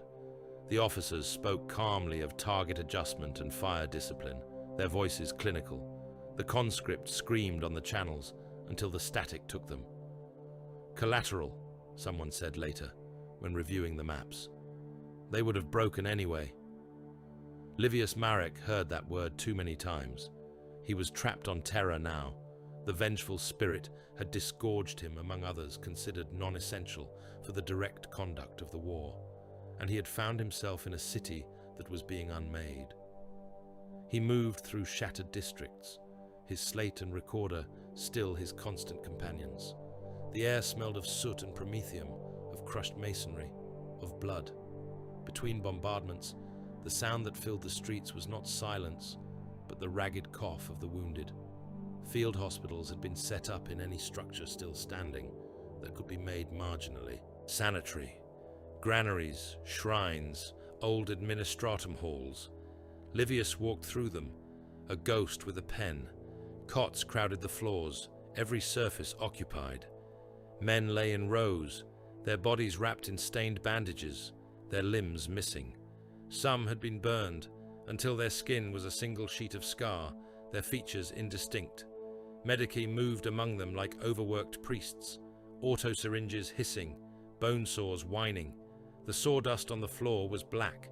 It had been spread to soak up blood and other fluids. It had done so. When Livius walked, it clumped under his boots, sticky, almost sentient. He realized with a cold twist that some of it might not be sawdust at all, but ground bone and dried organs mulched by constant passage. Casualty banners hung from the rafters in some of the larger halls. They rolled down in sheets of parchment and plasteel, names inked in tiny script. Each banner represented a single day. Each listed tens of millions. Most of those names would never be read by anyone who had known their owners. Livius touched one with his hand, fingers tracing the neat lines. "Will anyone care?" he asked the air. "Will anyone even know?" A medic nearby snorted. "They cared enough to nail the lists up," the man said. "That is more than most wars get," Livius wrote. He described Sanguinius leading a countercharge through one of the shattered gatehouses, wings black with soot, feathers matted with blood. He described Rogel Dawn walking the walls like a man inhabiting his own tomb, eyes burning. He described Mortarian's rancid hosts battering at the outer bastions, their very presence turning the air foul. He did not know if his words would survive him. Kargor survived for now. He climbed over a pile of bodies that had once been an entire company of loyalist infantry mixed with almost as many world eaters. The mound shifted under his boots, slipping like rotten ice. Hands jutted up, fingers clawed, some still twitching. Armor plates scraped. Blood oozed thick and dark, forming a sluggish river at the base. An Imperial fist stood on the far side. He was tall, even for an Astartes, his yellow plate scarred and blackened. His shield was cracked, the Imperial fist sigil scorched.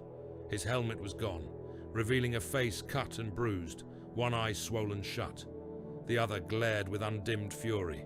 They met in the center of the corpse mound. Kargor's chain axe whined, teeth clogged with fresh gore. The fist's sword was nicked and dulled, but its power field flickered when he willed it, sharpening the edge with crackling light. They crashed together, the impact sending a spray of loose bodies sliding down the sides of the mound. Kargor's axe bit into the fist's shield, tearing another chunk away. The fist riposted, his blade gouging a furrow in Kargor's chest plate, the force of the blow jarring his ribs. They hacked at each other, blow after blow.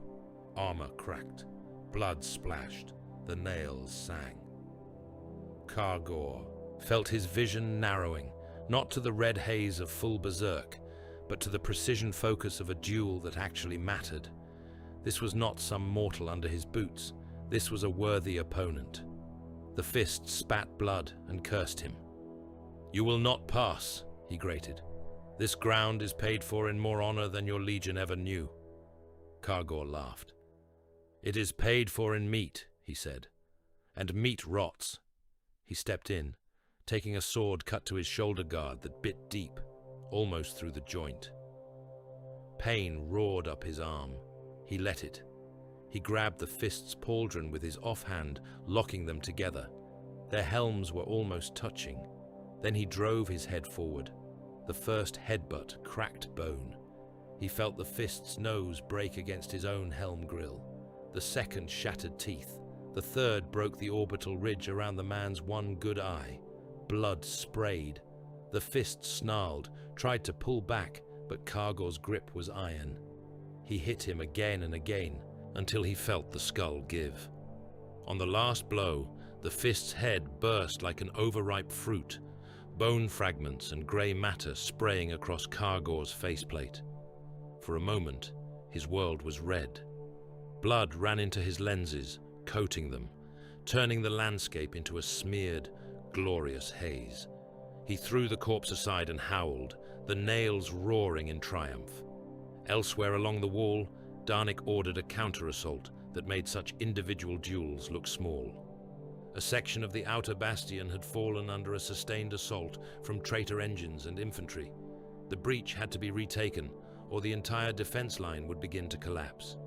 Reinforcements were thin, reserves were gone. Every man still standing was already half dead. He sent them anyway. Imperial fists, their yellow armor stained almost black, advanced through the rubble with bolters roaring. Behind them came elements of the Blood Angels, moving with a speed and grace that made even other Astartes seem sluggish, their blades cutting arcs of scarlet and silver. Hale's regiment, or what remained of it, was thrown in to fill gaps, to hold whatever ground was won. They took the bastion back by inches. Every meter cost them dozens. Astartes fell, their bodies adding to the walls they fought over. Human soldiers died by the hundreds in crossfires, under artillery, under the boots of titans. At the end, the bastion's interior was a maze of waist-deep blood and torn stone, but the traitors had been driven out. Loyal banners flew again over the shattered parapets. Darnik stood in the wreckage, surveying what he had paid. His armor was chipped, his face lined with exhaustion. He watched medici teams drag bodies aside. Some of them still groaned, more did not.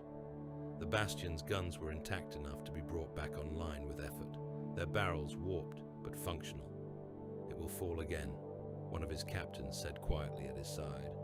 "The next push, or the one after?" "No," Darnik answered. "Then why?" "Because," Darnik cut in, eyes still on the horizon where traitor banners rippled beyond the smoke, "every time they have to fight over this same stretch of stone, they bleed. Every time they step over these same corpses, they lose a little more of their strength. We are not buying ground. We are buying erosion." He did not say out loud that he did not know if the cost would add up in their favor. Cordis saw the cost in another currency. He had been sent to investigate a surge of warp activity under a secondary bastion line, where word-bearers had been reported moving in force. His first instinct had been to bombard the coordinates until there was nothing left but a crater, but orbital support was stretched thin. He went in with a strike force instead. They found the ritual deep in the sub-levels of an ancient Hab district, beneath the bones of a city that had been built and rebuilt over millennia. The word-bearers had cleared a space by the simple expedient of killing everyone who had lived there. The bodies of thousands lay arranged in precise, concentric patterns on the floor, blood pooled and channeled to feed sigils carved into the stone. The air stank of copper and incense and charred fat. At the center of the pattern, a hole gaped. It was not a hole in the physical sense. The rock had not been cut away. It had been convinced to forget that it was solid. Darkness filled the space, a depth that went down and down without end, swallowing light. From that darkness, things were climbing. Demons hauled themselves into Terra. They came in a riot of impossible anatomy. Some were lean, blade-limbed things, all razor edges and leering maws. Others were swollen masses of corruption dripping filth. Wings of bone and fire beat against an air that suddenly had too many currents. Voices howled in tongues that made teeth ache.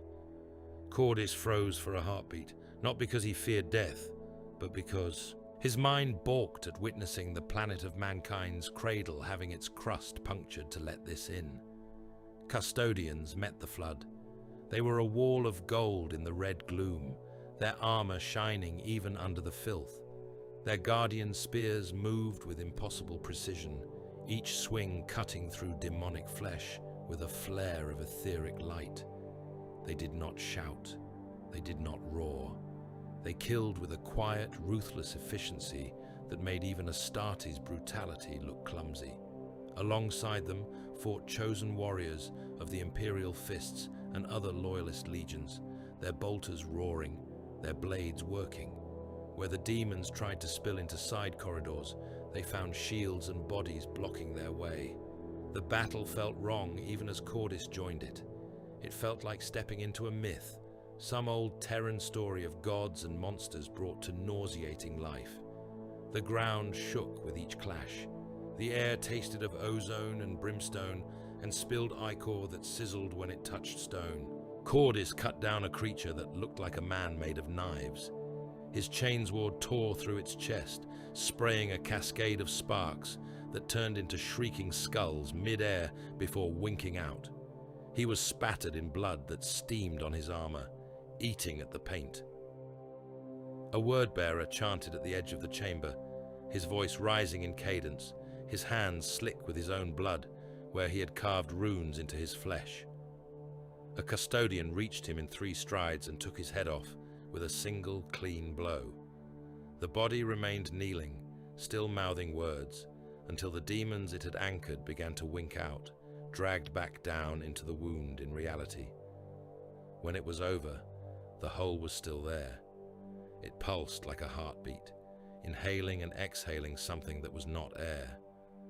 Cordis looked into it and saw nothing. He stepped back. "We need to seal this," he said. "With what?" a custodian asked, voice deep and disturbing in its calm. "With bodies if we must," Cordis answered. The custodian inclined his head. "That," he said, "is the one resource Terra still has." The outer walls buckled by degrees. Bastions that had stood through the initial bombardment cracked under sustained assault. Titans fell. Trenches filled and refilled with dead. Eventually, there were no intact forward positions left. The defenders were pushed back.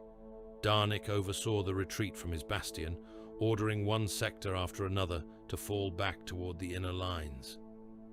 Hale's regiment, or what was left of it, was among the last to leave the killing fields. Their numbers could be counted in the low hundreds now.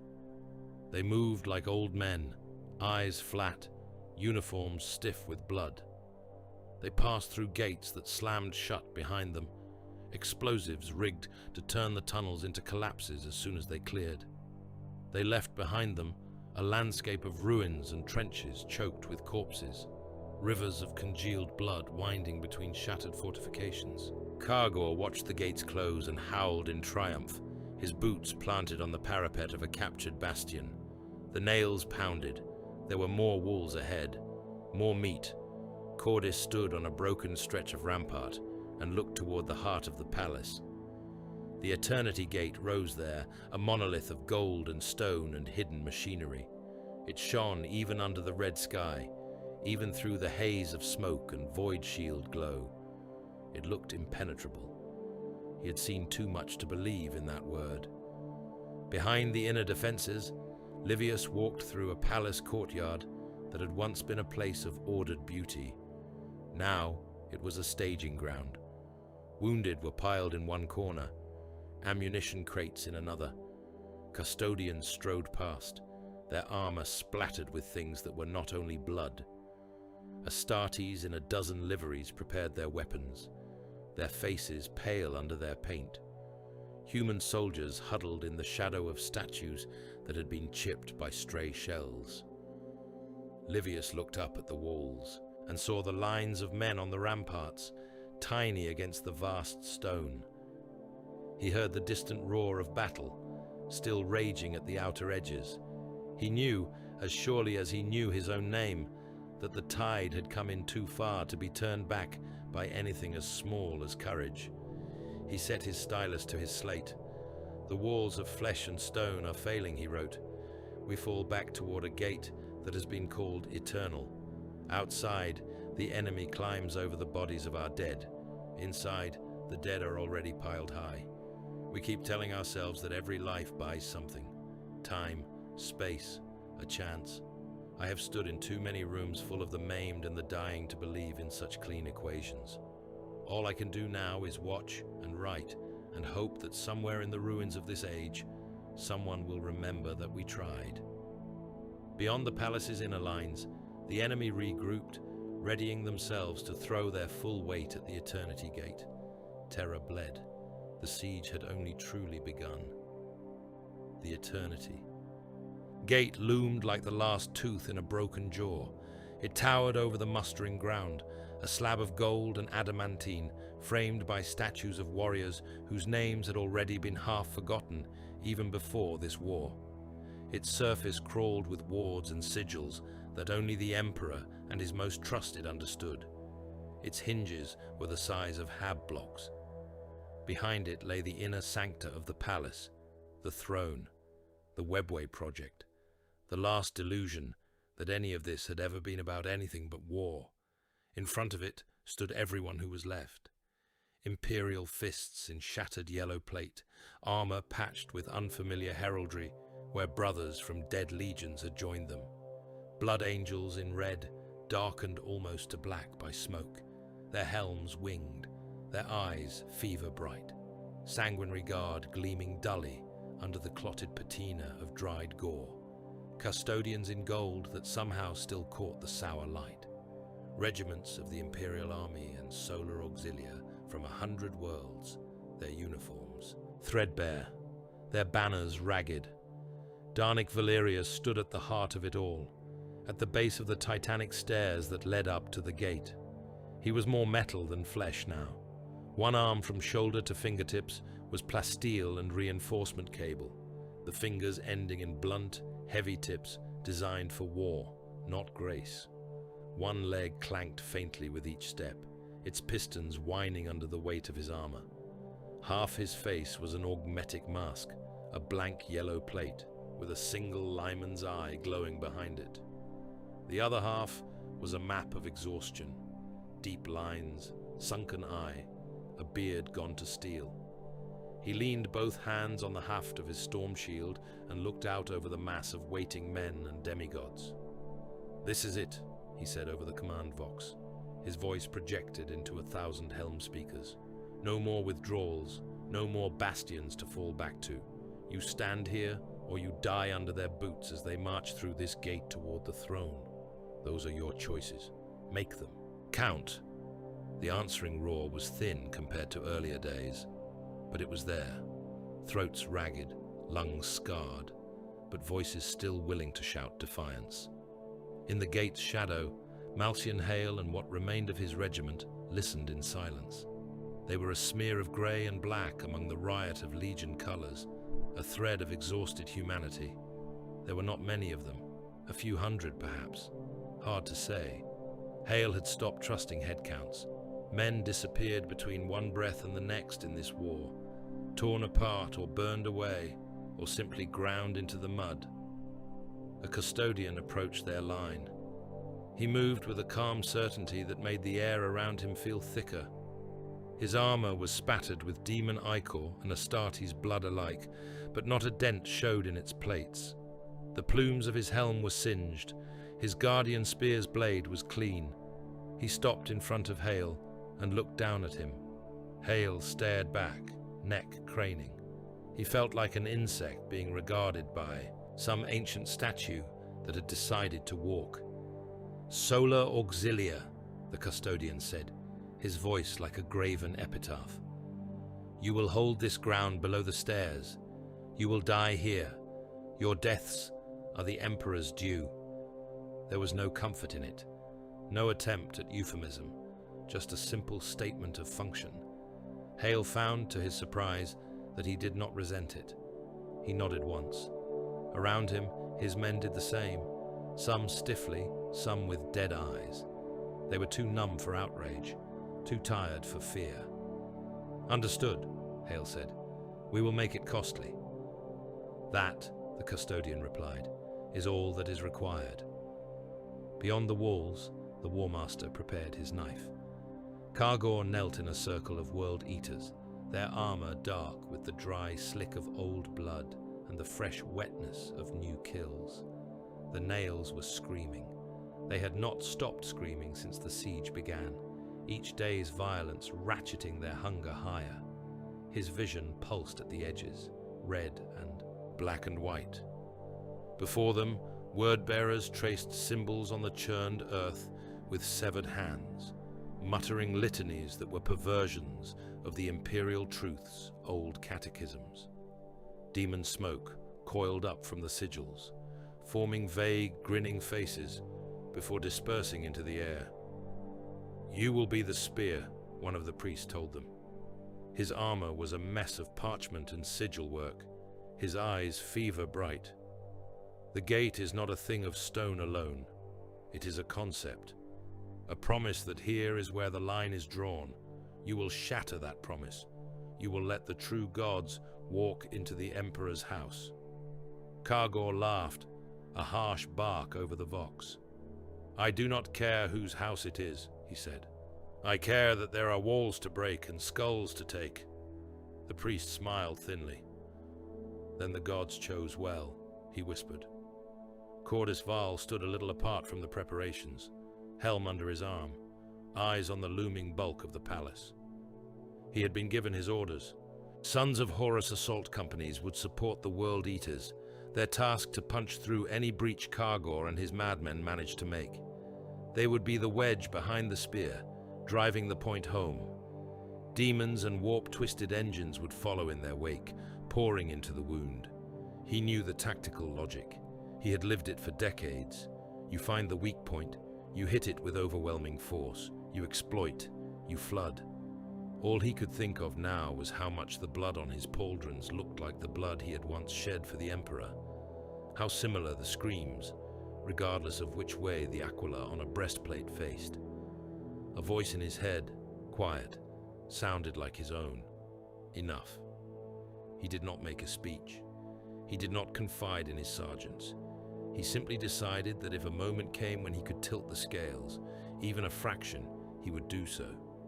If that meant turning his bolter on men who still called Horus Lord, so be it. He doubted he would live long after that. It did not matter. Above the mustering ground, on the lip of the Eternity Gate itself, an angel appeared. Livius Marek saw him first as a flare of white and gold against the bruise-colored sky. He stood on a balcony high in one of the inner courtyards, slate clutched in one hand, the other wrapped around a rail. The air stank of smoke and blood, and something sharp from the void shield generators. The figure on the gate's crown unfurled his wings. Sanguinius. Livius had seen him before, on Signus and in picked captures, from a dozen earlier campaigns, but the sight never lost its ability to hit like a physical blow. He was beautiful, yes, but in the way an executioner's blade could be called beautiful. His proportions were too precise, his movements too smooth. Every gesture seemed to follow a pattern invisible to mortal eyes. He did not stand. He balanced, weight distributed along some perfect axis. The wind tugged at his hair and the feathers of his pinions, but did not quite move him. When he turned his head, it was not a simple rotation. It was a series of micro-adjustments, a predator mapping the three-dimensional space around him with every sense. From below, from the ranks of men and Astartes gathered under the gate, a murmur rose. The angel, great angel, our salvation. Livius heard other words in his own mind. Weapon, bait, sacrifice. Sanguinius raised one hand, palm outward. Silence fell like a dropped curtain. You stand at the last door, his voice rolled down, carried by Vox and something more. Behind you is Terra. Behind you is the throne. Behind you is everything we ever pretended this was for. They will break on you, or they will walk over your corpses. There is no third outcome. Do not give them the third. He lowered his hand. His wings flared once, scattering ash. He drew his blade. The nails sang as the order to advance crackled through the traitor lines. Kargor's world narrowed to the space, between his boots and the gate. The ground shook under the combined tread of thousands of Astartes and millions of mortals. Demons loped among them, jaws slavering, claws itching for flesh. Defiled engines moved in their shadow, souls screaming in their iron hearts. Above, the battered hulks of corrupted titans stalked, guns still capable of tearing new scars in the bastions. The air filled with the shriek of incoming fire. Macro shells from the palace batteries crashed into the leading waves, throwing bodies like chaff. Las barrages lanced out from trench lines and firing steps, cutting swathes through the oncoming horde. Heavy bolters chattered, their explosive rounds blowing chunks out of men and monsters alike. Kargor ran through it all, a red comet in a storm. Shell fragments rang off his plate. A last beam grazed his shoulder, burning a strip of ceramite and skin. He barely noticed. His chain axe howled, the teeth already slick with a new day's blood. The nails pounded in, triple time, an ecstatic drumbeat. Ahead, the gate grew larger. Hale's men met the first impact, like a wave breaking on rocks that knew they would not stand for long. Traitor mortals hit their line, screaming, firing wildly. Hale's regiment cut them down. The air in front of their position turned into a bright lattice of lasfire. Men fell into the trench, guts spilling, limbs torn. The defenders bayoneted anything that moved, shoved bodies back out to form a rampart. Then the Astartes arrived. A son of Horus dropped into the trench, boots smashing a trooper's ribs to pulp under his landing, bolter roaring. Hale shot him in the throat at point blank, the lasbolt drilling into the delicate seal, cutting something important. The giant's hand spasmed, finger clenching on the trigger, sending a stream of bolts into the ceiling overhead. 3 men died as the shells ricocheted, their chests opening in wet bursts. Demons poured in behind the traitor Astartes. Things with too many teeth, too many eyes, their bodies made of meat and smoke. One leapt into the trench, its jaws unhinging, biting a man from shoulder to pelvis in a single gulp. Blood erupted from its sides as las and solid rounds tore it apart. It died laughing, its body evaporating in a spray of phantasmal gore that left frost burns on exposed skin. Hale moved through the chaos, firing, shouting, kicking. "Hold the breach," he roared, as a section of the trench wall collapsed under a direct hit, opening a snarling gap. You fall back now, and there is nowhere to go but under their boots. He felt something hit him. It was not dramatic. No thunderclap, no spectacular spray. One moment he was moving, one arm extended, las pistol barking. The next, there was a sudden emptiness in his chest. He looked down and saw the hole. A bolter round had gone through him, center mass, punching a fist-sized tunnel through armor and bone and lung. He could see daylight through himself, a flicker of dirty red sky where there should have been ribs. Blood poured down his stomach in a hot flood. His left hand lost its grip on his sword. His right arm still worked. He kept firing. He planted his boots, one on a coil of spilled intestine, one on a drift of spent casings, and squeezed the trigger again and again. A traitor mortal's head detonated under his aim. A demon took a bolt between its clustered eyes and burst in a wash of greasy light. His vision narrowed, the edges going black. His last coherent thought was not of glory, nor fear, nor even regret. It was irritation. He had wanted, once, before this all began, to stand on Terra's surface in peacetime, to look up at a clear sky without smog and void fire, to see the sun he had fought for. Now he would not. Then the dark swallowed him, and his body became just another piece of the wall. Kargor climbed over him without noticing. He waded through the trench, boots stomping down on faces and torsos, the nails roaring approval. Blood angels and imperial fists met him, their blades flashing, their bolters roaring. He cut them down in a blur, his axe chewing through pauldrons, shoulders, helmets. The mound of bodies under his feet grew with each step. He reached the inner steps of the Eternity Gate. They rose before him, broad enough for tanks to drive up side by side, now slick with gore. Blood ran down the treads in sheets. The bodies of defenders lay in heaps on either side, their limbs twisted, their armor cracked. Kargor charged. He hacked a blood angel apart at the waist, the upper body flailing as it fell away. He smashed the butt of his axe into an imperial fist's face, the helm crumpling, teeth and bone blasting out in a spray. He put his boot on another's chest and leveraged him off the steps, sending him tumbling into the mass below. Something light and white flickered above him. He had just enough time to look up. Sanguinius fell like a lance. From Livius's balcony, it was almost too fast to follow. One heartbeat the angel stood on the gate's crown, wings flared, sword raised. The next, he was a streak of pale gold and blood red, the air hissing as it parted around him. He hit Kargor with the force of a meteor. One knee slammed into the World Eater's breastplate, caving it in, ribs snapping like twigs. His spear, for there was no better word for the blade in his hands in that moment, drove down, punching through Kargor's shoulder and into the step beneath, pinning him. Kargor's body tried to react. He swung his chain axe, but Sanguinius was already somewhere else, a blur of movement that left after-images of wings and white metal. The blow cut only air. Then the angel was in front of him again, too close, his face terrible in its calm focus. A hand closed around Kargor's helm. The pressure was inexorable. Ceramite cracked. The noise was like ice under strain.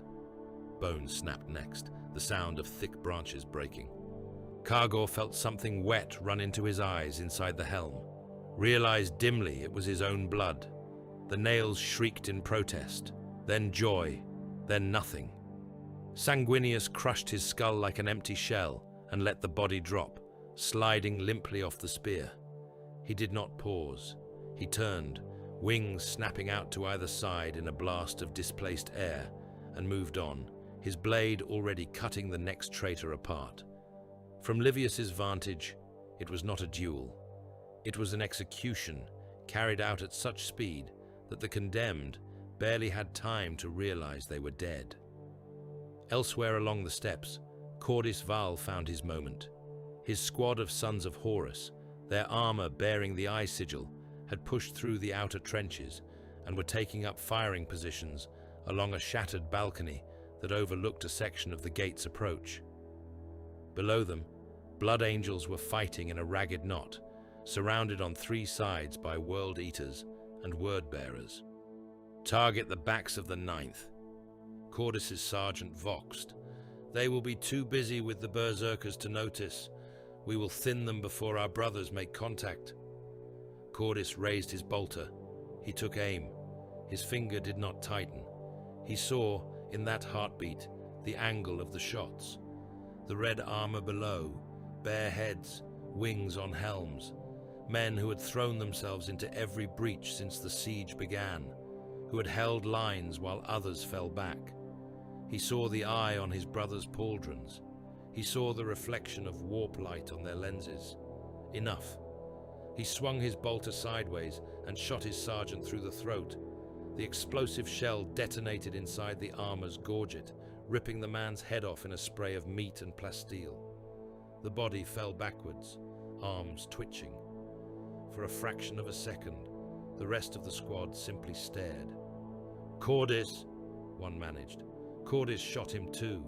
He moved along the line like a reaper, bolt shells taking his own men in the side of the head, in the chest, in the back. One managed to raise his weapon, firing wildly, shots sparking off the balcony stone. Cordis stepped inside the muzzle flash and crushed the man's helm with a blow from his fist, augmetic pistons whining. A few did not die, not immediately. Some hesitated, tore off their own eye sigils, joined him in turning their guns on the traitors below. Others tried to flee and were cut down by their former brothers from other squads who had seen what was happening. In the smoke and confusion, in the screaming press of battle, Cordis and a handful of turncoats formed a tiny bubble of defiance. They fired into the traitor ranks, their shots tearing into World Eater's exposed cables, into Wordbearer's rune-marked throats. A blood angel glanced up once, helm lenses focusing on Cordis for a heartbeat, then dipped in the barest acknowledgement before turning back to the melee. "Hold this line," Cordis voxed to the few who remained with him. "If we fall on the right side of the wall for once." They laughed, bitter and wild, and obeyed. The assault raged for hours. Demons threw themselves at the gate, only to dissolve under massed bolter fire and the searing arcs of plasma weapons. Corrupted engines pushed forward and died under the concentrated fire of the palace's last macro batteries. Traitor Astartes climbed over mountains of corpses, hacking, shooting, biting, and were hurled back again and again. Bodies stacked up until they formed makeshift berms, mounds of meat and ceramite that defenders fired over. Rivers of blood flowed down the steps, pooling in hollows, steaming in the crackling light of the void shields overhead. Livius wrote until his stylus broke. Then he wrote with another. The gate held, barely. By the time the last major assault wave broke and pulled back, The ground in front of the Eternity Gate was no longer recognizable as ground. It was a mass grave, a slurry of bodies and broken stone. The walls were pitted and scorched. Guns that had spat fire without pause for an entire day now clicked empty, their barrels glowing. On the battlements, the surviving defenders sagged where they stood. Astartes leaned on their bolters, blood dripping from armor joints. Custodians checked their weapons with mechanical calm, their faces unreadable behind their helms. Hale's regiment was gone, their positions filled now with their corpses. Darnic Valerius limped along the inner step, checking each sector, calling out names, receiving silence as often as replies. He paused, looking up. Sanguinius stood once more at the top of the gate. His armor was a mess of scratches and rents, his wings tattered in places, feathers charred. His blade dripped black blood that evaporated as it fell. His face was unreadable, the inhuman perfection harder now, edged with something that might have been sorrow. He tilted his head, as if listening to a sound no one else could hear. Livius felt it as a change in the air, pressure. A subtle, suffocating weight pressing down from above. Not from the sky, from somewhere deeper, from the palace, from the throne. The Emperor was speaking, not with words, not in any language that would have passed through human mouths. It was intent, direction, a command as inevitable as falling. Sanguinius closed his eyes. He had seen this moment for a long time. On Cygnus, in Davinite temples, in 100 prophetic dreams he had never fully voiced, he had walked the corridors of a ship that stank of old blood and betrayal. He had stood before a figure in sea green and gold, a man with a wolf pelt and a scar on his chest, in a chamber that felt like the heart of a wound. He had died in a dozen different ways in his visions, each one as real as the last. Sometimes he struck first, sometimes he did not. In every path that ended with the Imperium enduring, he bled out in the dark. He did not hesitate now. His wings flexed once. He turned away from the gate, from the men below, who still looked up at him, as if he could save them by standing there forever. He walked toward the inner palace. Custodians fell in beside him, silent, guardians escorting an executioner to his own scaffold. A handful of blood angels, sanguinary guard battered but unbroken, followed, their faces set. Livius watched them go, a cold knot in his gut. He knew, without being able to say how, that the next words he wrote about Sanguinius would be his last. At the edge of hearing, over the groan of damaged machines and the distant roar of traitor drums, the vengeful spirit's engines thrummed. The angel was going to meet the Warmaster. He knew what waited in that ship. He had seen his own broken body in dreams, wings torn, bones splintered, life spilling out across a deck that had once borne the Emperor's flag. He had seen Horus, standing over him, eyes full of something too complex to name. He went anyway. The Eternity Gate stood, its hinges weeping oil like blood. Behind it, the Emperor prepared to step onto the board in person. In front of it, men lay in heaps, their deaths the price of a few more hours. Livius dipped his stylus and wrote a single line before he followed the tide toward whatever came next. The angel goes to die, he sat down, and in his willing death, all our unworthy lives by one last throw of the dice. Teleportation did not feel like movement. For Cordis Val, it felt like being unmade. For a heartbeat, or 1,000, there was only white pressure, a hand of impossible size closing on every atom of him at once. His bones sang, his implants screamed. The nails some of his allies carried howled in terrified joy. He felt his own thoughts stretched thin, drawn out into a line that might have snapped at any instant. Then the world snapped back. He hit a deck hard enough to crack plasteel. His boots skidded on something wet. Gravity lurched, overcorrected, settled into a low drag that pulled a fraction sideways as well as down. His helm's autosenses flickered, then reset, painting the scene in ghostly outlines. The vengeful spirit welcomed them. The corridor around him was a throat. Bulkheads bulged inward, the metal swollen and ridged like scar tissue. Veins of cable and pipe pulsed faintly, pushing fluids that were not coolants toward pumping nodes that looked disturbingly like hearts. Grimaced faces pressed out of the walls, some human, some never human, their features twisted in perpetual silent screams, metal skin stretched over bone that might once have been steel. A man retched over the squad vox. "Helmet seals," Cordis snapped automatically. "Check your seals. If it moves and is not with us, kill it." He pushed himself to his feet, servos whining, and took stock. They had come in a mixed spearhead, Imperial fists in battered yellow, blood angels, their red dulled by smoke and ash, a handful of white scars and salamanders, and there, amid them, a knot of sons of Horus whose sea-green plate bore hastily scraped off eye sigils. Turncoats, his turncoats. They looked back at him now, waiting for orders, bolters ready. Some had removed their right shoulder guards entirely, rather than wear their legion's shame. Others had left the paint, as if daring the ship to recognize them and take offense.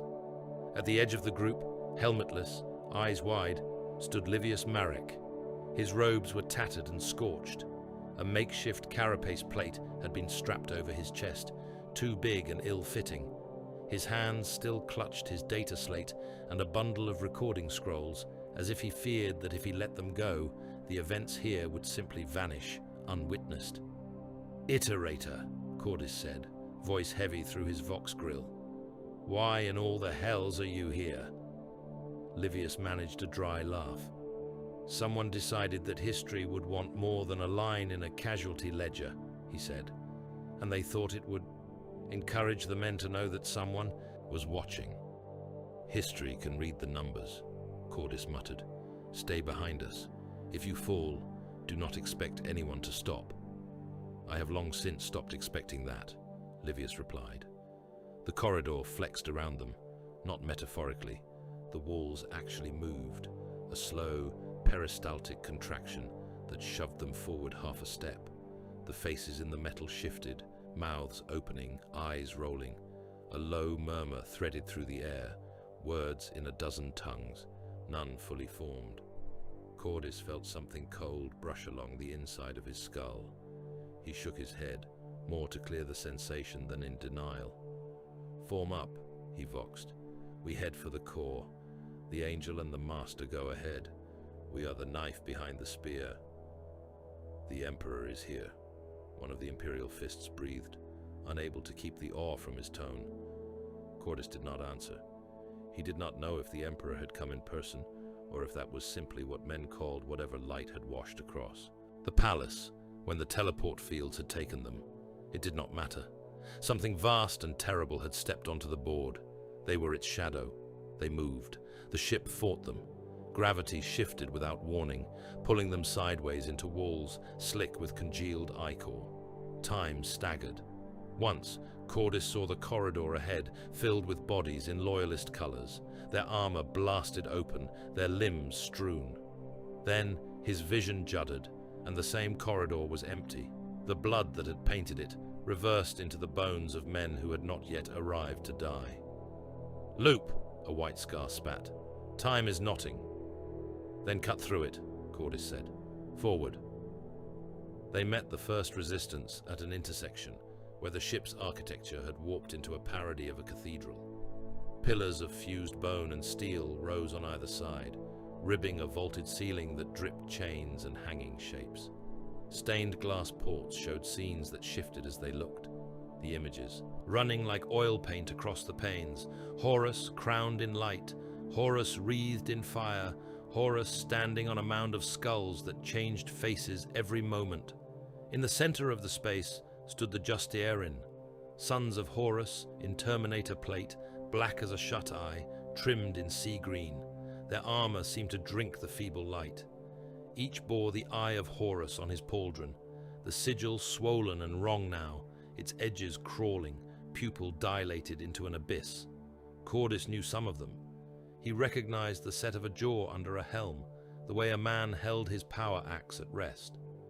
They had once trained alongside him, gone into battle at his side under a different sky. He had called some brother with something like sincerity. They raised their weapons. The fight was short and apocalyptic. Storm bolters turned the air into a hail of explosive shells. Loyalist shields flared as they intercepted the brunt, ceramite cracking.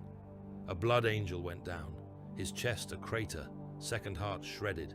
He still managed to hurl himself forward, his sword biting deep into a Terminator's knee joint, before another volley tore him apart. Cordis led from the front. His shield took the first impact, its field screaming, its surface chipping. He closed the distance, his bolter barking point blank into the grill of a Justaeran helm. The traitor's head snapped back, the armor staggering. An axe whistled toward his neck in return. He caught it on the rim of his shield, the impact jarring his entire frame. To his left, an Imperial fist and a salamander fought back to back, power fists rising and falling, each blow pulping armor and the meat inside.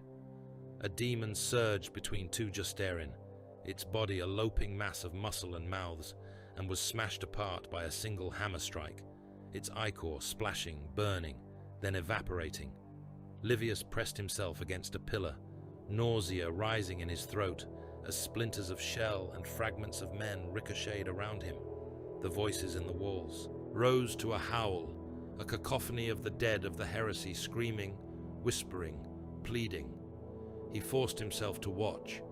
If he survived, he wanted to remember more than a blur of red and noise. The Justaeran died hard. They did not break. They fought until their arms were torn from their sockets, until their armor was cracked open like eggshells, until the thing that looked out of their eye lenses was no longer a human gaze. One by one, they fell, black hulks thudding to the deck. When it was done, fewer than half of Cordis's original band still stood. They limped on. The ship's interior grew worse as they penetrated deeper. Corridors narrowed, the walls pressing close. At one point they had to force their way through a passage whose walls were entirely composed of fused bodies, their features burned away, their fingers and toes melted together into grotesque ridges. The flesh was warm. It pulsed. When Cordis's pauldron brushed one face, its eyes flared briefly, mouth opening. In a wordless wail, gravity reversed twice, sending them pinwheeling toward a ceiling studded with teeth, before flicking back at the last second. Time stuttered again. Livius saw himself a few paces ahead, back turned, then a few paces behind, panting, before the two impressions snapped into alignment with a painful jolt. Voices whispered in dead languages, tongues that had never been spoken by human throats. Some asked questions, some offered bargains, some simply recited the names of every man who had died on this ship since the heresy began, a litany of loss that went on and never seemed to repeat. Demons slid out of cracks in the deck, their claws clicking, their eyes glowing with stolen light. Cordis and his men killed them, their blades cutting through warped flesh that smoked and shrieked as it died. Each kill left a stain on their senses, a flaring afterimage of something that did not believe in death as a final state. They fought, moved, fought again, their numbers, whittled down to a handful. Livius lost track of how many times he thought he was about to die. He lost track of how many times he watched an Astartes in front of him vanish in a bloom of red. How many times he stepped over men he had known for years, and men he had never spoken to. Somewhere in the labyrinthine heart of the ship, something vast woke fully. It announced itself in pulses. Each one slammed into Cordis's mind like a hammer blow. His vision flared. His teeth ached. For an instant, he saw not the corridor in front of him, but a hall of black stone and gold, its floor a polished mirror that reflected nothing, its air thick with incense and burnt ozone. In that hall, a figure with wings stood. Not the soft, feathered wings of the old Terran fables. These were lethal things, each pinion a blade, each movement a calculated adjustment of thrust and balance. Sanguinius. His armor was marked by 1,000 scratches, his face set. Across from him stood Horus. He was no longer simply a Primarch. He had been tall once, broad, imposing, but still recognizably a man, scaled up, refined. Now he was a mountain. His armor had grown with him, now baroque, layered plates engraved with sigils that crawled, edges humming with contained hate. The wolf pelt on his shoulder had become a cloak of shadows. The scar from Davin burned like a brand across his breast, a wound that no longer bled but glowed, an open conduit. Power rolled off him in waves, not simply psychic force, though that was there, a pressure that made stone groan and steel warp. The warp clung to him like a second skin. It animated the air around him, made his outline blur in ways that hurt to look at. His eyes were twin stars, burning with hate and something that might, once, have been love. Cordis staggered as the vision slammed into him, his boots skidding in a smear of ichor. "What did you see?" Livius gasped, catching himself against a wall that squirmed under his touch. "Nothing. That matters," Cordis growled. "Only gods playing with knives." They pushed on. The ship shook. Bulkheads buckled inward, then outward, as if something inside were beating against them.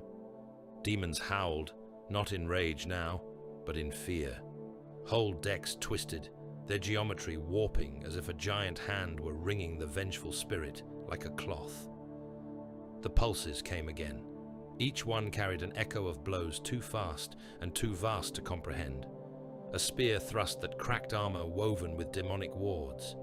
A hammer of force that smashed aside a blade that had once cut down a godlike Xenos king on a distant world. Golden wings beating, throwing off shards of warp light, claws of energy raking, leaving rents that dripped unreality. For a heartbeat, in one such pulse, Cordis saw Sanguinius drive his spear into Horus's breast. The point bit deep, punching through plate, sliding between ribs. Blood poured, bright and red, spattering the black stone floor. The Warmaster staggered, for the first time truly off balance. Hope flared, obscene and fragile. Then the vision snapped, replaced by another. Horus straightened. The wound in his chest did not close. It widened, not like flesh healing, but like an opening door. From within, light poured. Not the clean, harsh light Livius had once associated with the Emperor, but a sick, roiling radiance. Colors crawled along his bones. Shadows writhed. The spear began to burn, metal warping, its shaft charring. The Warmaster smiled. It was a terrible expression. There was pity in it, and contempt, and a kind of weary inevitability. He moved, too fast. For all his size, he blurred, the warp wrapping around him, dragging him along axes that should not exist. His fist caught Sanguinius in the ribs. The crack was audible even through the psychic echo, a sharp, wet sound. Bone snapped, wings flared, snapping feathers. The angel reeled. The next blows were methodical. This was not the wild, exuberant killing Kargor had embraced. This was surgery. Horus broke one wing, twisting, tearing. He shattered an arm at the elbow. He drove a knee into Sanguinius's stomach, lifting him off the ground, then slammed him down, the stone buckling. Each impact echoed through the ship, through the strike team, through the astropaths cowering miles away. Sanguinius struck back. He cut, stabbed, moved with a desperate elegance that would have seemed effortless in any other context. He left wounds on Horus's armor, marks that smoked, edges glowing. He drew blood again, from shoulder, from thigh. It was not enough. The pulses stuttered. For a moment, there was only the wet sound of blows. Then finally, a last impact. Cordis saw, or thought he saw. Sanguinius lifted in Horus's hands, wings flared, head thrown back. He saw the Warmaster's thumbs press into the angel's breastbone. He saw pressure applied. Bones broke, wings tore. The world went white. When it cleared, The strike team was still moving. Somehow. They stumbled into a hall that felt different from the rest. The walls were less warped here, the flesh and faces receding, the metal showing through. It was scored and cracked, yes, but it was still recognizably a ship's interior rather than the inside of something alive and hateful. The floor was broken, slabs of plasteel and marble jumbled together. In the center of the hall, lying in a pool of his own blood, was Sanguinius. His wings were ruined, feathers torn, bones snapped, pinions bent at impossible angles. His armor was shattered at the chest, a massive dent crushing ribs and the organs beneath. His neck was twisted slightly, the angle wrong. His eyes stared up at a ceiling he no longer saw. For once the ship was quiet. Even the constant whisper of the dead seemed to recede, as if in respect or in fearful awe. Cordis stopped. He had stepped over countless corpses. He had walked past men and Primarchs alike without pausing. This made him halt, as if he had walked into a wall. Around him, hardened Astartes did the same. A blood angel dropped to one knee, gauntlets clenching, a keening noise leaking from his vox grill that did not sound entirely human. An imperial fist bowed his head, the gesture stiff but deeply meant. One of Cordis's own turncoat sons made the sign of the Aquila with trembling fingers before catching himself and lowering his hands. Livius sank down against a column, legs suddenly unable to hold him. He had seen worlds die. He had seen men burn down to ash in an instant, titans fall, demons birthed in the midst of battles. None of it had struck him like this. The angel's blood ran across the deck in slow, thick streams, following grooves carved by older battles. It smelled of copper and ozone, and something sharp that made the back of the throat ache. It glowed faintly. "This," Cordis said quietly, more to himself than to the others, "is what hope looks like when it dies." He wanted to say more, to offer some oath, some word that would make this meaningful. There was no time. Another presence stepped onto the ship. It was not subtle. It slammed into Livius like a hammer made of light, his vision inverted. For an instant, he saw everything from nowhere. The vengeful spirit laid out in slices, its decks and corridors visible like layers of a dissected corpse. He saw the warp tides crashing against its hull, demons clinging like barnacles. He saw the engine cores spinning, vomiting power into weapons and field generators. In the midst of it, he saw a point of absolute brightness. The Emperor walked. He moved through the ship like inevitability given form. Custodians and chosen warriors flanked him, but their presence was incidental. Light leaked from him, not the warm glow of a hearth, but the harsh, clean blaze of a cutting torch. Where he passed, demons shrieked and burned away, their forms unraveling under the pressure of a will that had forged a broken world into an empire.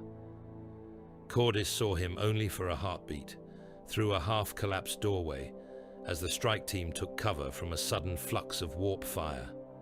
The golden figure strode past at the end of a transverse corridor, his features obscured by his own radiance.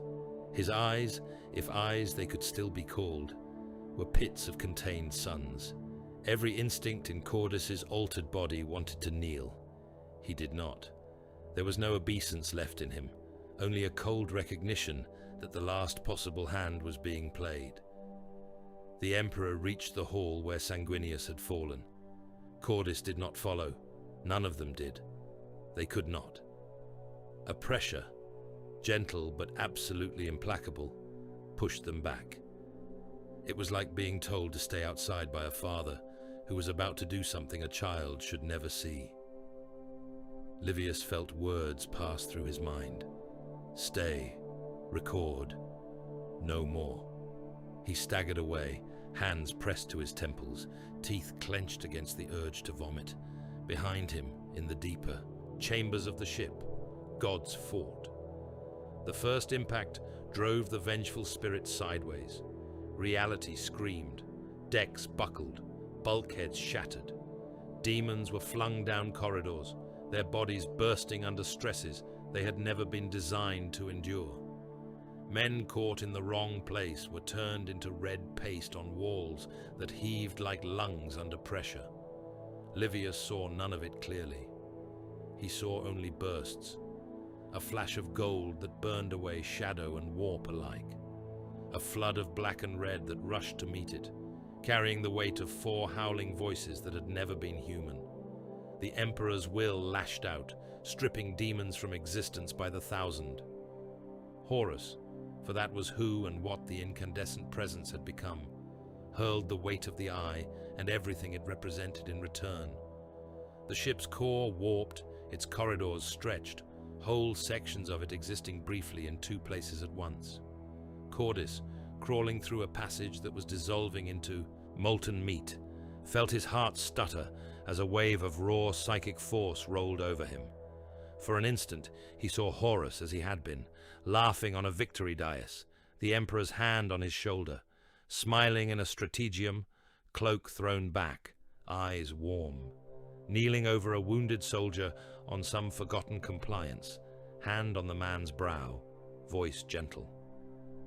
For an instant, he saw the Emperor as he had never seen him, not as the distant armored figure on a dais, not as the unapproachable mastermind behind the crusade, as a man, if such a word could still apply, whose patience had been worn down, whose hopes had been betrayed, who had made terrible bargains and sacrifices, and now saw his favorite son standing at the focal point of them all. Love, Cordis realized, horrified, was still there.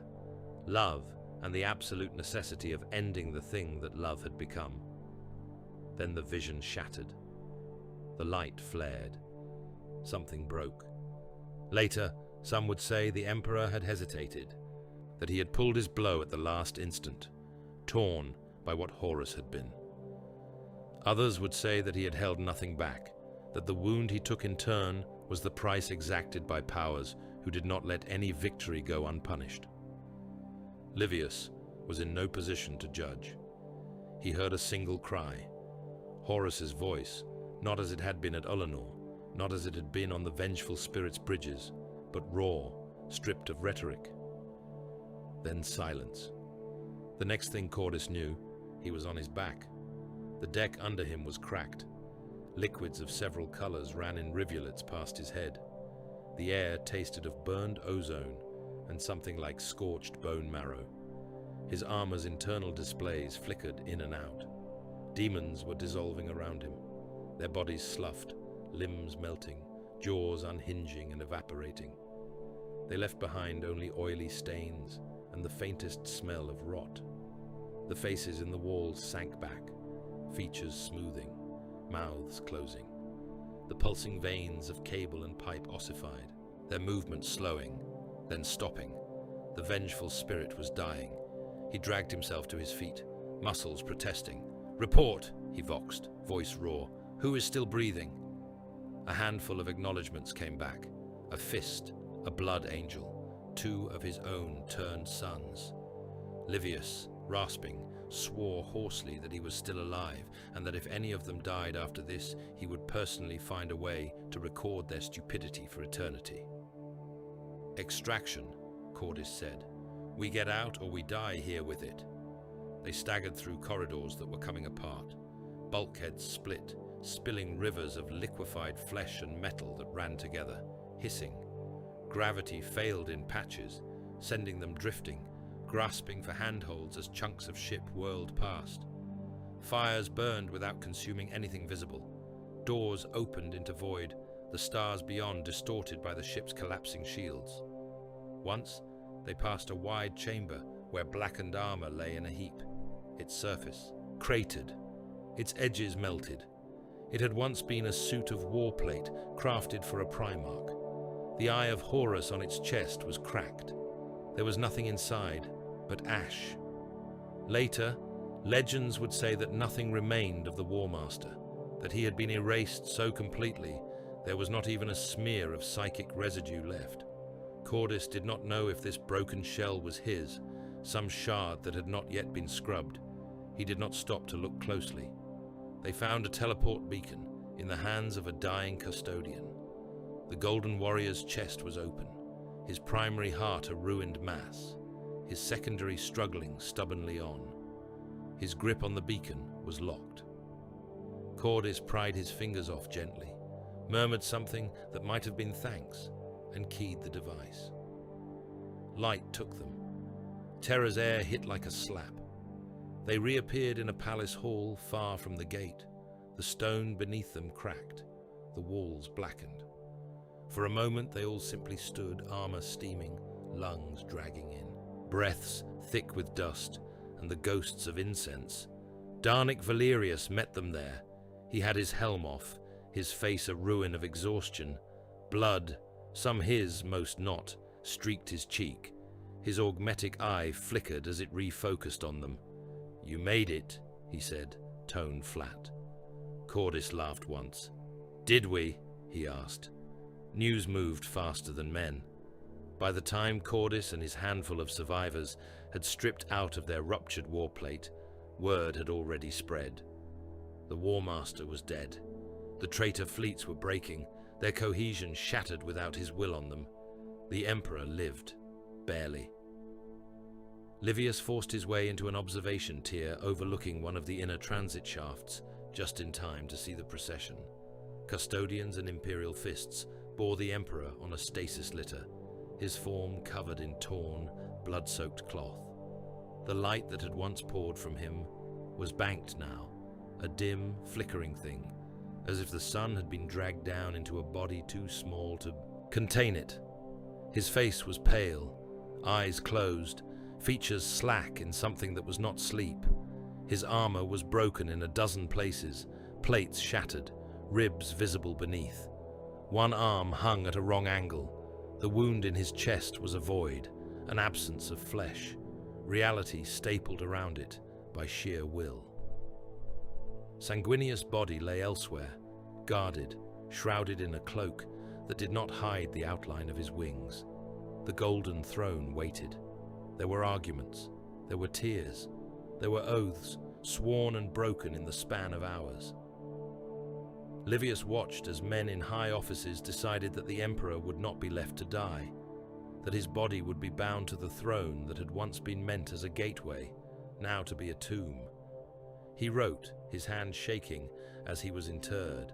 The first cables bit into divine flesh. The first tubes carried blood and other fluids away. The first machine prayers were spoken over a man who had never needed them before. Cordis was not invited to those councils. He sat in a cell instead. His armor had been taken, his weapons too. He wore a simple fatigue tunic, its fabric rough against skin that had grown used to ceramite. Shackles bit into his wrists, more for show than necessity. If he had wanted to break them, he could have. He did not see the point. Two men questioned him. One wore the yellow of the fists, his armor pristine in a way few others were now. The other wore somber grey robes with a symbol at his throat that meant nothing to Cordis yet, a stylized letter worked in black metal. They asked him about Istvan, about Mars, about the Solar War, about when he had turned his bolter on his own legion. They asked him whether he had done enough, whether he had done it soon enough, whether his earlier obedience outweighed his later defiance. "You are a traitor," the fist said at one point. "I am a son who watched his father become a monster," Cordis replied. "If you want to kill me for not walking away sooner, do it. But do not pretend that any of us are clean." The robed man watched and said little. When they left, Cordis did not know if they would return with a firing squad or a pardon. Either outcome felt irrelevant. He had done what he could at the end. It had not been enough to save an angel. It had perhaps been enough to save a few dozen men on a stair. Elsewhere, in a room lined with shelves that would be empty to anyone without the correct keys, Livius's records were sealed. A man whose face Livius would never remember took his slates, his scrolls, his recordings. "These will be evaluated," the man said. "Some of it will be useful. Some of it will never be read. Much of it will be burned. You have seen too much to be entirely trusted." Livius laughed, the sound dry as old paper. No one who has lived through this should be trusted, he said. But if you burn it all, if you clean it up until it reads like a victory hymn, you will be doing exactly what we did when we called the crusade a golden age. The man in grey did not answer. He left with the records. They would be locked away in vaults under mountains, stamped with sigils of secrecy, marked for the eyes of those who would one day call themselves inquisitors. Some fragments would leak out, warped by time and intent, becoming the bones of new myths. Most would gather dust. Darnic Valerius did not have time for myths. He stood again on the Phalanx's command deck, looking out at a different sky. The fires of the siege still burned on Terra below, but beyond, the stars seemed colder. The traitor fleets were running, their prows turned outward, carrying those who had survived the Warmaster's fall into the wider void. The scouring had begun. Orders came down: pursue, harry, exterminate. Do not let them regroup. Do not let them rest. Hunt them to the edges of the galaxy and beyond. Darnic signed extermination edicts with an iron hand. He authorized bombardments on worlds that had thrown in with Horus. He watched as whole systems were burned clean to prevent future rebellions. He knew in those moments that he was not building the age of reason the Emperor had once spoken of. He was building a fortress out of bones and fear. In his quiet hours, few as they were, he thought of the Golden Throne, of a man who had once walked among them, now a crippled god wired into a machine that ate 1,000 souls a day to keep a light burning in the warp, a beacon that called to ships across the void and to things that would gladly see it go out. The heresy had ended. The price was a galaxy of graveyards and a lord of mankind nailed to his own device. Livius sat in a small, high chamber in one of the surviving palace spires, looking out over the ruined plains where the outer walls had stood. The trenches were filled in now, more or less. The rivers of blood had long since sunk into the soil. New constructions were rising on the bones of old. He dipped a pen in. Ink. The words came slowly. "We won," he wrote. "That is what the banners will say. That is what the statues will claim. The Warmaster is dead. The traitors flee. The palace stands. The Emperor endures. But the thing we set out to build, that fragile dream of a humanity that might one day be more than a pack of armed apes, died on the vengeful spirit with the angel and on Terra when we strapped a dying god to a throne of corpses and called it salvation." He paused. Outside, the first new regiments of the rebuilt Imperial army were mustering. Fresh uniforms, fresh banners, fresh boys. He set the pen to paper again. "The age that comes after this will not be an age of peace," he wrote. "It will be an age of siege without end, of a god-emperor worshipped as the very thing he once forbade, of wars that never stop, because we cannot imagine what else to do with ourselves. The heresy is over. The nightmare begins." He signed his name, though he suspected that in time it would be erased, his words copied and recopied until their source blurred. Far above, on the Golden Throne, the Emperor's eyes stared into a warp that howled with the echoes of Horus's rebellion and the laughter of gods who had watched a species come so close to something else and fall, as it always had, back into the only language it truly understood: war.